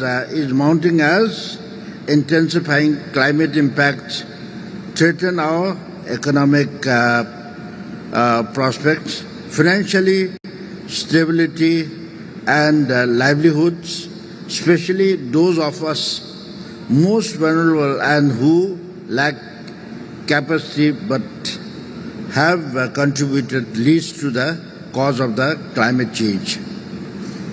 Despite being small, landlocked, mountainous and highly vulnerable to the impacts of the climate change, Bhutan continues to head and uphold our commitment to remain carbon neutral for all the times to come, leveraging our hydro and forest resources. The third nationally determined contribution launched on October 24, 2025 by the Honorable Prime Minister of Bhutan during the Royal Highland Festival celebrated at 12,500 feet above sea level, reaffirms Bhutan's carbon neutral commitment and reflects enhanced ambition and deeper integration of climate action into national economic development strategies and plans. The NDC is aligned with Bhutan's 10x National Economic Vision 2050, a bold and transformative blueprint that embodies our effective aspiration for the resilient, prosperous and harmonious future. I am also pleased to inform you on the vision of the Galifu Mindfulness City initiated under His Majesty King Jigme's leadership. This is a model mindfulness city that seeks to offer the world a different development path, one where traditional Buddhist value of the spirituality and harmony with nature behind with innovation, technology and we call for to call for action for to transform climate action plans into creative solution. It must deliver results for people, protect ecosystem and product tangible impacts. Belém must provide a clear path to deliver the decisions of the new collective quantified goal on climate finance, including the USD 300 billion goal. But we cannot do it alone. We all on the global community to call for renewed cooperation, collaboration, partnership and support. One must not forget, coming together is a beginning, keeping together is a progress, and working together is a success. So let BELM 2025 be remembered as the COP that reconnected humanity with nature and reignited hope for the sustainable future. I thank you and Tashidele. Your Excellency, it is my pleasure to welcome His Excellency Mr. Johan Paul Johansson, Minister of Environment, Energy and Climate of Iceland. Your Excellency, you have the floor.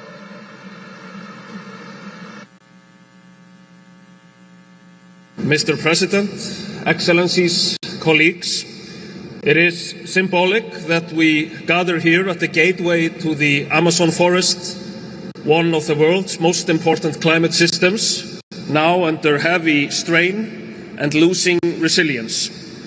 Thousands of kilometers away, in the North Atlantic, where I am from, another major climate system is showing signs of stress. I am speaking of AMOC, a vast ocean circulation that moves heat northward and shapes weather patterns across Europe and beyond. New research suggests that AMOC is not only gradually weakening, but that the risk of large, abrupt change is real and possibly closer than previous assessments implied. The destabilization of AMOC could bring profound disruption to our infrastructure, our ecosystems and living conditions, even during the lifetime of our children. For Iceland, this is a matter of national security, and the government treats it accordingly. The two systems, Amazon and AMOC, are entirely different, but they deliver the same warning. Man-made climate change is weakening the foundations that keep our societies safe. This is not inevitable. Climate tipping points can be averted by political choice and by collective action. We must accelerate emissions cuts, we must invest, and we must invest heavily in new technologies with new possibilities, from superhot geothermal to the capturing and mineralizing of CO2. We must break the bottlenecks and clear the way for renewable energy, cheap, clean, and abundant. But above all, we must protect the systems that protect us, the oceans, the forests, and the wetlands. These are the stabilizers of global climate, and nations that steward them cannot be expected to carry that burden alone. Mitigating and adapting to climate change is a transnational project, one where we must be guided by best available science and by principles of equality and geopolitical justice. Iceland stands ready to contribute to a collective response that matches the scale of the threat, because what we do now together will decide whether the next generation inherits a managed transition or an unmanaged collapse. Thank you, Your Excellency.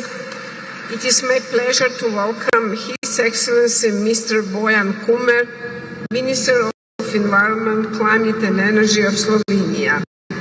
Your Excellency, you have the floor. Mr. President, Excellencies, ladies and gentlemen, we have gathered here in Belém at a critical moment for global climate action and multilateralism.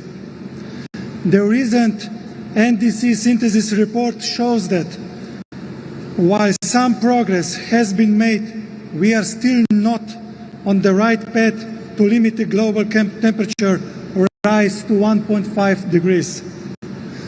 To get back on track, we must fully implement the GST decision, including its energy package.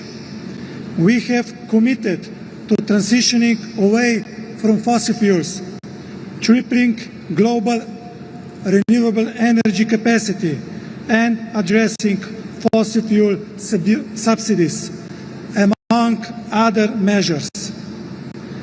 These are not just technical goals, but a scientific and economic foundation on a cleaner, safer, and just future for all. At the same time, it is essential that we advance our efforts on adaptation and climate resilience. Agreeing on indicators for the global goal on adaptation must be one of the key outcomes. Now is the time to ensure implementations grounded in science, so that this conference can truly be the implementation COP. According to the recent historic advisory opinion of ICJ, every country must do its utmost to strengthen the global climate regime. Slovenia is doing its part, demonstrating that small countries can play an important role. In July this year, we adopted our first national climate law, setting the objective of achieving climate neutrality by 2045 at the latest. Slovenia also continues to gradually increase its climate financing, both through bilateral projects and multilateral contributions to various funds, including the Fund for Responding to Loss and Damage. Last year, we recorded a 17% increase in climate financing compared to 2023. This year, Slovenia also holds the presidency of the International Renewable Energy Agency Assembly.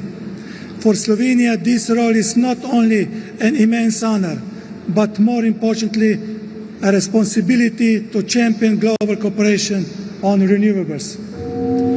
At this COP, we must demonstrate that we are able to achieve a balanced outcome that responds to the ambition gap in mitigation, addresses the challenges of adaptation, and meets the needs for climate finance. An outcome that advances a just transition, promotes human rights and gender equality, and upholds international cooperation and multilateralism, guided at various steps by the best available science. Thank you.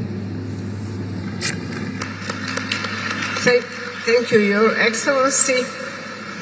It is my pleasure to welcome His Excellency Mr. Moïse Fils Jean-Pierre, Minister of Environment of Haiti. Your Excellency, you have the floor.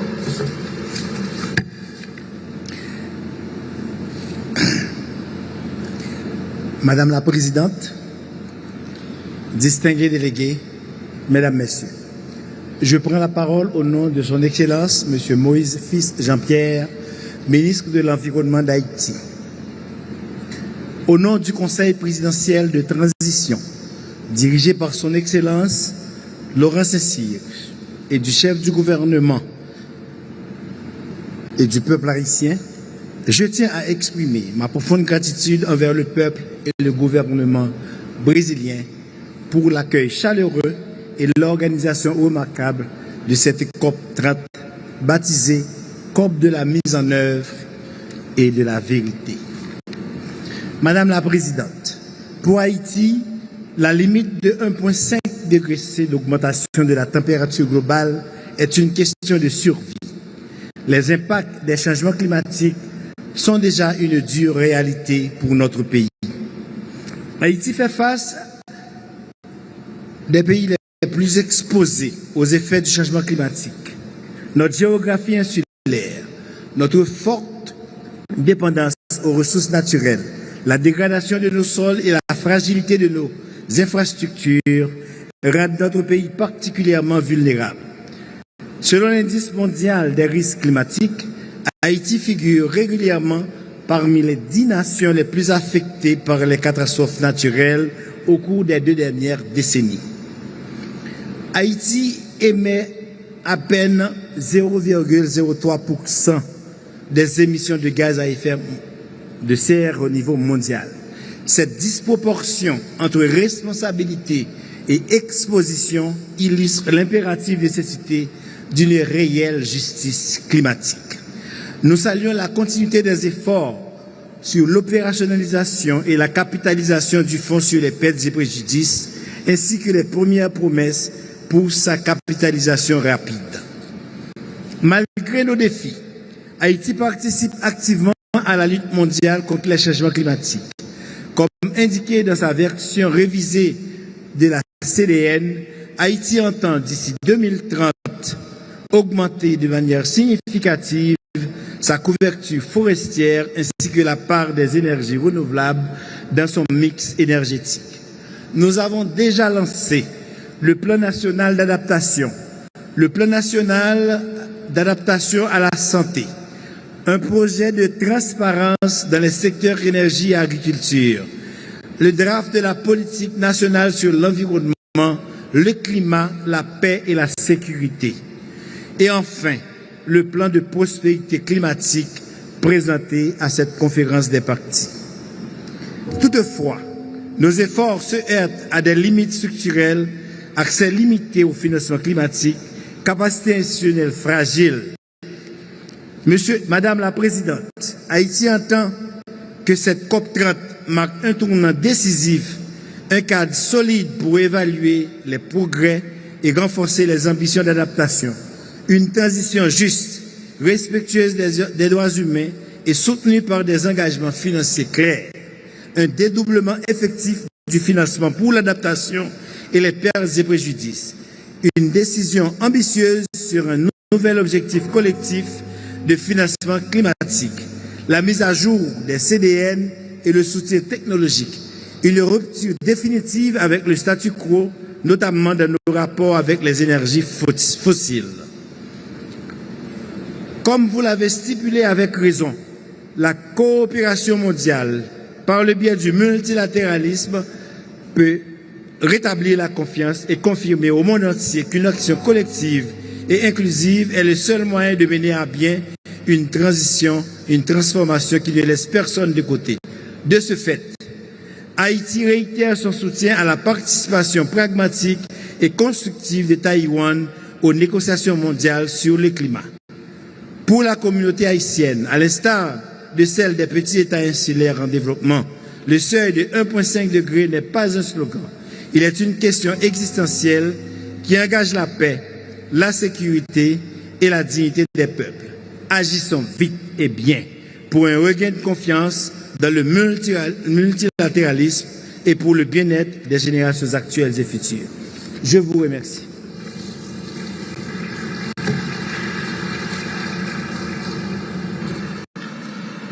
Thank you, Your Excellency, and it's my pleasure to welcome His Excellency Mr. Norbert Choching, Minister of Agriculture and Forestry, Climate and Environmental Protection, Regions and Water Management of Austria.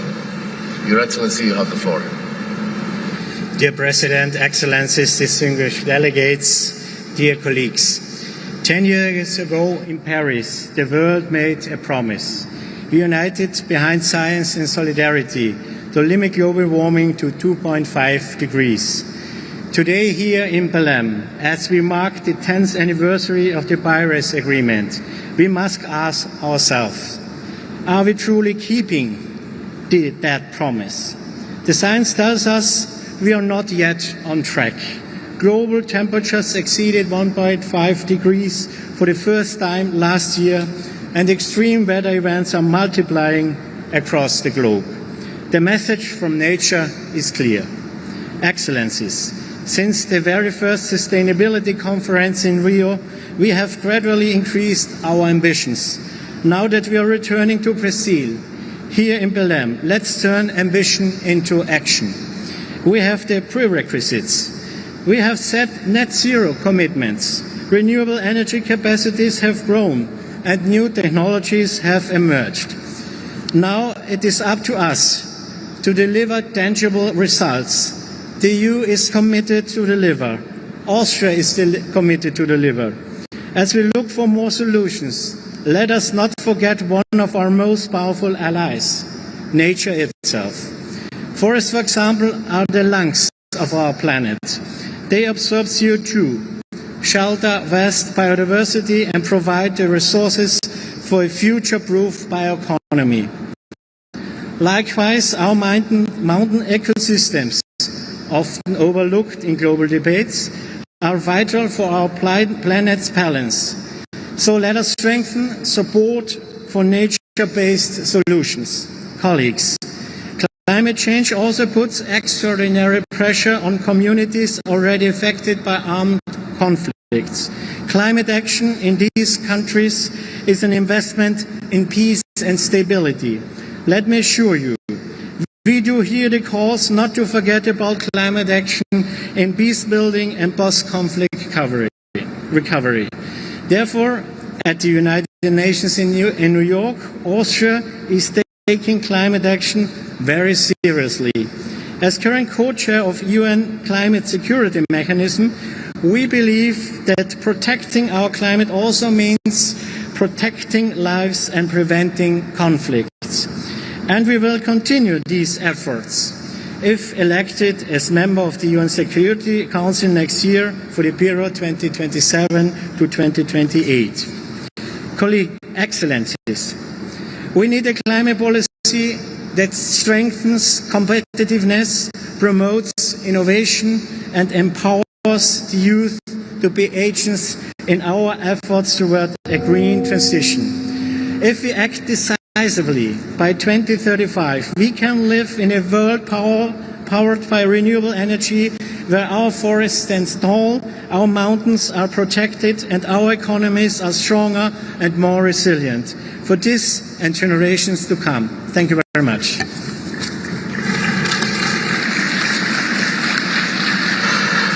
Thank you very much, Your Excellency, and it's my pleasure to welcome His Excellency Mr. Peter Haldick, Minister of Environment of Czechia. Your Excellency, you have the floor.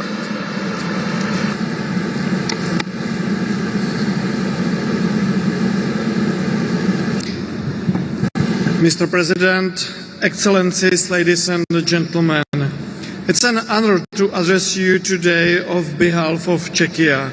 First, I want to deeply thank the government and people of Brazil for hosting this important conference. The Paris Agreement created a unique framework for ambitious collective efforts, mutual learning, innovation and solidarity. 10 years later, we can look back with a sense of purpose and pride. We have proven that we can work together and, most importantly, to act. Climate action presents an opportunity for a just and inclusive transition that can boost economic growth, create jobs, and build a more resilient society. Czechia has taken this opportunity and it's turning its promises into real action. Since 1990, we reduced our emissions by 47%, and we are well on track to meet at last 55% reduction target by 2030. Last year, we adopted a new national energy and climate plan that provides a clear framework for decarbonization and energy security by 2050. We have also modernized legislation to accelerate use of renewable energy and to unlock investments and innovations. And this year, we are updating our national adaptation plan to improve resilience to the growing impact of climate change. In previous years, our region faced many dry periods and heat waves, followed by flash floods and forest fires. Climate adaptation is not longer a choice but a necessity. Protecting people, infrastructure and ecosystem must be in the center of our policy response. Adaptation and mitigation must go hand in hand. Czechia stands in solidarity with the most fragile countries, and we help them reduce risk of disasters, build resilience, and increase capacity to act.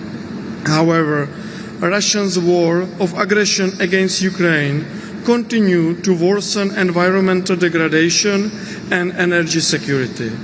Czechia supports partner countries and international organizations, especially in conflict-effective context.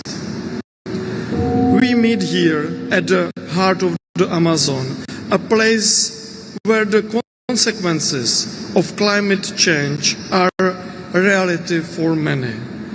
That should encourage not only to debate, but also to deliver and to make this conference a turning point. In Europe, it is often said that we produce only 7% of emission. Therefore, I am glad to see that many other countries have their own goals of emission reduction. We have to work together. Thank you for your attention.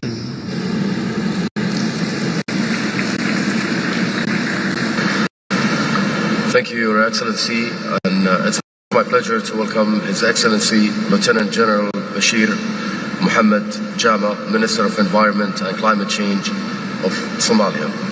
Your Excellency, you have the floor.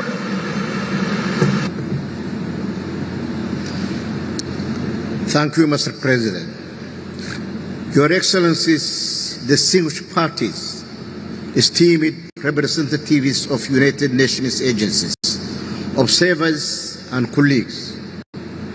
On behalf of the Federal Republic of Somalia, I extend our deep appreciation to the government of Brazil and UNFCCC Secretariat for hosting COP-30 in Belém, a crucial location for global climate action. Excellencies, Somalia is committed to addressing the climate crisis and has ratified the Paris Agreement. We present our ambitious map, an NDC 3.0 and NDC 3.0 investment plan, aligned with our national development plans and focused on climate resilience and clean development.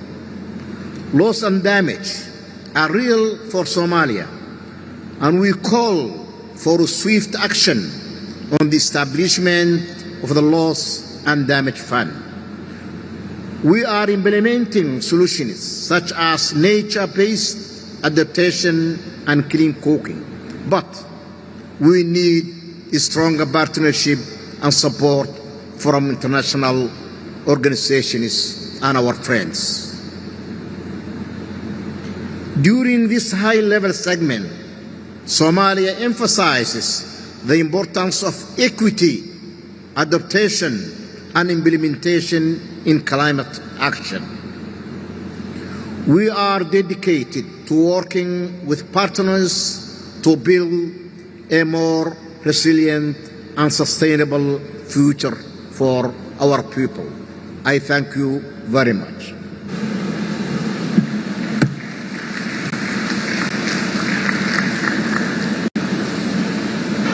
Thank you very much, Your Excellency. It's my pleasure to welcome His Excellency Mr. Patrick Brunings, Minister of Oil, Gas and Environment of Suriname.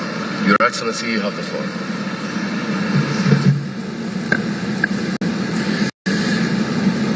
Mr. President, Excellencies, Head of Delegations, good afternoon.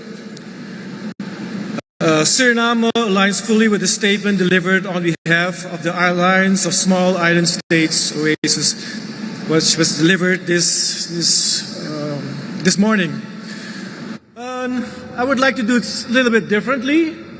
I would like to invite everybody to look at me and close their eyes. So please look at me, but close your eyes. And by doing so, I'm going to announce something. So please close your eyes if you dare to. Okay, this is breaking news.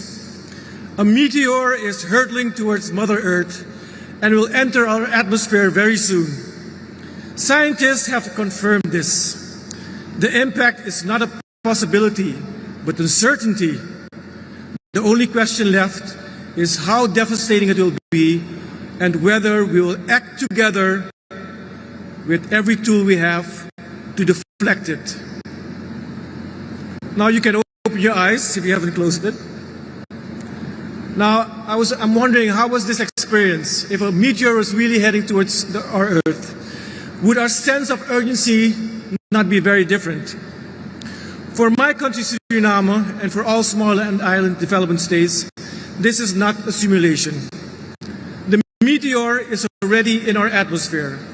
It is a sea level rise consuming our coasts, the superstorms destroying our economies, and the boiling oceans killing our reefs. This is the urgency we are living in today. Urgency explained by Jamaica this morning, the speed needed that Simon Steele referred to in his opening remarks.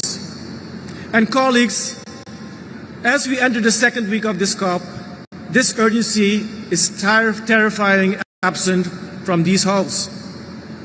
We have seen the reports on mitigation, on adaptation, on global stocktake, on just transition.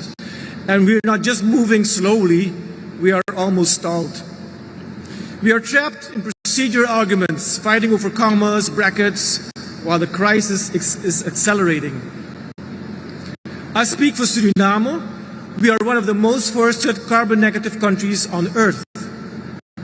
We provide a priceless climate service to humanity, safeguarding one of the world's last intact tropical rainforests. We are also a low-lying coastal state, where our people, our infrastructure, and our future face an existing threat for the sea. We have done our part. We have kept our commitments. But the failure in these negotiations is not technical. It's a failure of trust and a crisis of political will. The blockage in every single negotiation room, from the global adaptation to the technology mechanism, can be traced back to one source: the deliberate failure to deliver on climate finance.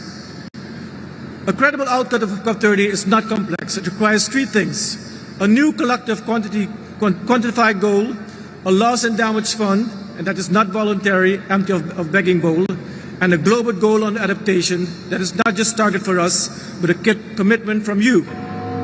Colleagues, this failure has consequences. For years, Suriname has safeguarded its forests, yet our net zero forest reference emission levels remain stalled on a technical process blocked in every climate finance we are owed. At the same time, we have made a programmatic, time-bound decision to respond, developing our offshore refunds. Let it be clear, this is not a path driven by preference. The faster adequate climate finance flows, the sooner we can close that bridge and accelerate our green transition. We are out of time for implementations. We are out of time for excuses. We urge you to instruct your delegates to break the gridlock today. Do not let us be the legacy of Belém, be that what we saw the collision coming, as we choose to do nothing. Thank you.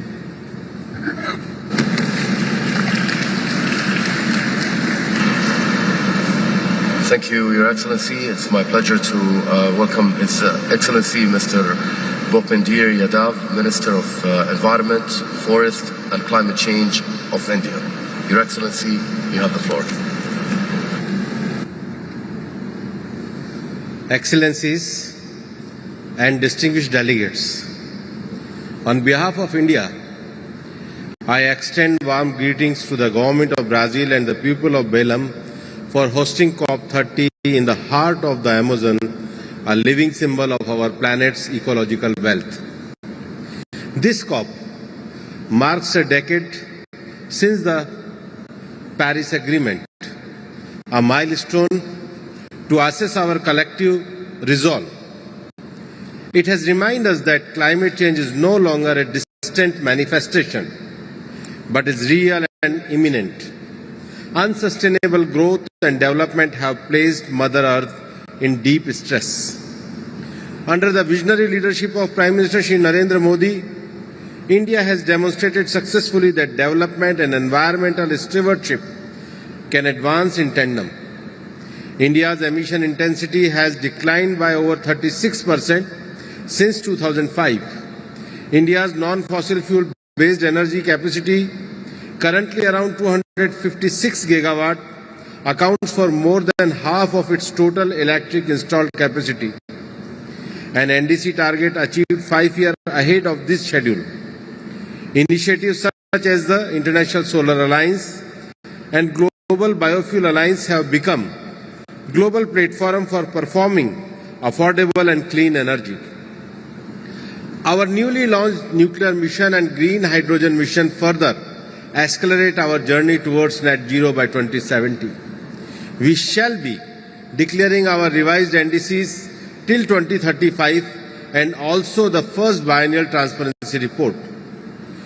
In line with the objective of Paris Agreement regarding conservation and development of carbon sink and reservoirs, 2 billion plants were planted under the community-led initiative in just 16 months. It is indeed a testament to the power of collective climate actions.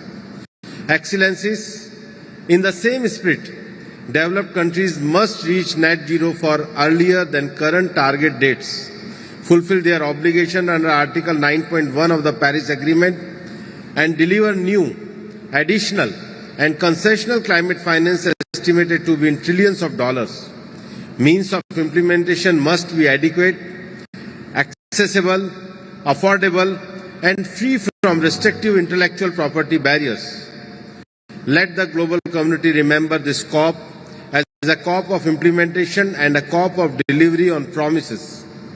As we look ahead, let the coming decade to be one of the implementation of resilience and shared responsibility, a decade that unites the world in the spirit of one earth, one family, one future. Thank you.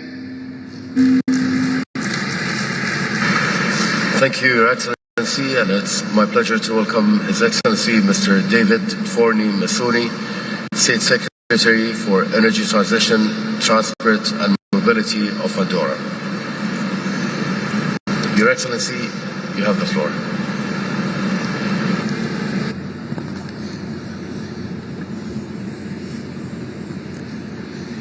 Distinguidas excelencias, autoridades, delegados, é unha honra para mí estar aquí a porta de entrada do Amazónia para pedir máis unha vez unha reação inmediata que permita frear o aquecimiento global.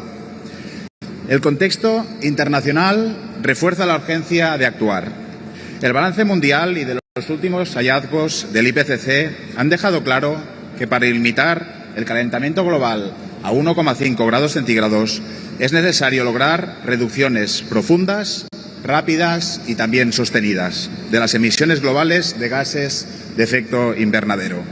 El informe nos indica que hay que reducir las emisiones un 43% en 2030 y un 60% en 2035, respecto a los niveles más altos de 2019, alcanzando cero emisiones en el 2050.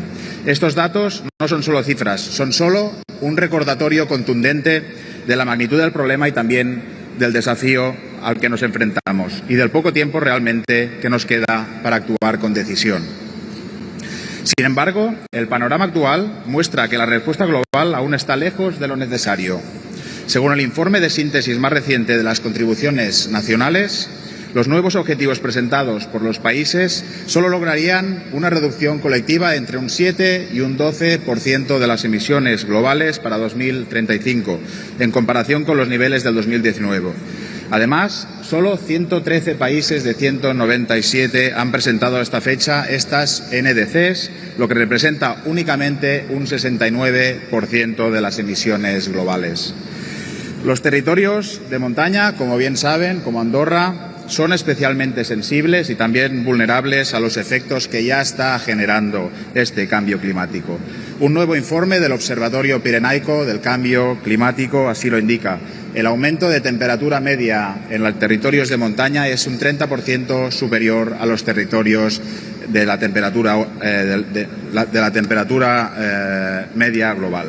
Por este motivo, compañeros, durante esta COP-30 hemos liderado, junto al Mountain Partnership y otros miembros de países montañosos, un lobby de presión para que la Presidencia incorpore en la agenda climática esta problemática que ya afecta a millones de personas. Y estamos muy cerca de conseguirlo. Estos datos nos dibujan una clara brecha entre la ciencia y la acción. Una brecha, de hecho, preocupante. Mientras el mundo necesita más ambición, el ritmo actual de actualización y cumplimiento de los compromisos sigue siendo totalmente insuficiente. Pese a ese contexto, Andorra ha cumplido puntualmente su compromiso internacional, presentando el 5 de febrero de 2025 su tercera contribución determinada a nivel nacional, de acuerdo con el calendario establecido por el balance mundial, y convirtiéndose así en uno de los primeros 7 países del mundo en conseguirlo. En este nuevo compromiso nos hemos fijado el objetivo de reducir nuestras emisiones un 65% para 2035. Este objetivo es compatible con limitar el aumento de la temperatura global a 1,5 grados. Además, podemos afirmar que Andorra está en el camino de cumplir con sus objetivos climáticos, un hecho reconocido por el equipo de expertos técnicos que revisó nuestros informes de emisiones. Este reconocimiento confirma que Andorra no solo cumple con sus compromisos, sino que lo hace con rigor, con coherencia y credibilidad, consolidando su papel como referente en transparencia y también responsabilidad. Andorra no solo ha cumplido con la presentación de esta NDC, también ha sido el primer país del mundo en completar el ciclo entero de transparencia bajo el Acuerdo de París. Para nosotros, esto no es solo un informe, es una prueba de nuestra implicación con los principios de la Convención y una herramienta fundamental para medir nuestros progresos. Es evidente que para un país pequeño como el nuestro, el efecto que tiene nuestra contribución climática a escala mundial es muy pequeño, pero para nosotros supone un gran esfuerzo tanto técnico como también económico. Por eso creemos firmemente y exigimos que todos los países, independientemente de su tamaño o de sus capacidades, tengan un papel esencial en la implementación del Acuerdo de París. Cada fracción y grado centígrado que podamos limitar supone reducir el impacto sobre los ecosistemas, biodiversidad y medio ambiente. Para terminar, la respuesta multilateral, como nuestros foros, para mitigar el cambio climático solo tiene un camino, es la acción. Este es todavía hoy un camino sin final. Por eso es importante no detenerse. Andorra sigue caminando firmemente con determinación, también con transparencia. Les pido, les ruego que nos acompañen para contribuir a la acción climática colectiva y hacer frente a este reto global de la humanidad. Muchas gracias.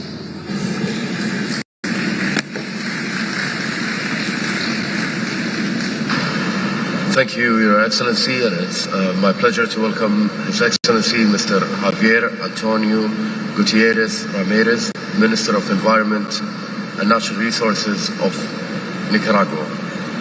Your Excellency, you have the floor.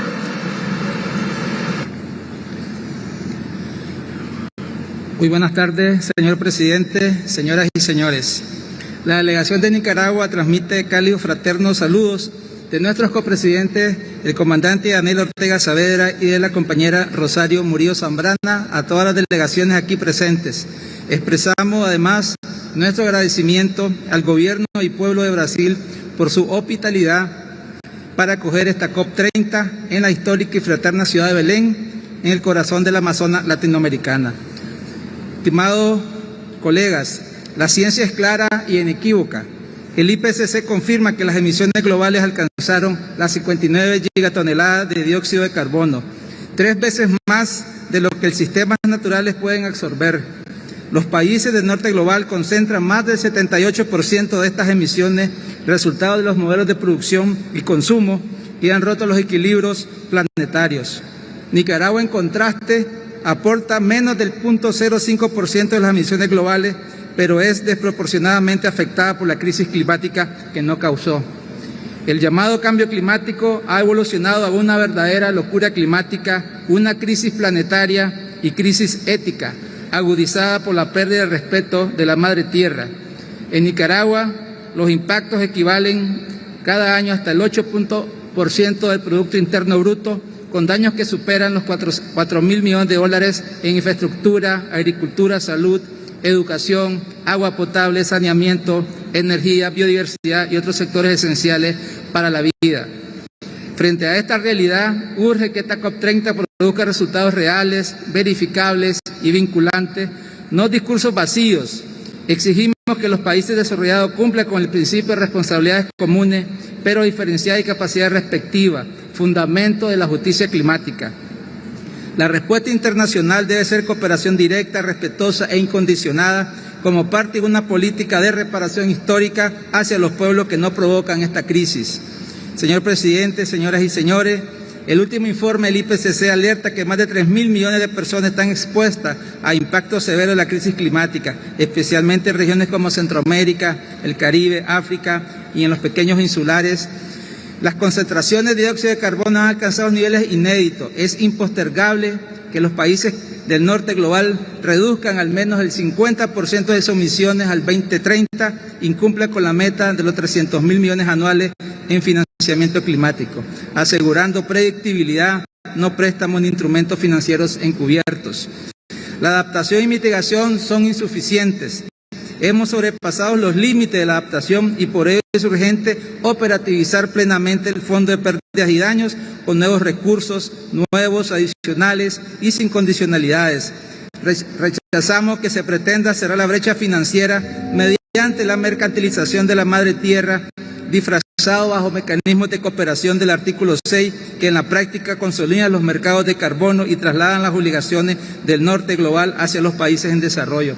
Señor presidente, señoras y señores, Nicaragua reafirma su compromiso con el Acuerdo de París, con la solidaridad internacional, con la defensa de los derechos de los pueblos del sur global. La COP-30 es histórica para garantizar que el nuevo objetivo global de financiamiento post-2025 sea claro, justo, transparente y centrado en la adaptación y resiliencia, especialmente para nuestras regiones. Finalmente, Nicaragua exige el cumplimiento pleno y no selectivo del Acuerdo de París y reafirma su compromiso de seguir trabajando en la agenda regional latinoamericana y caribeña. También reafirmamos nuestra invariable solidaridad con los pueblos y gobiernos de Palestina y Venezuela, víctimas de agresiones y ocupaciones, medidas coercitivas unilaterales que violan flagrantemente la Carta de las Naciones Unidas y el derecho internacional. Rechazamos de manera categórica las medidas ilegales e ilegítimas impuestas por la potencia del norte global contra Estados soberanos, sanciones que afectan directamente a nuestros pueblos, profundizan la vulnerabilidad climática y constituyen un obstáculo inadmisible para el desarrollo sostenible, para la justicia y la paz. Muchas gracias.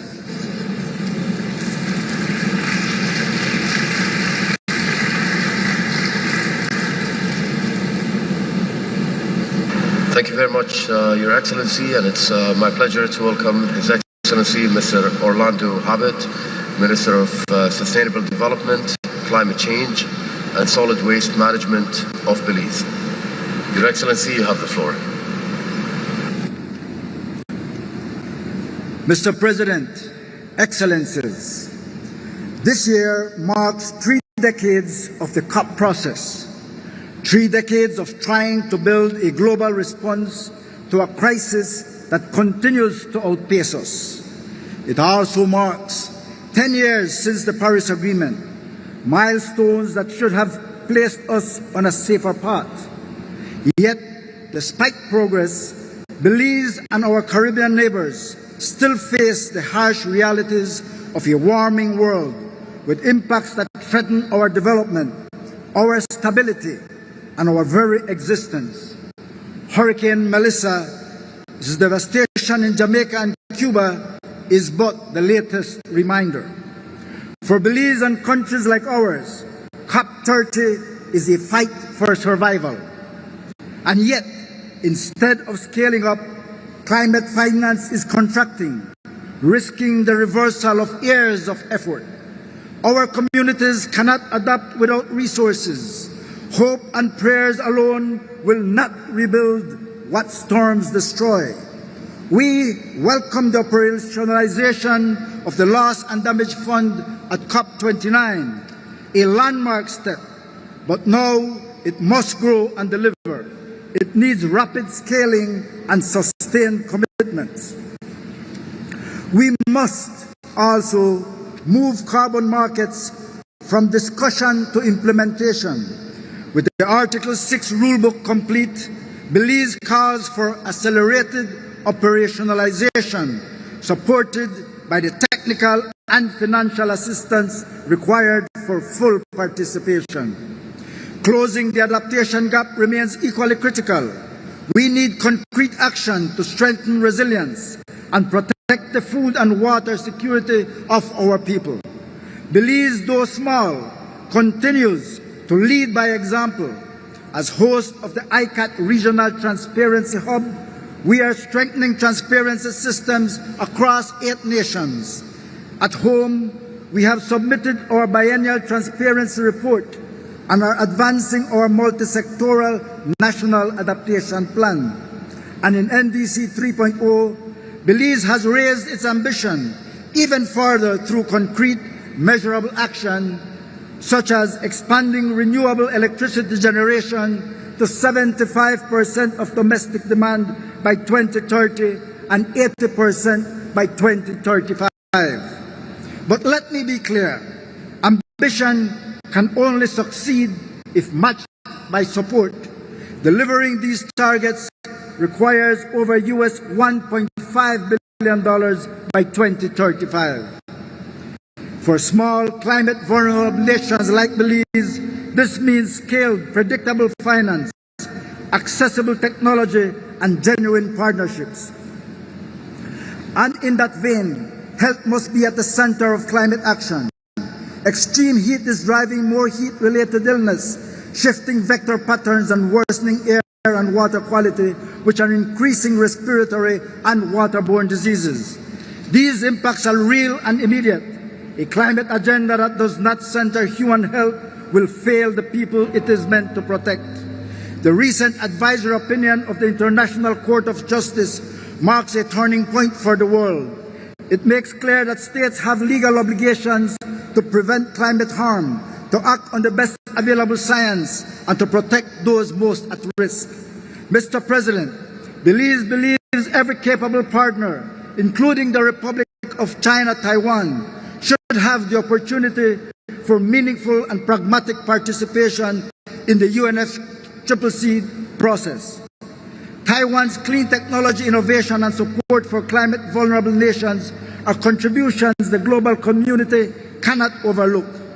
Its alignment with the global collective initiative launched by Brazil is another signal of coordinating action toward implementing the Paris Agreement and achieving a net zero future. Mr. President, Belize remains firm and hopeful in our commitment to climate action. Our message is simple. This COP must deliver. It must deliver now. This process must show that it can protect the world's most vulnerable, because anything less falls short of the urgency we face. I thank you.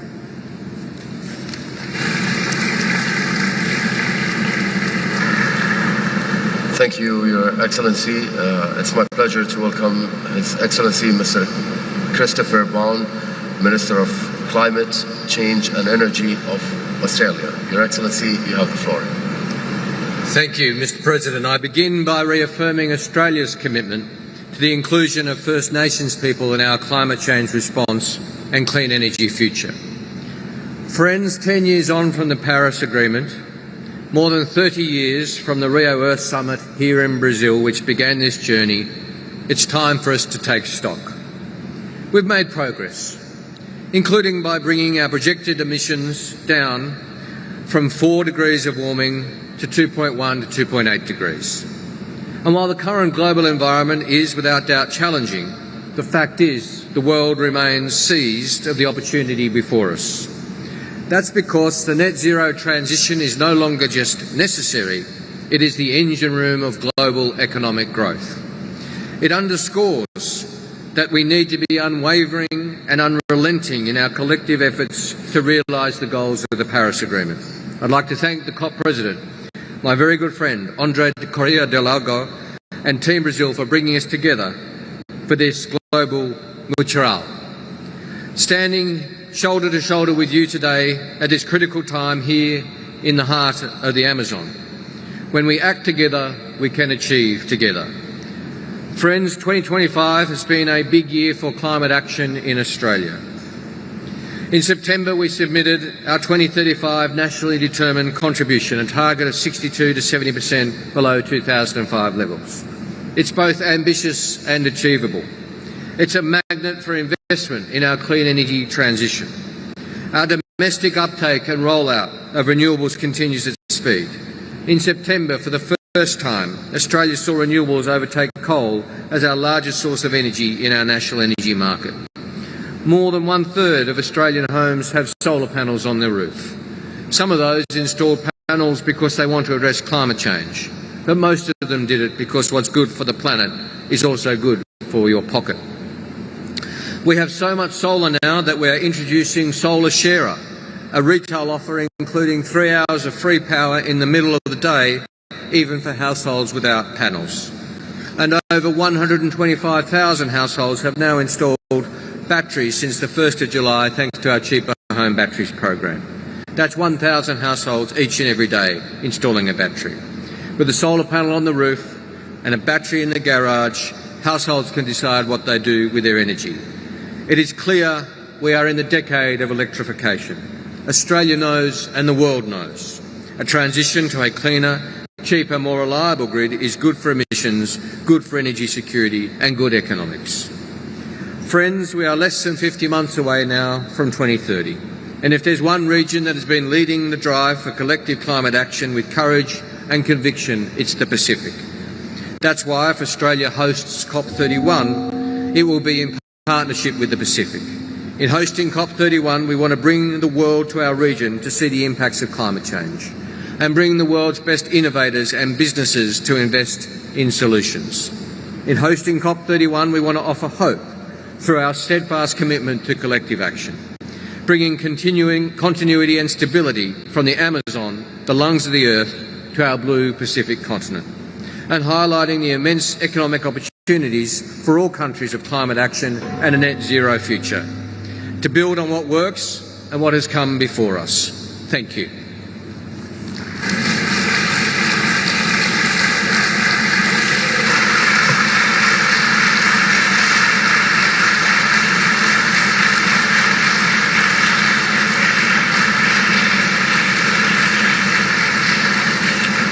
Thank you, Your Excellency. It's my pleasure to welcome His Excellency Mr. Madan Prasad Payar, Minister of Agriculture and Livestock Development of Nepal.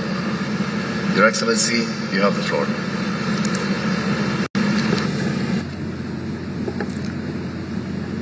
Mr. President and distinguished delegates, on behalf of Nepal, I extend our deep gratitude to the COP-30 presidency and the people of Brazil for their warm hospitality.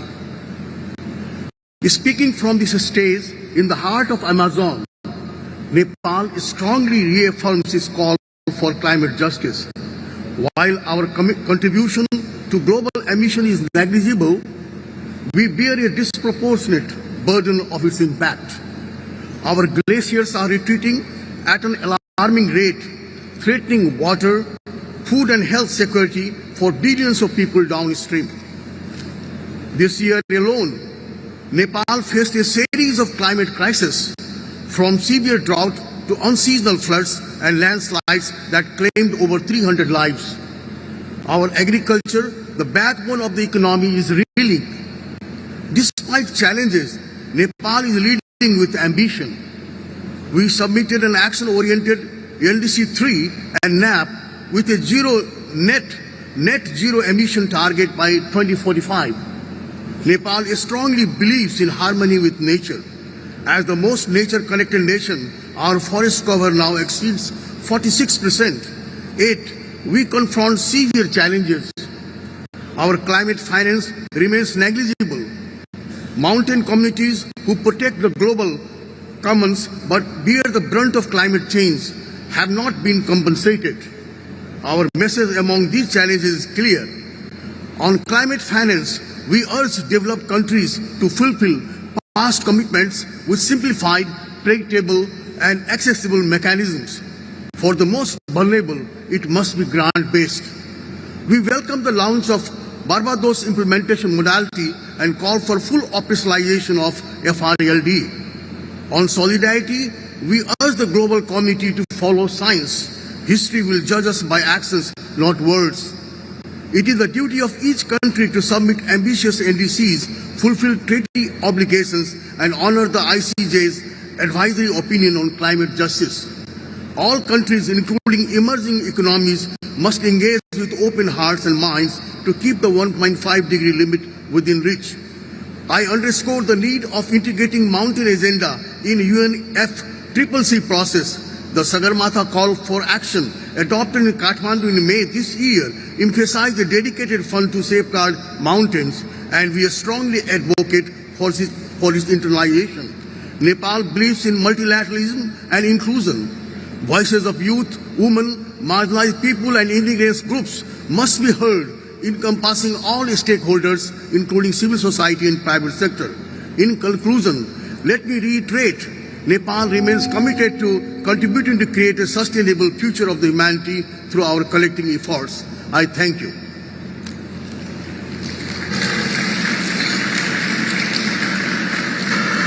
Thank you, Your Excellency. It's my pleasure to welcome Mr. Mansour Bashorbayev, Vice Minister of Ecology and Natural Resources of Kazakhstan. You have the floor.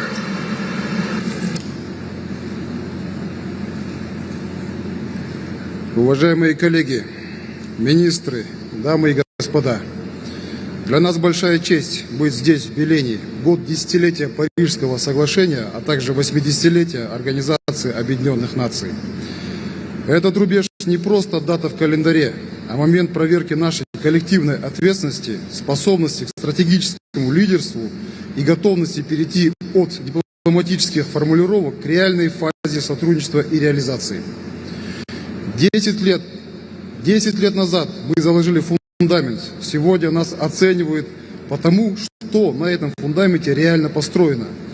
В условиях глобальной климатической повестки, ввиду критических предупреждений, поступающих от научного сообщества, для всех нас вопрос реализации обязательств становится критичным.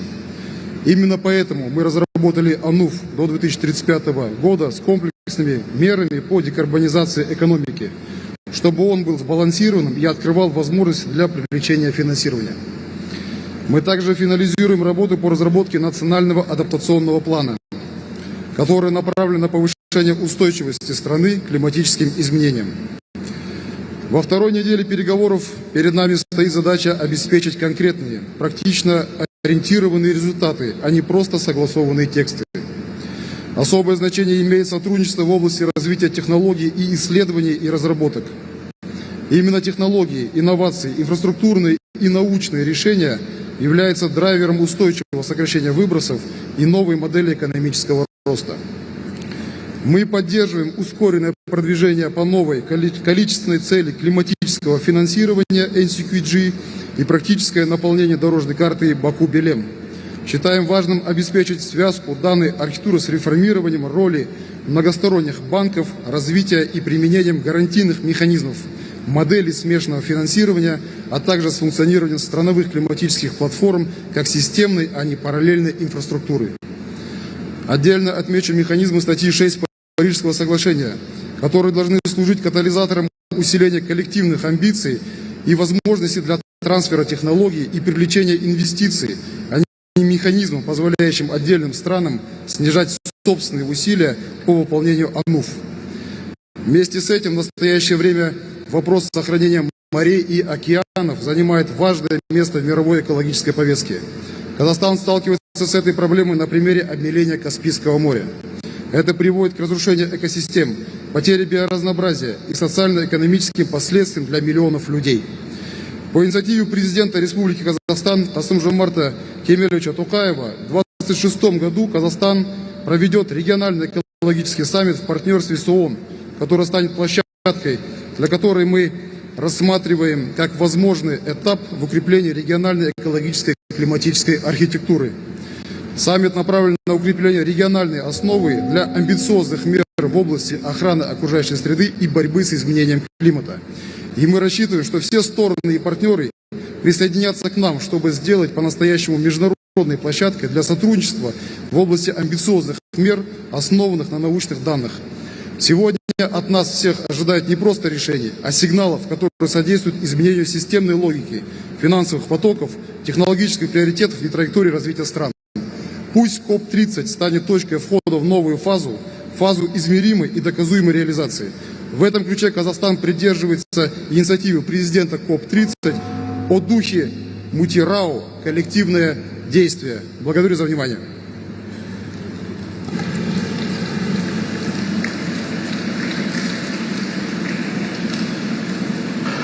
Thank you, and distinguished delegates. This brings us to the end of our national statements for today.